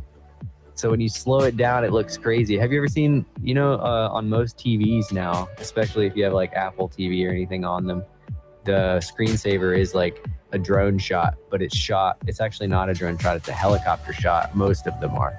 And it's shot like super fast and then they slow it down. So like everything it looks like it's moving at a normal speed, like a normal drone speed, like Still here, 30 miles an just hour. standing over here eating But some everything chips. in the city and everything in the foreground is all super slow because it's all. I'm just waiting for the paint to dry on that Elvon and get that one installed real quick. Doing the Z-hinge method taping. So everything I'm doing is like I'm hauling ass. I'm really close to a bunch of shit, and I'm just gonna slow it all down to like 24 frames per second. It's just gonna be like, and I'm gonna put up an hour-long video with just like some ambient. My concept in my head was, if I was at a party and I wanted to put something on the TV while I was playing music, this is what I'm gonna put on the TV. Yeah. So Yeah, it's like elevator music, right? But this is going to be like people can use your video and post it up on wherever they want, let it play in the background. yeah, exactly. Yeah. It's like porno, elevator right? video. You're watching a porno and there's like this drone footage, right? And you're like, oh, this is quite quaint. I enjoy this drone footage. Yeah. I got see this blueberry. Blueberry, the safe word. Yeah, so that was my concept. So that's why I shot everything in 4K 120. And I don't think I'm gonna reel steady anything. So I had a bunch of people when I posted that video, they were like, blah blah blah, like you can't fucking fly cinematic. I'm like, bro, cinematic is the easiest shit to do. Yeah. I'm not gonna lie. That's how we make the big bucks. It's so easy, dude. I mean, there's like concepts within it, like certain shots that you have to think about to get. But like, to be fair, there are maybe a handful of people in the world that fly drones that would have done what I did on this trip, just because of the physical exertion, the amount of effort that it took to get there. Like I can think of like 5 people off the top of my head that would have even considered doing it. And everyone else would have been like, nah, I'm not doing that. If you knew what I went through to get the shots, it was extreme, considering the lack of sleep. Anything over like 14,000 feet, your resting heart rate is like 100 beats per minute. So you're just laying in bed trying to sleep and your heart's just like, you're like, what the fuck? I wonder if And mine I'm would be that high. I have like a really low resting No, heart my rate. resting heart rate is 40 to 45. Okay, yeah, mine's the same. I was at 100 beats per minute when I was up. So I'd probably be around then. Same. Dude, I was just sitting there dying, laying in bed under one little fucking shitty ass cover with like 30 pairs of clothes on. Yeah, I was just like at the cardiologist, and they they were like checking like resting heart rate and all that stuff. And I was like, "Hey, bro, I know I ain't no athlete and nothing, bro. But I'm like, I don't know why it's so low." Yeah, blood pressure is like, Yeah, dude, they were checking for, there's like this thing where like that's actually like an abnormal thing, for some people to have it that low. yeah. I don't know. They were checking it and they're like, Right now. I forgot what it was, and they're like, no, you don't have that. You just have a fucking healthy heart, I guess. I was like, thank God. I don't understand. Someone said at one point, I've heard this rumor. I don't know if it's a rumor, but it said something about Lance Armstrong's heart rate being 4 beats per minute, like his when he's wrestling. Yeah, he was in a coma. Yeah, that's what I was thinking. Like 4. It can't be 4. Maybe it's got to be in the 40s. No. It's fairly low. I know divers like really. I don't know what they're Free called. divers? Free divers. Yeah. Their heart rate is the lowest. Yeah, well, Yeah. because they can slow it down and become super efficient. Yeah. But yeah, like anything under 60 is pretty good. Yeah. But yeah, it was I like to hot. keep mine always at a 90 right now. Dude, 90 to 100 is bad. I mean, when you work out, like, what does yours go to? Mine goes up to like 130, 140. I've tried to break 200 with mine. Yeah. I I told mean, you mine. that, remember? I was on Oh, yeah. trying to break 200. I'm like, I'm at 185 and it's not getting any faster. You go back in time. Yeah. I still haven't done 200. I think 192 is the highest I've ever gotten it. I know. I need to go back. I have like one of those treadmill endocardiograms coming up where you like run on a fucking treadmill with an oxygen mask and they fucking like, I don't know, hook a bunch of shit up to you, see where your shit's at. Yeah. Yeah. You got to do it. I gotta do that shit now. I got to switch out this camera. I don't know what it is. This is like, What is that? That Sony you always had?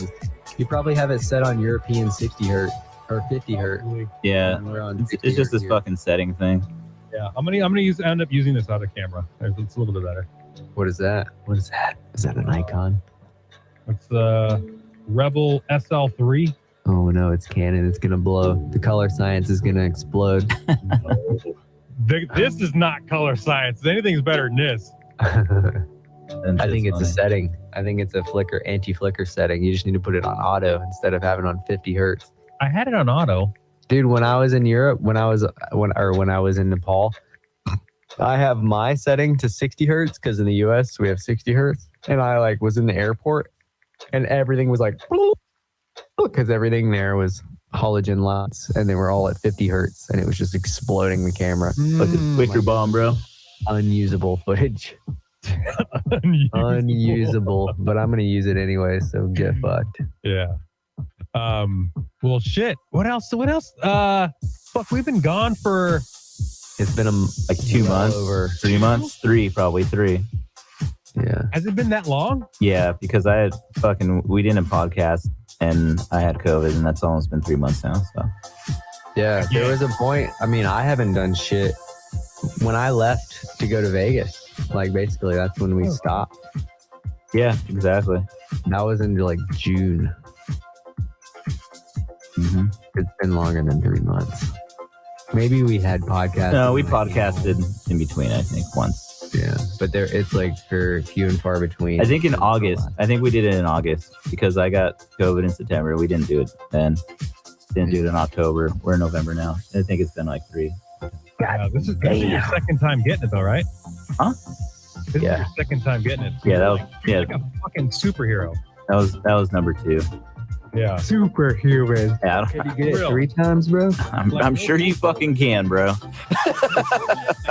If I was a person that like was able to like figure out what was in the blood and shit, like I would totally get some of Eric's blood and figure out what the fuck's in it because it's What do you mean? like super shit right there. That's the Did you good say shit. stripper shit? I mean, the cardiologist, he basically said, he was like, yo, like from all the tests we've done, your heart's healthy as fuck and everything. He's like, and you've already had that shit twice and you're good to go. I wouldn't even recommend getting the vaccine because he's like, if anything, that causes heart issues in a lot of people your age. Supposedly, Dude. YouTube. Supposedly. No, dude. My lungs feel so amazing after that trip. We had to do like some long. Oh, you got all that fucking natural fucking good air up there, bro. One of the challenges we had to do, we had to run up this 2-mile hike, and the hike was at like almost like a 30-degree angle, and it was 2 miles, and it was 2 miles. we were at 19,000 feet. Oh shit! We had to run. So basically, I just walked quickly. Everyone just kind of walked quickly, and then you'd get there and go and die for like 3 seconds, and then go again. Yeah, it was fucked. That's funny. Yeah. It is. That's probably one hell of a workout for you. Yeah, I lost like 6 pounds. I'm like ripped right now. You lost 6 Yeah. pounds. Yeah, because we ate rice and fucking lentils. Okay, so let me tell you what I ate for 10 days. Didn't shower. For lunch, no. Yeah. Sorry, for breakfast, where they have Wonder Bread with some kind of like red jam that isn't cherry and isn't strawberry. I don't know what it is, but it tastes like ass. And then they have hard-boiled eggs that seemingly need to be boiled beyond recognition, because every time you crack one open, the fucking internal core yolk is like neon green. You know how when you like overboil a boiled egg and the yolk gets super green and like really sulfury, and then you shit your pants for the rest of the day? That's what I'm talking about. You smell like full sulfur. Yeah. That is what we were eating for breakfast. And then they had like rice Butter. porridge. Like literally, you just take rice and leave it in water for a long period of time, and it just becomes like this mush. It's almost Awesome. like if you took one of those sticky hands that you stick on the wall and just like left. Yeah. Like that's what the porridge is. So that's what breakfast was almost every single day. And if you wanted an omelet, you had to pay extra for it. And for some reason in Nepal, they burn everything. So they would just burn the shit out of this omelet, and it would be like a really thin, like one egg omelet with some like green stuff just thrown in it. I don't know what it was. It wasn't a vegetable. It wasn't a leaf. I don't know what it was. Maybe boogers. And then for lunch and dinner, every single day, same exact 4 things: white rice. We're still sitting here lentils, listening now. which is dal. Team Failsafe Podcast The live lentils are on not Konas's like channel. Red lentils. 'Cause I'm or lazy and I'm black building. lentils like you would normally expect. It's like this weird green lentil that is overcooked. Working on the Elevons now, getting the last one done. Basically, water. Have you ever seen like stagnant water? I'm gonna with a bunch of hinge this one on and mosquito nymphs in it? see where my mind You know what takes I'm me. talking about? Yeah, I know exactly what you're talking about. That's what it looks like. I do it's need to like fly. Water, That's pretty fucking gross. these little things in it, and you like have to stir it up to get any of the substance from the lentil. Dude, that's fucking gross. And you pour it on the rice, and it becomes like this liquidy, ricey nonsense that has no flavor at all. And then you would get, sometimes the most nutritious thing was just white potatoes with a little bit of some kind of orange/yellow seasoning on it. And then maybe a vegetable, which kind of looked like a bok choy, but they like cut it up real small and it didn't really have any flavor. Yeah. So we ate that for lunch and dinner 10 days in a row. And we had white bread and rice porridge and boiled eggs. Oh, and then a fuckload of yak tea, which is yak milk mixed with like a black tea. And for some reason in my brain, That actually sounds not bad. it was pretty good. I'm not gonna lie. They have like these weird coconut crackers that are made with like all the leveling agent known to man. All the things that are banned in the United States and in Europe, fucking full game in Nepal. Just fucking eat anything over there. And then Snickers, dude. Snickers were like the go-to. Oh my god, I need something that's not bread and rice. I'm getting a Snickers. So I would have just lived off of fucking Snickers then, bro. yeah, that's kind of what I did. We eat that shit every day, all day. Enough Probably fucking sugar. We're like burning between 4,000 and 6,000 calories a day, and probably eating a total of like 2. Oh, So like for 10 days, you know, I'm just maybe even more than that. Like some days we probably burn 10,000 calories. Like it was that's what the locals were eating. 7. Yeah, that's what they eat, and they're all like super small and super skinny. Hey, and people out here were like fucking worried about not having toilet paper and hoarding all that shit. Yeah, Those fuckers could come over here and be like, yo, we could survive off your fucking minimalist pantry for a year. yeah. I don't know, dude. It was hardcore. I've never burned that many calories and not slept. Like, you know how you ever cut your fingernails a little too short and your fingers get kind of tender on the Oh end? yeah. Yeah, they feel kind of like puffy tender, or you can't touch them. So, yeah. So I did that about, I don't know, about 3 days in, because I hate when my fingernails have the white You know, like when your fingernails have the white on the ends. I don't like that. Yeah. And like No, bro. You need to keep a one fingernail with a little white end so you can pop out those micro SD cards, bro. I do. That's my right thumbnail. See, there you go. Everybody's got to have that one, bro. My index. That's what I use. That's like a fucking tool. Yep, it really is. I keep short, and I don't like. The reason I do it is because I don't like dirt under my fingernails. So this trip, I was wearing gloves a lot because it's cold as shit. And when you wear gloves, your fingernails get really dirty because you're inside the glove and it just like accumulates. So, anyways, like 3-4 days in, I haven't showered yet at all. Didn't shower until I got back. But I had like super dirty fingernails. I felt super gross. It didn't matter how much I washed my hands. So I asked this girl, Luke Me, if I could borrow her fingernail clippers, and I cut my fingernails really short. Like Sorry, that name killed me. Killed me too. Yeah. And cut my fingernails really short, and I like could feel that they were too short. Like I didn't cut them any shorter than I normally would, but for some reason they were a little too short. And then for 7 days after that, my fingernails never grew because I wasn't sleeping. So, you know, like when you sleep, that's when your body repairs itself. Well, I didn't sleep for 7 days enough for my fingernails to fix themselves. So my fingernails were just constantly, like the tips of my fingers were constantly super sensitive.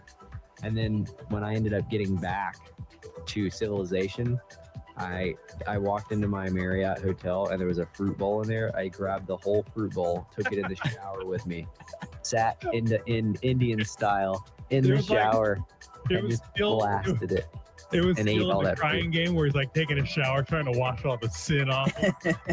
Yeah. No, I just ate some grapes and the pear and all this shit in the shower. It had one of those raining heads, and I just let that shit rain on me with full fucking heat. Rain.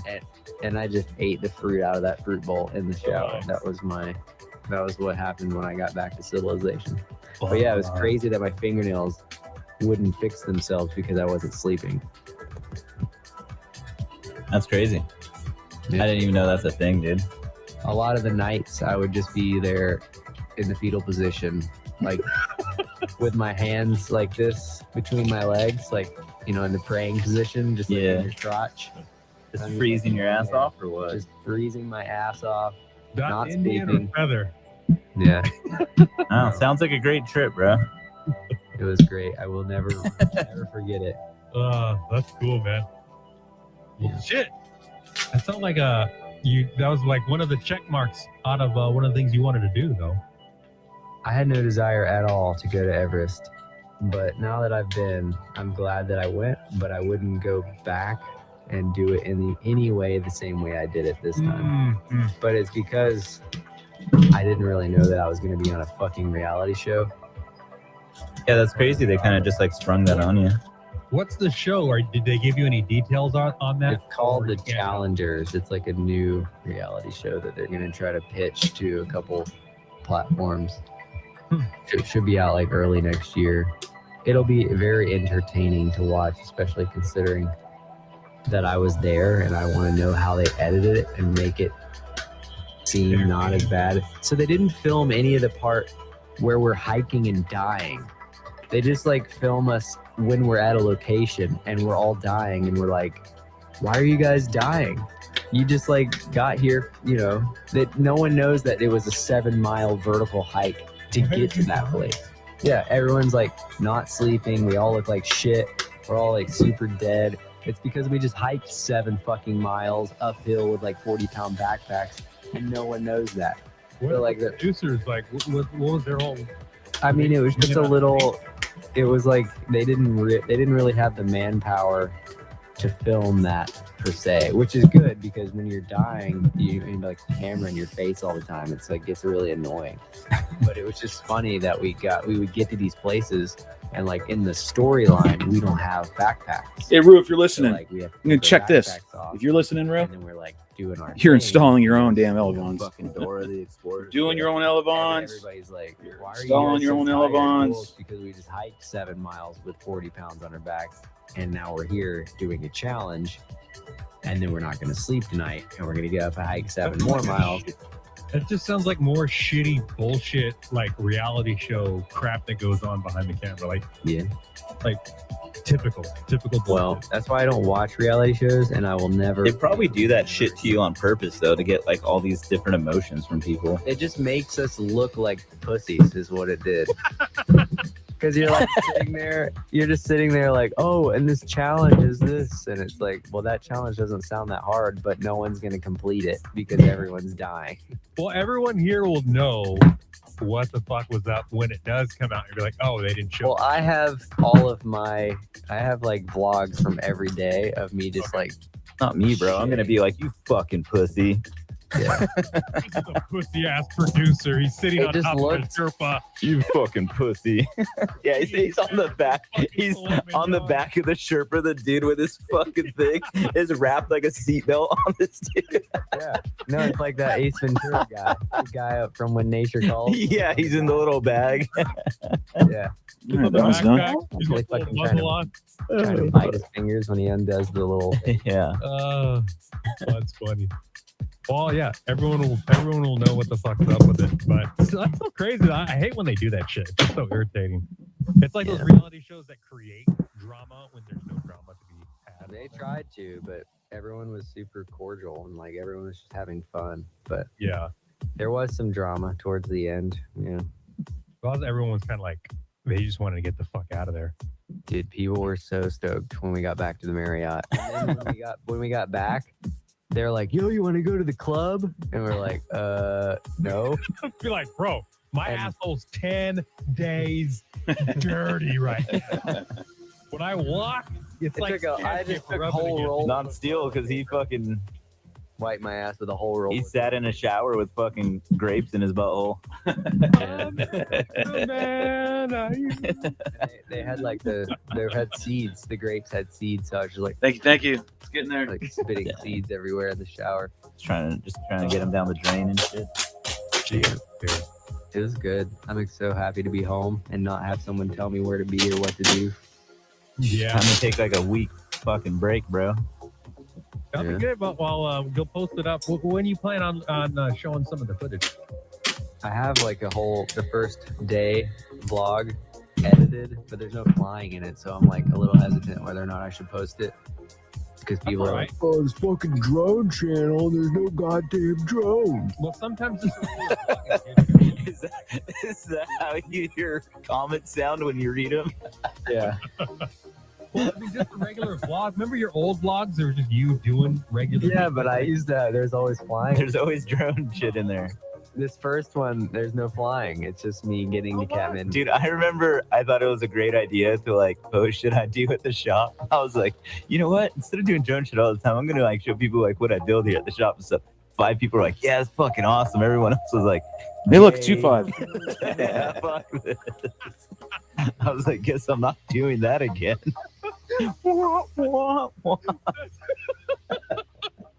That's probably what. Yeah, that's how I feel when I post shit on my channel. It's not drone. But yeah, then you have someone like Super Deluxe in here. He's the guy that's like, yeah, man, it's your channel. Post what you want. I'm like, yeah, that's what I would think too. Until you post what you want. Yeah, you And say then that. people are like, Yeah, and people are like, we own your channel, bitch, not you. right. I'm gonna make vlog posts about fucking cobwebs in Steele's van. Yeah, tracking down all the fucking spiders. Actually, funny thing about like Steele's van was once I got there, I got his keys and I saw he had a fucking air tag on it. Oh, I know. And I was thinking about just going to the Palisades, whatever, the Pacific Palisade cliff area, and then taking the air tag off and just chucking it down the cliff and being like, hey bro, I came to go get your van, the keys weren't under the mat, and I think someone drove it off a cliff, I guess. I was just gonna huck it off the cliff. Air tag, just fucking go. The thing's just gonna go. Then Steele goes, opens his phone. Oh, where's my fucking keys in my van? Oh my god, I'm in the fucking ocean. There's just a beacon in the ocean. Yeah, just bleeding out. Ding, Some ding. shark. Yeah. Will it still put out a beacon in the ocean? No. No, it needs an iPhone. Yeah, like a nearby, right? Oh, Yeah. Gotcha. So, like, Fucking Scuba Steve's down there fucking harpooning some fucking shit. Connects to his fucking waterproof iPhone down there that he has on his arm and shit. Yeah. Dude. I was gonna say, like, on my way out of Kathmandu, I had a flight. It was at 11 o'clock at night, and this is the reason I'm bringing this up, because it has to do with air tags. Because I have an air tag in my main luggage, I have an air tag in my fanny pack, and I have an air tag In my butthole. in my so my most important bag. TSA's off, Yeah. sir. And I got to the airport at 9 to get on the plane at 11, because this is a small airport. And I took my COVID test, because you're supposed to take a PCR test like 72 hours before you get on a plane. Yeah. So apparently this particular airport in Nepal, which according to now I know is very corrupt, they changed it to 48 hours. So most people that were on my flight had to redo a COVID test. And conveniently enough, there's a COVID test that does rapid tests within like 100 yards of the airport. And there's like even airport security guys at the fucking COVID test. So it's like kind of sketchy. So anyways, I ran down there, all my shit. Luckily, there were a couple local guys with me that met me at the airport that were like going to see me off, because I was supposed to fly, but I was so fucking dead after this trip. I was like, bro, I just want to sleep. I'm just going to sit in this hotel and not do anything. So I didn't end up go flying with them. But they were like, yo, we'll meet you at the airport and send you off. Like, thank you for coming and saying hey. So they met me there, and I ended up leaving my bags with one of the guys. And then the other guy and I went down to the COVID test place, took a COVID test. Cost me $20, and it was supposed to be a 45-minute turnaround. This is at the point where I need to leave and get on a plane by 11, and it's now 10 o'clock. So I got my COVID test at 10, ran back to the airport. You almost didn't even make it. Yeah, no, it gets worse. So I got my COVID test, because you have to like get your COVID test stamped, and then you can walk in the airport, and then you go through a security check, and then you can check your bags. So then I checked my bags. That was at like 10:15, 10:20. Then I run over to the customs, which apparently you have to go through customs again to get out of the country, which is fucking ridiculous. I don't think I've ever had to do that before. Maybe I have. I don't remember. So anyways, I go to customs. I'm the last person in line.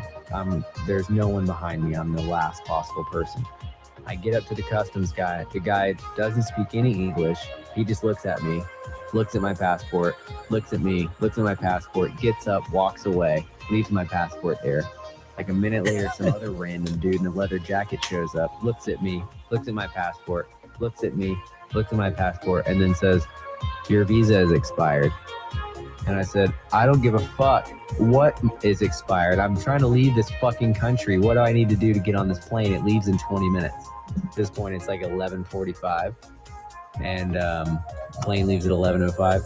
And he's like, oh, you have to pay. I'm like, fucking how much? Just tell me what to do. I'm getting on this plane. And I like have to go fill out this visa form and all this bullshit. Pay $50, get an extension, then come back, go through the same line again. Luckily, there was like only one person in front of me. Then I get through that. Then I have to go through actual security, like TSA.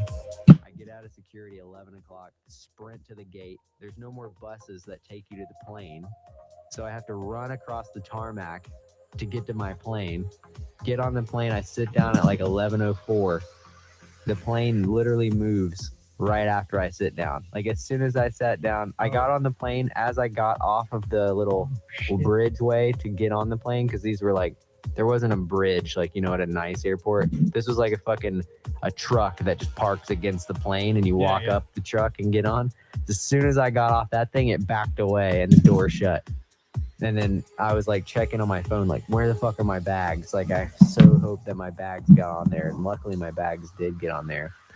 But when I was taking off, the bag said it was like 1.1 miles away, like in the airport, because that was the last place that I guess someone had an iPhone. And anyways, when I got to Istanbul, I checked again, and it was in Istanbul. So I was like, sick, my bags made it. But it was a nightmare. That's crazy. Yeah, it was the closest I've ever been. I thought I was really close one time when I came back from Hawaii. I landed in Seattle, and I had a transfer. I literally like got off As soon as I walked off the bridgeway, I did a U-turn and went down the bridgeway right next to it, and that was like my flight left within moments. I was the last person, so I was the first person off the plane, and I got on the bridgeway, and no one else made the connection. But this was even fucking closer than that because I sat down and the plane started moving. And then, speaking of screaming fucking babies, this is what I was talking about earlier. So as soon as I sat down, I'm like hella stressed. And there's a fucking 4-year-old behind me with earrings. First of all, if your fucking 4-year-old has earrings, you need to just burn it to the ground. I don't care what nationality. Hey, my 4-year-old has earrings. Yeah, but this was a dude. This was a male with 2 earrings. Hey, I man. think maybe it didn't identify as a male, but it needed to be killed is what it needed to be done. This baby, this 4-year-old, it wasn't a baby, it was a 4-year-old. I'm going to give it no benefit of the doubt because it was old enough to know better, and the mom was definitely old enough to be able to discipline this thing because it, like I said earlier, all things know what pain is. I would have fucking crushed this baby's skull if I was his parents. Jesus. It screamed mommy for 7 hours. Standing on the seat behind me, standing on its parents, just like walking all over its parents. Some people's children, bro. Just fucking opening and closing the fucking tray table like it was, I don't know, a drum or something. Like, you know, when you go to a playground and there's like those spinny things that kids just like to spin. Yeah. That's what this thing was doing to the tray table on my seat for 7 hours. Be like, hey man, you got to shut this thing up. I ASAP, screamed. 'cause it's, I screamed. I turned around and said, ma'am, you need to calm your fucking child down. She didn't speak any English at all. Oh. All the people around me were extremely upset. They were extremely nervous that I was screaming cuss words at this lady on this plane. But at this point, I was so stressed out. And at the end of it, I was just like, I hope this lady has to deal with this every day for the rest of her life. I feel so sorry for her, but fuck. Sir, you're in the combat seat. Yeah. See, if it had been perfectly legal out, I would have stabbed that child if I had a knife. That was and it was like a really ugly child too. It didn't really help. It wasn't cute. It just, fuck that baby. Yeah. fuck. Hated that baby. That makes it rough. 7 hours, When you're bro. on Well, maybe. lack of energy. Yeah, but And it was dude. a red eye. It was a red eye, dude. Well- There's no reason that baby should have been awake. Well, maybe that baby just got the kid's vaccination injection and was having a severe reaction, bro. The mute. Yeah, well, you know what? I would have fucking killed it anyways, regardless of having a reaction. Fuck that thing. Fuck that thing. It was just having a severe reaction, bro. I think my testicles dislocated from my body because it knew that I would be sterile for the rest of my life. Did not create something like that shitty. Full fucking hernia, bro. Yeah. Your shit went in your throat. You know when your balls like go back up inside for a second? It was the opposite. They just like fell to the floor. And they were like, help, get away. It's only when the weather turns Digging one's grave. cold. The weather never turns in California, bro. So you guys never have to deal with that shit. Dude, it's cold. It's cold as shit. Cold, what is it, 65 degrees? No, it's like God, the dude. low 50s. 40s over here right now, bro. Colder. And it's gonna get colder. It's in the 40s by me. Fucking babies. That's like Atlanta fucking weather. Yeah. It doesn't get cold in Atlanta, does it? No. It's like 30 right now, bro. Calm down. It's the same. It's like- It's Atlanta weather's like over here. They just have humidity and shit. Yeah. It's 30s, bro. I don't want to hear your shit. Feels like he's so cold over here. He's fucking, his brain's still in fucking on a glacier. It's 77 right now in Georgia. You What is it here right now? It's 77. 40s. The lows in the 40s. did you guys smuggle any 73 here, bro. It's hotter at where you're at right now. Yeah, man. Get fucked. This fucking guy. Hey, you know what? This guy, This guy said you're gonna be a great dad. Brian over here telling me how I really feel. Yeah, fuck that baby. I would kill that thing in a heartbeat if I had a chance. Captain Casey? Zero remorse for kicking that child off. Captain Kazi. You know those like things that you saw? Oh. What was that movie? Remember the Spartans? No, it wasn't. It was called 300 when they like a little decrepit. Spartan, the comedy. No. What is that movie? It's called The I gotta 300. get that movie. Hang Oh on, I gotta- man, 300. 300? Yeah, Where they 300. Throw the babies off into the pile of bones. That's Yeah. what I would do to that baby. Yeah, go full 300 with it. Remember the. This is Sparta. I would kick that fucking piece of shit in the Didn't chest, like that bro. dude just Yeah. die or some shit? Gerard Butler? I don't know. One of the fucking, I think, like movie fucking people of like 300 or something died. Dude, what is Arto Sari doing these days? Dude, what He's does a that have? What does photographer? that have to do then? Yeah, he's been I don't doing know. like video photography shit. Jesus Christ. He's not a pro skater anymore? I'm sure he is. He doesn't even skate. He does. He skates next to the dudes with his fucking camera. Did you ever see that thing? Remember in Flip Sorry when he like feebled down that rail and hit his head and started throwing up? Yeah, No. That was bad. full aneurysm status. You see that 11-year-old from Japan? Dude, he's fucking gangster on a skateboard. Yeah, he does like a big flip front blunt, big flip Yeah, out. you like that? Yeah, it's pretty gnarly. That dude's fucking dope. Dude, Arto Sari's been taking some artsy photos of some Swedish ass chicks. Really? Send him to me. I don't get out. I need to get some food, dude. I'm fucking hungry. You starving Marvin over here. Saying You starving don't Marvin need for an it. hour and a Yeah, half. Those quinoa balls. What? Quinoa What the balls. fuck are you talking about? Quinoa? The fuck is that? No? I don't even know what that is, bro. Quinoa? Yeah, the fucking rice shit. I know what that is.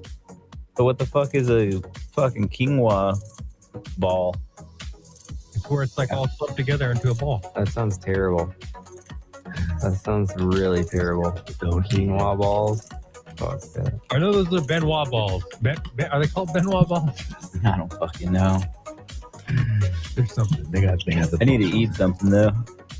All right. I need some fucking. Ready to wrap it I need up? some food in me. We're an hour and 40 plus minutes. Yeah, it's a good one.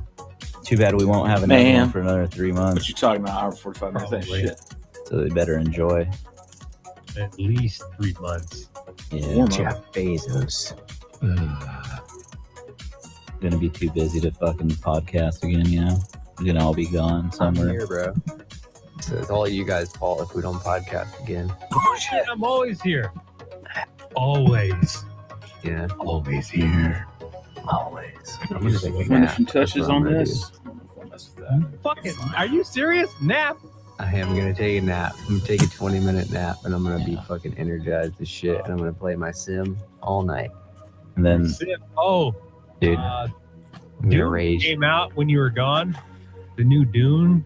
Yeah, I heard there were a bunch of people crying that they wanted to see it when we were up in the mountains. No Time to Die just came out. I saw that shit. Wasn't impressed. Oh, okay. hey, are you ever gonna get that shit, the fucking shots and shit for your sim? I don't know, dude. Ghostbuster comes out this I week. just bought a Porsche, bro. I ain't got the kind of money. You bought a Porsche? Yeah, actually, yeah, you're gonna be selling that sim. No, Let me know how much, bro. I'm not selling shit. I'm just hoarding. I'm in a hoard Mhm. vest right now. So what year is the Porsche? Is it a 2017? 18. 2018, and it's the GTS, so it's non-turbo, right? Or it's Yeah, single- GT4 it's a GT4. or GT3. Sorry, I've just like literally been around like 2 GT4s lately, so that's The all that's in my GT4 is brain. all-wheel drive, right? GT4 is a Cayman. GT3 is a 911. Okay, and it's three-wheel drive, right? Yeah. No. 3-wheel drive, is that what you said? The GT3 is a naturally aspirated 4-liter 6-cylinder that revs to 9,000 RPM and has 500 horsepower. It's a 911. It's the only naturally aspirated 911. That's what it is. All the new 911s are turbo, except the GT3. Yeah, a buddy of mine out here just got a all blacked out GT4. I don't know. Pretty rowdy. I like GT4. GT4s. GT4 is all-wheel drive for some reason. No. A GT4 is a Cayman. GT4 is a fucking Boxster with a roof with a wing. Yeah, But pretty much. I Put it will together, say sounded that solid. the GT4 is a rowdy car. But when I did the Porsche experience, so for the money, I think if you're gonna buy a car, GT4 is the way to go because they're like 120. But the engine in the GT3 is what you're paying for, and it's a 911. So you're paying for the 911 part, and you're paying for the engine. Because the GT4 is like, it's a really, really dope car, but the engine isn't. It's just not as motorsport as the GT3. So that's the reason I Make went sure I with have the enough flex GT3. in this. So when you buy it, you In my Elvons, so they don't. instantly fall off when you roll. What's My up, opinion Ryan is they're Villa, constantly on the making ground. his way and his It's just rounds not- into it's like here. walking around What with your up? pants on your ankles. Whoa. There's nothing but snail trails instead of. What the F is this FPV? Dude, I'd love to have a GT3, but with a family, the closest I'll Who is the probably immature go is asshole? That's Steel. That's That's steel. All you guys who love it on steel. I need the What fucking are we hearing? back seats for the kiddos. What are we bro. hearing? But hey, man, I can make the kiddos fucking scream in a Panamera. This is Team Failsafe. This is Eric Konasti and Ruben. How to get Sweet Wings, and of course Mr. Steel. They're live right now. Sick. I'm not the biggest Yeah, man. POS. All right, you guys ready to wrap it up? You heard me saying earlier. I was like, See you guys next year. I was saying, Well, everyone here on dig in YouTube, your own appreciate grave, you man. guys, I mean, I've hung out with Steel. sticking around for this long, putting up Hung out with Steel and bullshit talked with him. for the most part. He was cool, dude. Learning a little bit of much, or a But little bit yeah. about Steel's adventure and the kind of the backstory. I don't know, man. The show that if it I'll does just there, let it it'll be. cool to check out. Anyways, Y'all make your own opinions yeah. on that. appreciate you guys. Do you guys want to check out us? And I love more? Ruben. Hopefully Ruben's we'll just regularly Ruben's the nicest guy in and, FPV. The EthicsLTDstore.com. Wouldn't say Steel is though. New stuff. Here we go. Sit with the Nano. Available for us to share. Anything that I didn't Done. know. How many orders have Alright. gone through the I mean, the only thing I don't Failsafe have is the site nose that piece, haven't but been sent out? I didn't have- That's what I want to know. We'll do the old school way. We'll just be I don't know. I think everything's caught that up. hole bro. right I think there? We have one guy that's like in limbo because his address just keeps getting fucked in printful or whatever. Let's see if they keep digging holes. That's it. But there's no new product that I don't know about. Like, Randomly we'll guess about shit. hold on. I think we have Steel has like fucking 10 motors, 10 different styles. No, but he's got like what? You got those red I ones. appreciate you. Those You are got sticking those around. fucking- those Been on Goldbacks, 4.5, right? And, almost 5 hours. Yesterday was 6. Tumbled ones, the full tumbled ones. Yeah. This was a little bit of a longer process today because I had to reshape the Look at Elevons. all, basically, But They're all aluminum. I can tell you right now, it What is the fuck are you licking, dude? sexy. It is going to fly amazing. Licking salt, bro. Oh, yeah, We gotta get the those last part I have to do is built back I gotta put so my- we can get some My own Velcro version in here, right? buttons come in And then for secure the wings this in. guy right here. I gotta go buy some. I don't actually have it. Come on. No, dude, Ruben's killing it, bro. He's selling mattresses and bases and shit right now. I ain't You selling hear that? shit. It's the damps. Dude, Bars are we on? Yeah. So anyways, we appreciate it. Tell your neighborhood grandma. Oh, it's the motor in the back. I'm like, what the hell is shaking? Yeah, when is next time, bro?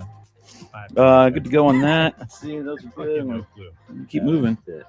Last time we were supposed to get together was about a month ago. You ready? And that was me posting that meme with the kid with the head in the water. Dude, the kid and the head in the water is good. I've been looking at it swinging back and forth for the last 2 hours. Yeah, everybody keeps looking and they're like, dude, what are you guys talking about? It's top secret. Wait, dude, this E6000. You don't have to let it Until rest. next time, So you just go in there, guys you go. and gals. Swipe with the Alright, finger. later, bro. Jeez.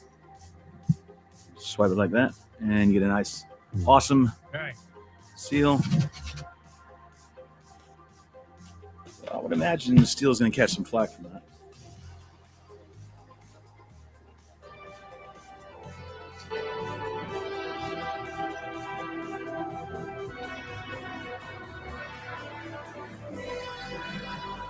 What's going on over there?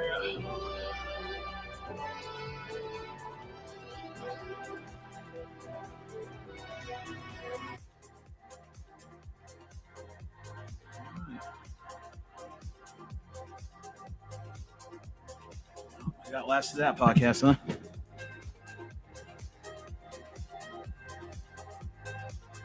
Yeah. All right, got the bottoms. Oh, that's beautiful.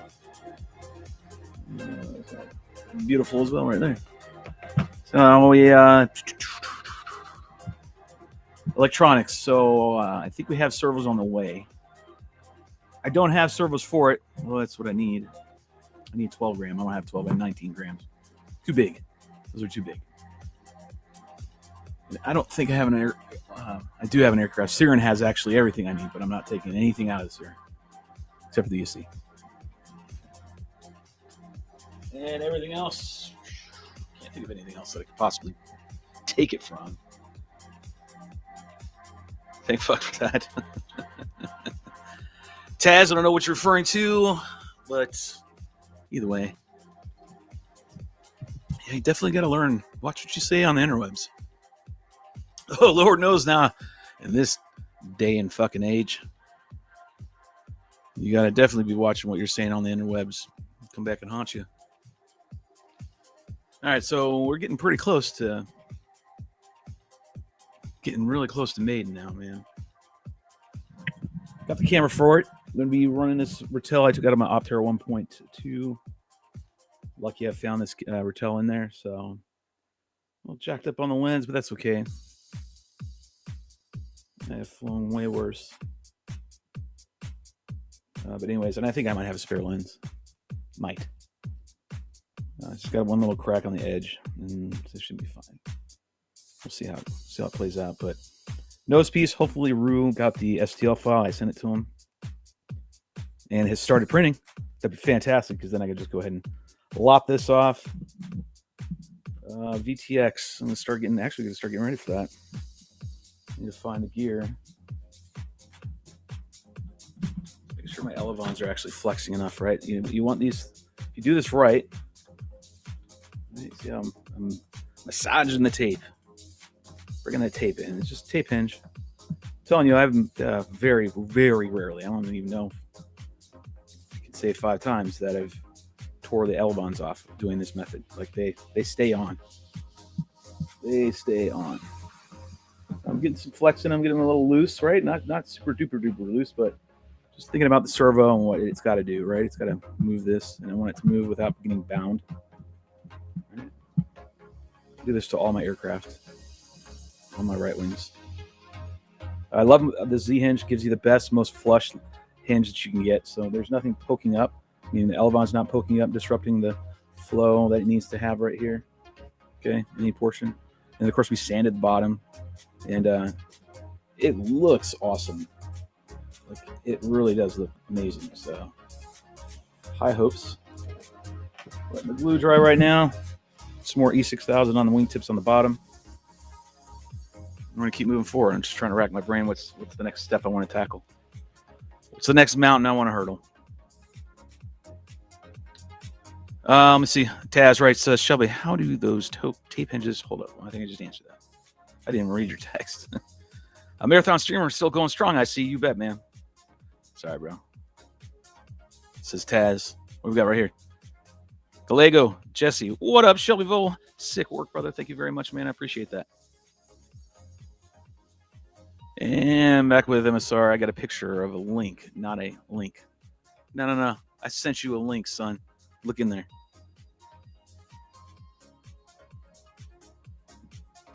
Damn straight, man. I sent that to you so you would be purposely. More motors are coming, courtesy of Chris Click, and more nanos, and Skypack. Oh, I don't know what to say, man. Another big applause. A nice applause for Clickety Clack. Yeah, that's a sponsor for you. Let me see, Brew. I'm going to check, man. Going back, reviewing footage. We're reviewing game tape footage. There it is right there. I'm looking at it right here without giving out your information, which I won't do, but it's right there. So I'm looking at the link. 4977367 hyperlink. Get up on that, man. That's pretty cool. I need to make elevons on my plane. I made 3 years ago or so. Tell you what, though, that's a very labor-intensive way of shaping elevons, but I definitely see it by just looking at it. Doing exactly what Chris says, the top and the bottom. The elevons want to be part of the airfoil. Right? So back here on this, you want the elevons. Sure, I got it the right way. I got it upside down. You want the elevons to be part of the airfoil. See the bottom portion of that wing? And you see how the top portion, that's where the natural curve of the top portion of the wing, the elevon is going down in continuation of that, right? Well, the bottom needs to do the exact same thing. But you can tell there's a lip of wood right there, right? So you got to sand that down and make it, right, in this position right here, match that line that's on the bottom of the wing, right? That's what you want to do. And that's why you got to sand it so much, because you're really thinning that down, okay, to get it match the bottom of the airfoil. That's just going to mean the air is going to just slipstream right off, like, which means the wing won't waggle. The wing won't hunt, right? Nothing's pitching it up, deflecting it, right? Because it's not, the wind's not snagging the back trailing edge on the elevon, right? It's not getting bumped up. The wind's not. So when that air goes over, what you want on that, you want wind. When you're going through the atmosphere, you're cutting into the atmosphere, and you want to cut through a nice cut in, and then when you're coming out, or the back of that, okay, and you're leaving that portion of airspace in that atmosphere, you want to reconnect it, right? Teardrop looking, smooth, without any coiling or turbulence coming off, right? As much as less as possible, as minimal as possible, right? You want all that. So that's why they use, wind tunnels with smoke, because they can see that, right? Well, we don't have that here. Definitely don't have that here. So we got to improvise. That's using the old noggin and the eyeball and go from that. And I improvise by using a straight edge. Continuing on, I'll start the print tonight. Thank you very much. Red, please. I know you're at work, dude. Shelly, has Michael hit your wing yet filming your freestyle vids? Yes. So in one of the vids, the last one, you actually probably can't tell, but he hits the ground. And he hit the ground because we connected. I slapped him down. Didn't mean to. Just whack. And then he bounces down, but he continues. He just boink, kind of half a yaw spin. Bounces up, kind of almost like he kick flipped himself. And then up he went, and then continued and got reattached. And we continued on. It's in that video. And you just have to go back and look at it. I don't know if it's the last one he posted or the one before, but he's got another one he's supposed to post hopefully tonight or tomorrow or whenever. Whenever the analytics say it's the best time to post, he'll post. So just letting the glue set for just a minute here on the top here. Going to flip it over and then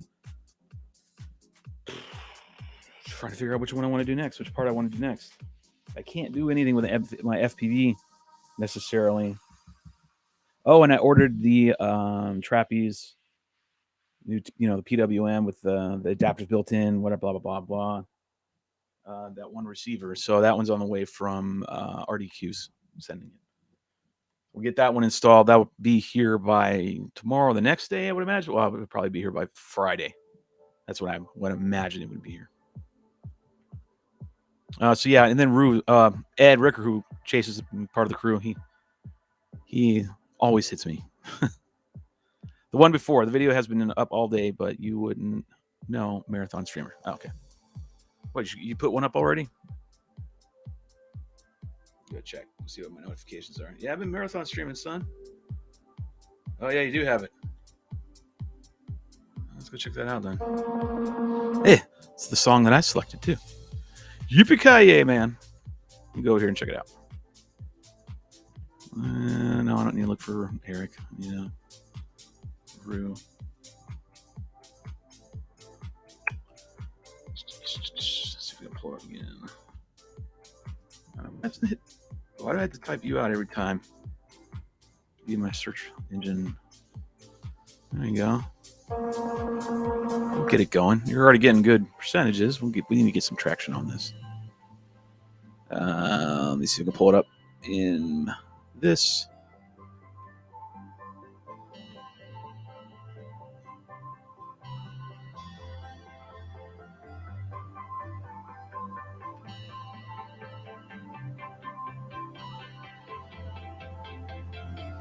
Okay. Make a quick change real quick.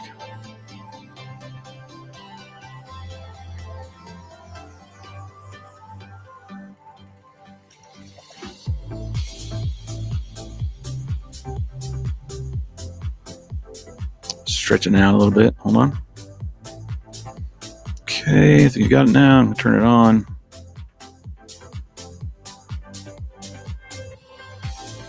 There you go. We got yours up, Rue. Let's see if we can check it out. Let me make some adjustments here. Over here. Turn this off. Pause. Here.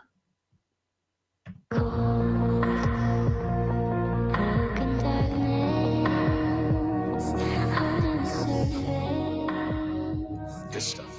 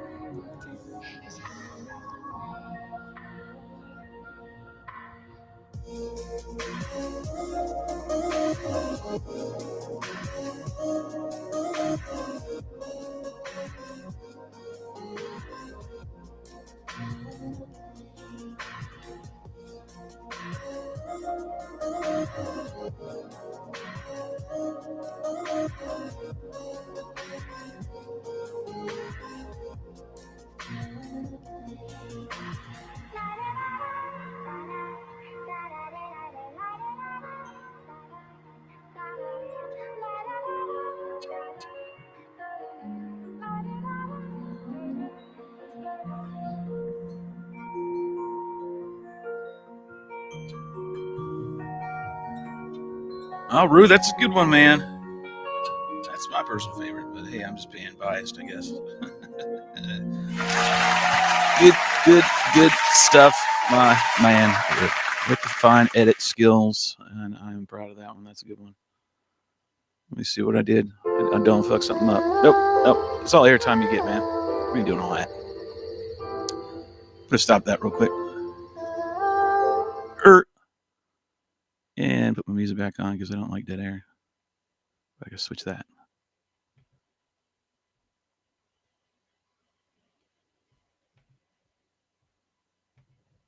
Now you gonna find it? No. Do that. I hope I showed it. Maybe I didn't show it. Did I show it? I'm sure I did. My music's not on. I can tell that. There we go. Whew. Again, it's like being naked.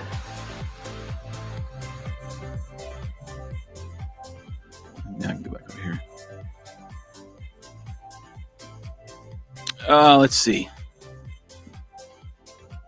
To Defiance RC RDQ doesn't sell TBS. All right, maybe it's Defiance then. You told me to.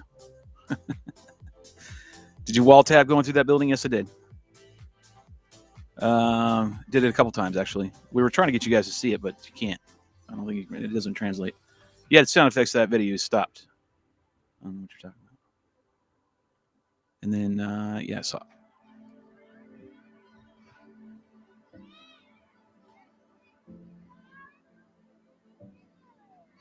Why did I end it too soon? No, I didn't. It went all the way, so I don't think I missed anything, right? All right, let's go ahead. Let me go ahead and finish this over here. So that's good stuff. I would hope somebody would go over there, whoever's watching this, and go Michael Scott Rue on YouTube. Click the like, click subscribe if you haven't done so. Hit the bell for notifications so you don't miss another one of these that drop. And then share it out. Go share it, because we've got one of our other videos that went, and I guess I'll save Rue. We'll find out. We'll see what happens with that one. He sent me the text messages, and I read those. I told you the parameters, as always.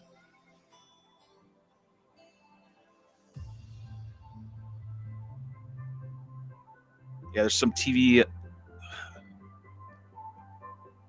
It's a bigger market wants to look at that video, too. Not the one we just showed, but the one previous. Something to that effect, right? Second video, is that the one they want? Very interesting that that's the one they select, but hey, that's okay. They're not in the scene. Like, they're not.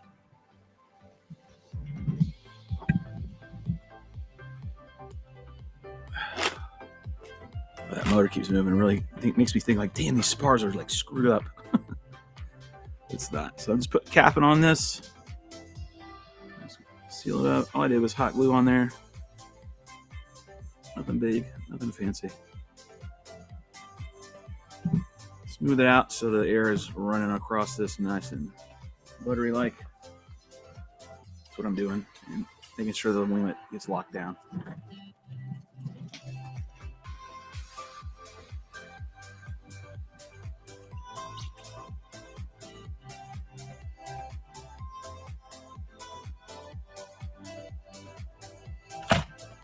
Okay.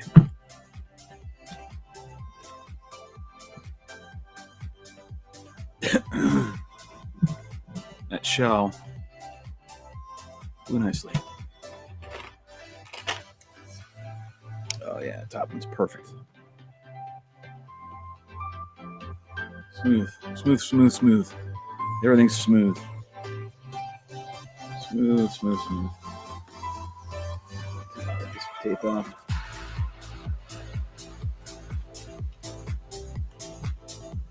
All right. Lay it upside down so that it stays. Oh, I need to cut some of that shit.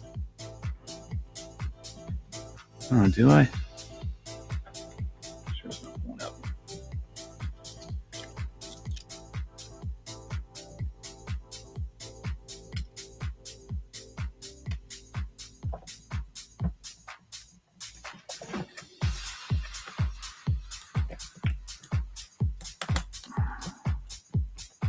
You don't want this tape to, you want the tape to stay all the way down, sealed.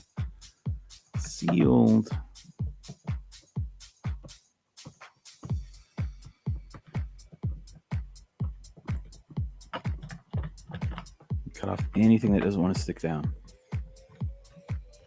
This is what I do on the mini Drax. Right? So if you want to know a little bit of the sauce that I do, this is what I do. I make sure this shit is smooth. That's what I'm saying. I don't know about the other one. We go check Lambo and see if its elevons are good. That plastic did not like that. I won't screw with it anymore then.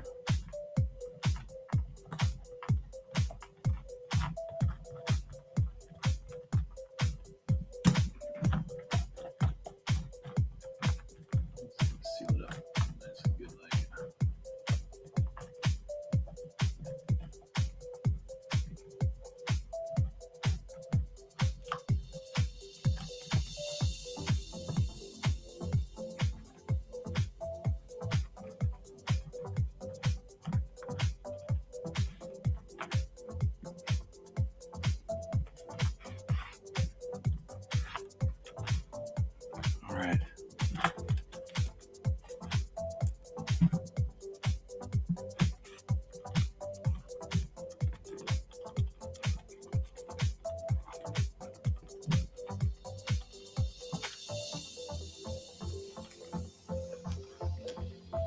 top again.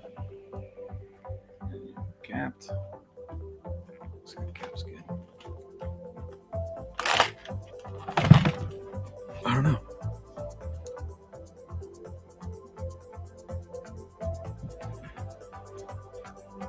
I'm thinking.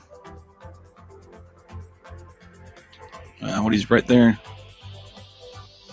Hold on. I lost it. The closer proximity flying. Looks good. Look at Ruben. Ruben tiptoed in here. He's Ruben from RitewWing. Hey, Ruben, if you're there, I'll show you the jug where it's at right now. Smooth, yeah, smooth. I'm back. What I miss? We listened to Ruben and Steele going around how much he hates children. Yeah, I'll throw a laugh on that one because that was pretty damn epic right there. That was funny. See, in our chat, we were listening to your stream, Ruben. I threw you on for, I've been on for 5 hours, so we decided to listen to you while we were here doing this. So we listened to the whole podcast or your show. Yeah, and we listened to, I kept saying, I said it very subtly. I was like, man, folks, this is someone digging their own grave. So we had responses in this chat about that. Here, I'm going to show you your jug where it's at.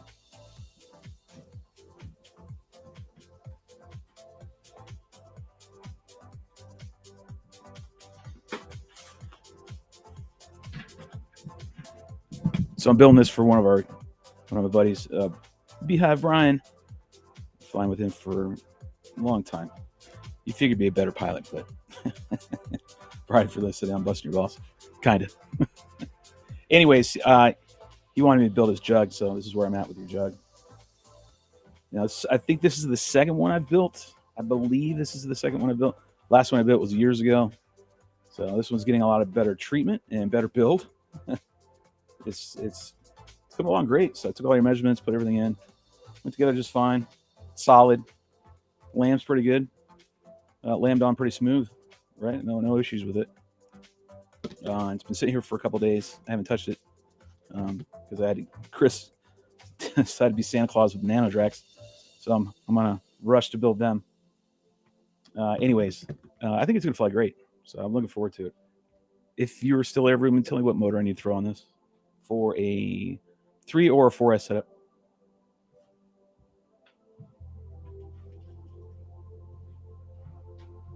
Or whatever you recommend.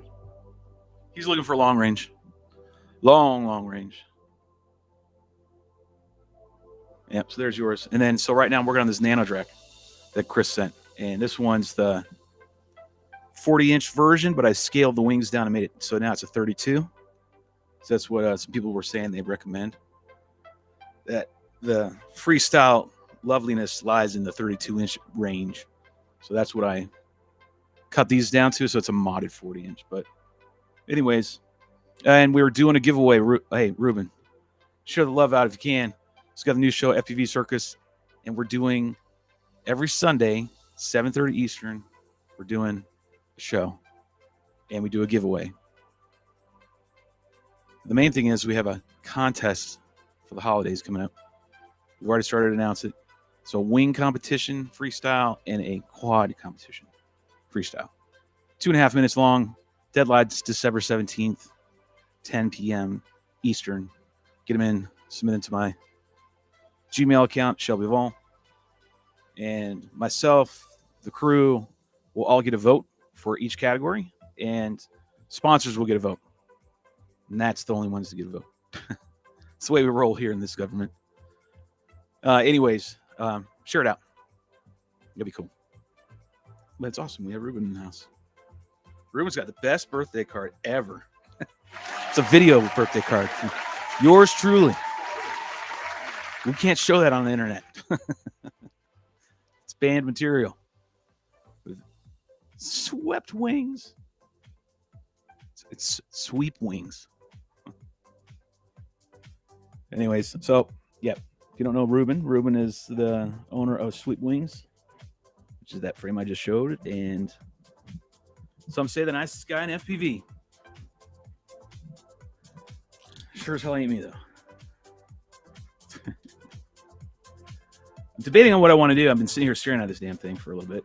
Got everything pretty much where I am. I think I'm at a stall. I think I'm kind of like a crossroads. I'm kind of stuck, I guess. I don't have the cob light strips yet. They're on their way. I don't have the servos. They're on their way. I have the camera, but I don't have the nose piece. Rue. I have battery. You can stick that in. I have the ESC, but I'm not going to do that right now. And I don't have the receiver. But I do have the VTX. So I'm kind of stuck right now where it's all electronics at this point, right? So servos, and I got to find the CG. I do need to find that. I don't know what the CG is, especially on this modded version. It really shouldn't be that much different than, I would say, the 40-inch. We'll find it. But so I got to get a CG in here marked. And if you've watched my videos before, I always use when you get your servos, you get little screws, right? And it's meant to screw into balsa wood. But you don't need them on these, but you can use those rounded top screws, rounded head screws, right where your CG is. Find out where it is, mark it, and then poke those in there, dead nut center. Screw them in, poke them in a little bit, and then screw them in, and then they'll stay there. And then forever you'll have a CG mark. You don't have to go in there and look, find the line, make sure your fingers don't. You just go under there, bam, touch the screws, bounce it off the heads. You'll get CG perfect every time. Just got to do that. So it really isn't that much. Just waiting on everybody else. I'm ready. And no, Rue, I'm not working on yours. You are going to learn how to do this. So a lot of people are like, just give me a fish. And it's one of the great things I've learned, especially when I got older. It's cool to give a fish once in a while, but it's better to teach someone to fish, right? Then they have the ability to fish the rest of their life. And they catch as many fish as they possibly can, as long as they try. Same kind of motto here. I don't mind giving and helping the crew, but I'm not straight up building your shit. As you can see, it takes a lot of time. Plus, I think the more you do it, the better you become as a pilot. You know more about your aircraft. So, I mean, it's kind of like the same thing that Chris did with me. It's like he gave me some in the beginning, and after that, I'll give you lots of frames, keep everything going, but you're gonna build them. And that's where it's at. And I'm thankful for that. And I've learned a lot. And I keep learning. Like I learned just today. You watched me learn on this 5.5-hour live stream. Yesterday's was 6. That today I learned actually how to properly shape elevons. Go figure, right? Like I keep saying, I want to look. Let me go see my other ones. Let me see. Let me go look. I have my competition rig from, all right, 2018. I have that one. Let me see what the elevons look like.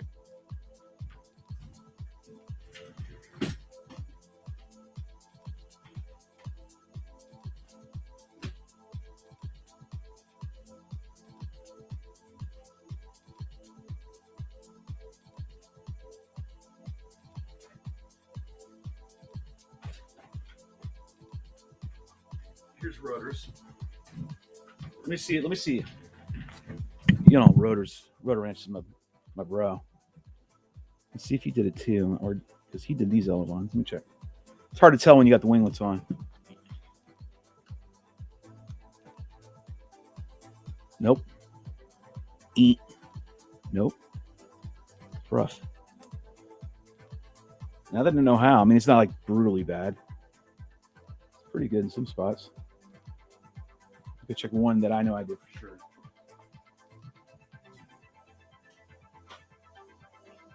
Oh, here you go.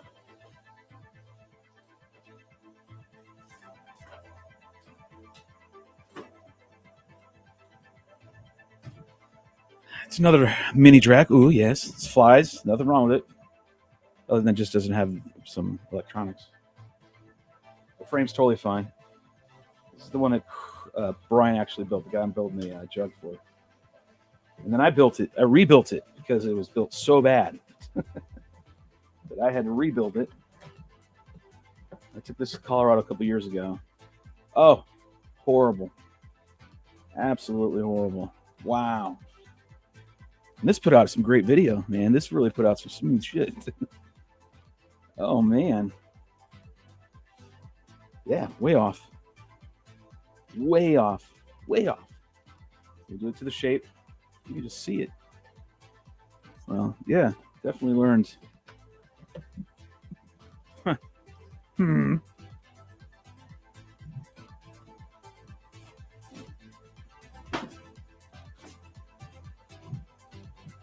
I was rounding those edges, but I was not shaping them properly. I'll put it out. Thank you, says Ruben. Thank you very much. Says I'm washed up.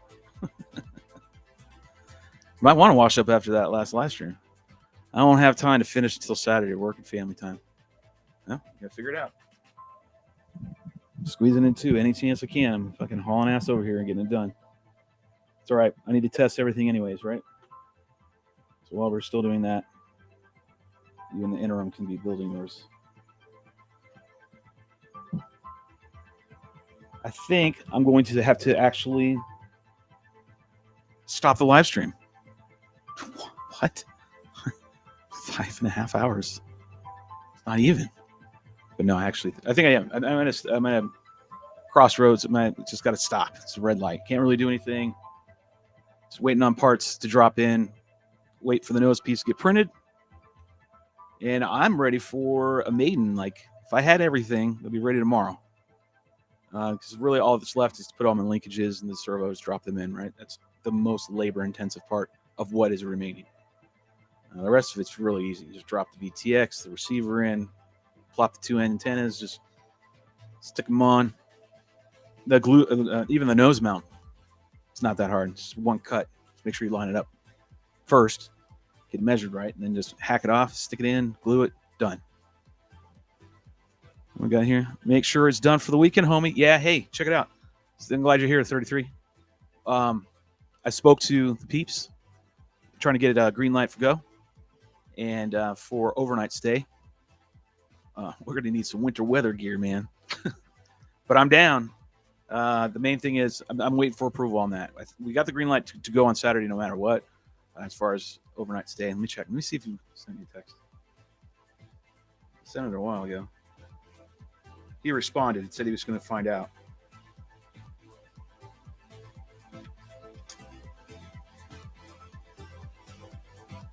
Yeah, it was a few hours ago. So he has to talk with the main dude to see if that's okay, right? I'm sure there's a liability issue and all that. So see if we'll get skirted around that. Maybe we will have green for go. But I'm excited. The weather looks good. Barely any clouds on Saturday. No clouds on Sunday down there.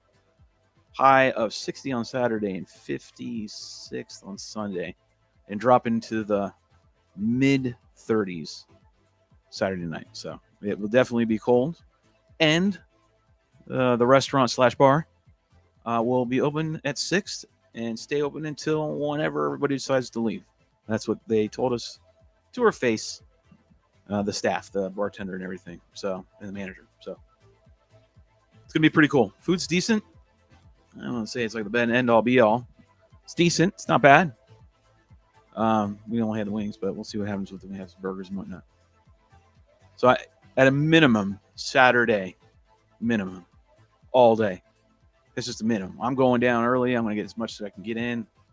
Done. And then meet for dinner at sunset after sun goes down. You know, that's the plan I'm putting in place. So we'll meet at the restaurant at like 6:30.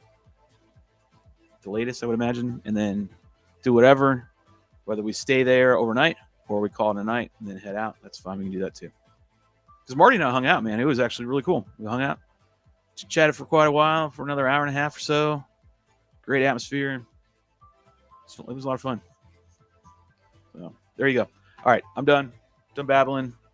I made it to 5 hours and 30 minutes. I got 20 some seconds. Anyways, thanks for tuning in, guys. I don't know if I'll do a live tomorrow just because just might not. Right? Kind of stuck. Maybe I'll help Rue a little bit because I know he's in a pickle. It's not going to get completely done by me though, bud. Anyways, all right, just keep looking up for any notifications that I pop up. I won't have a video until next week, so next week I'll have another video to post and show everybody. But till then, don't forget Sundays at 7:30. That's it. I'm out. Till next time. Love you all. Be safe. Go get you some. Till next time. Toodles.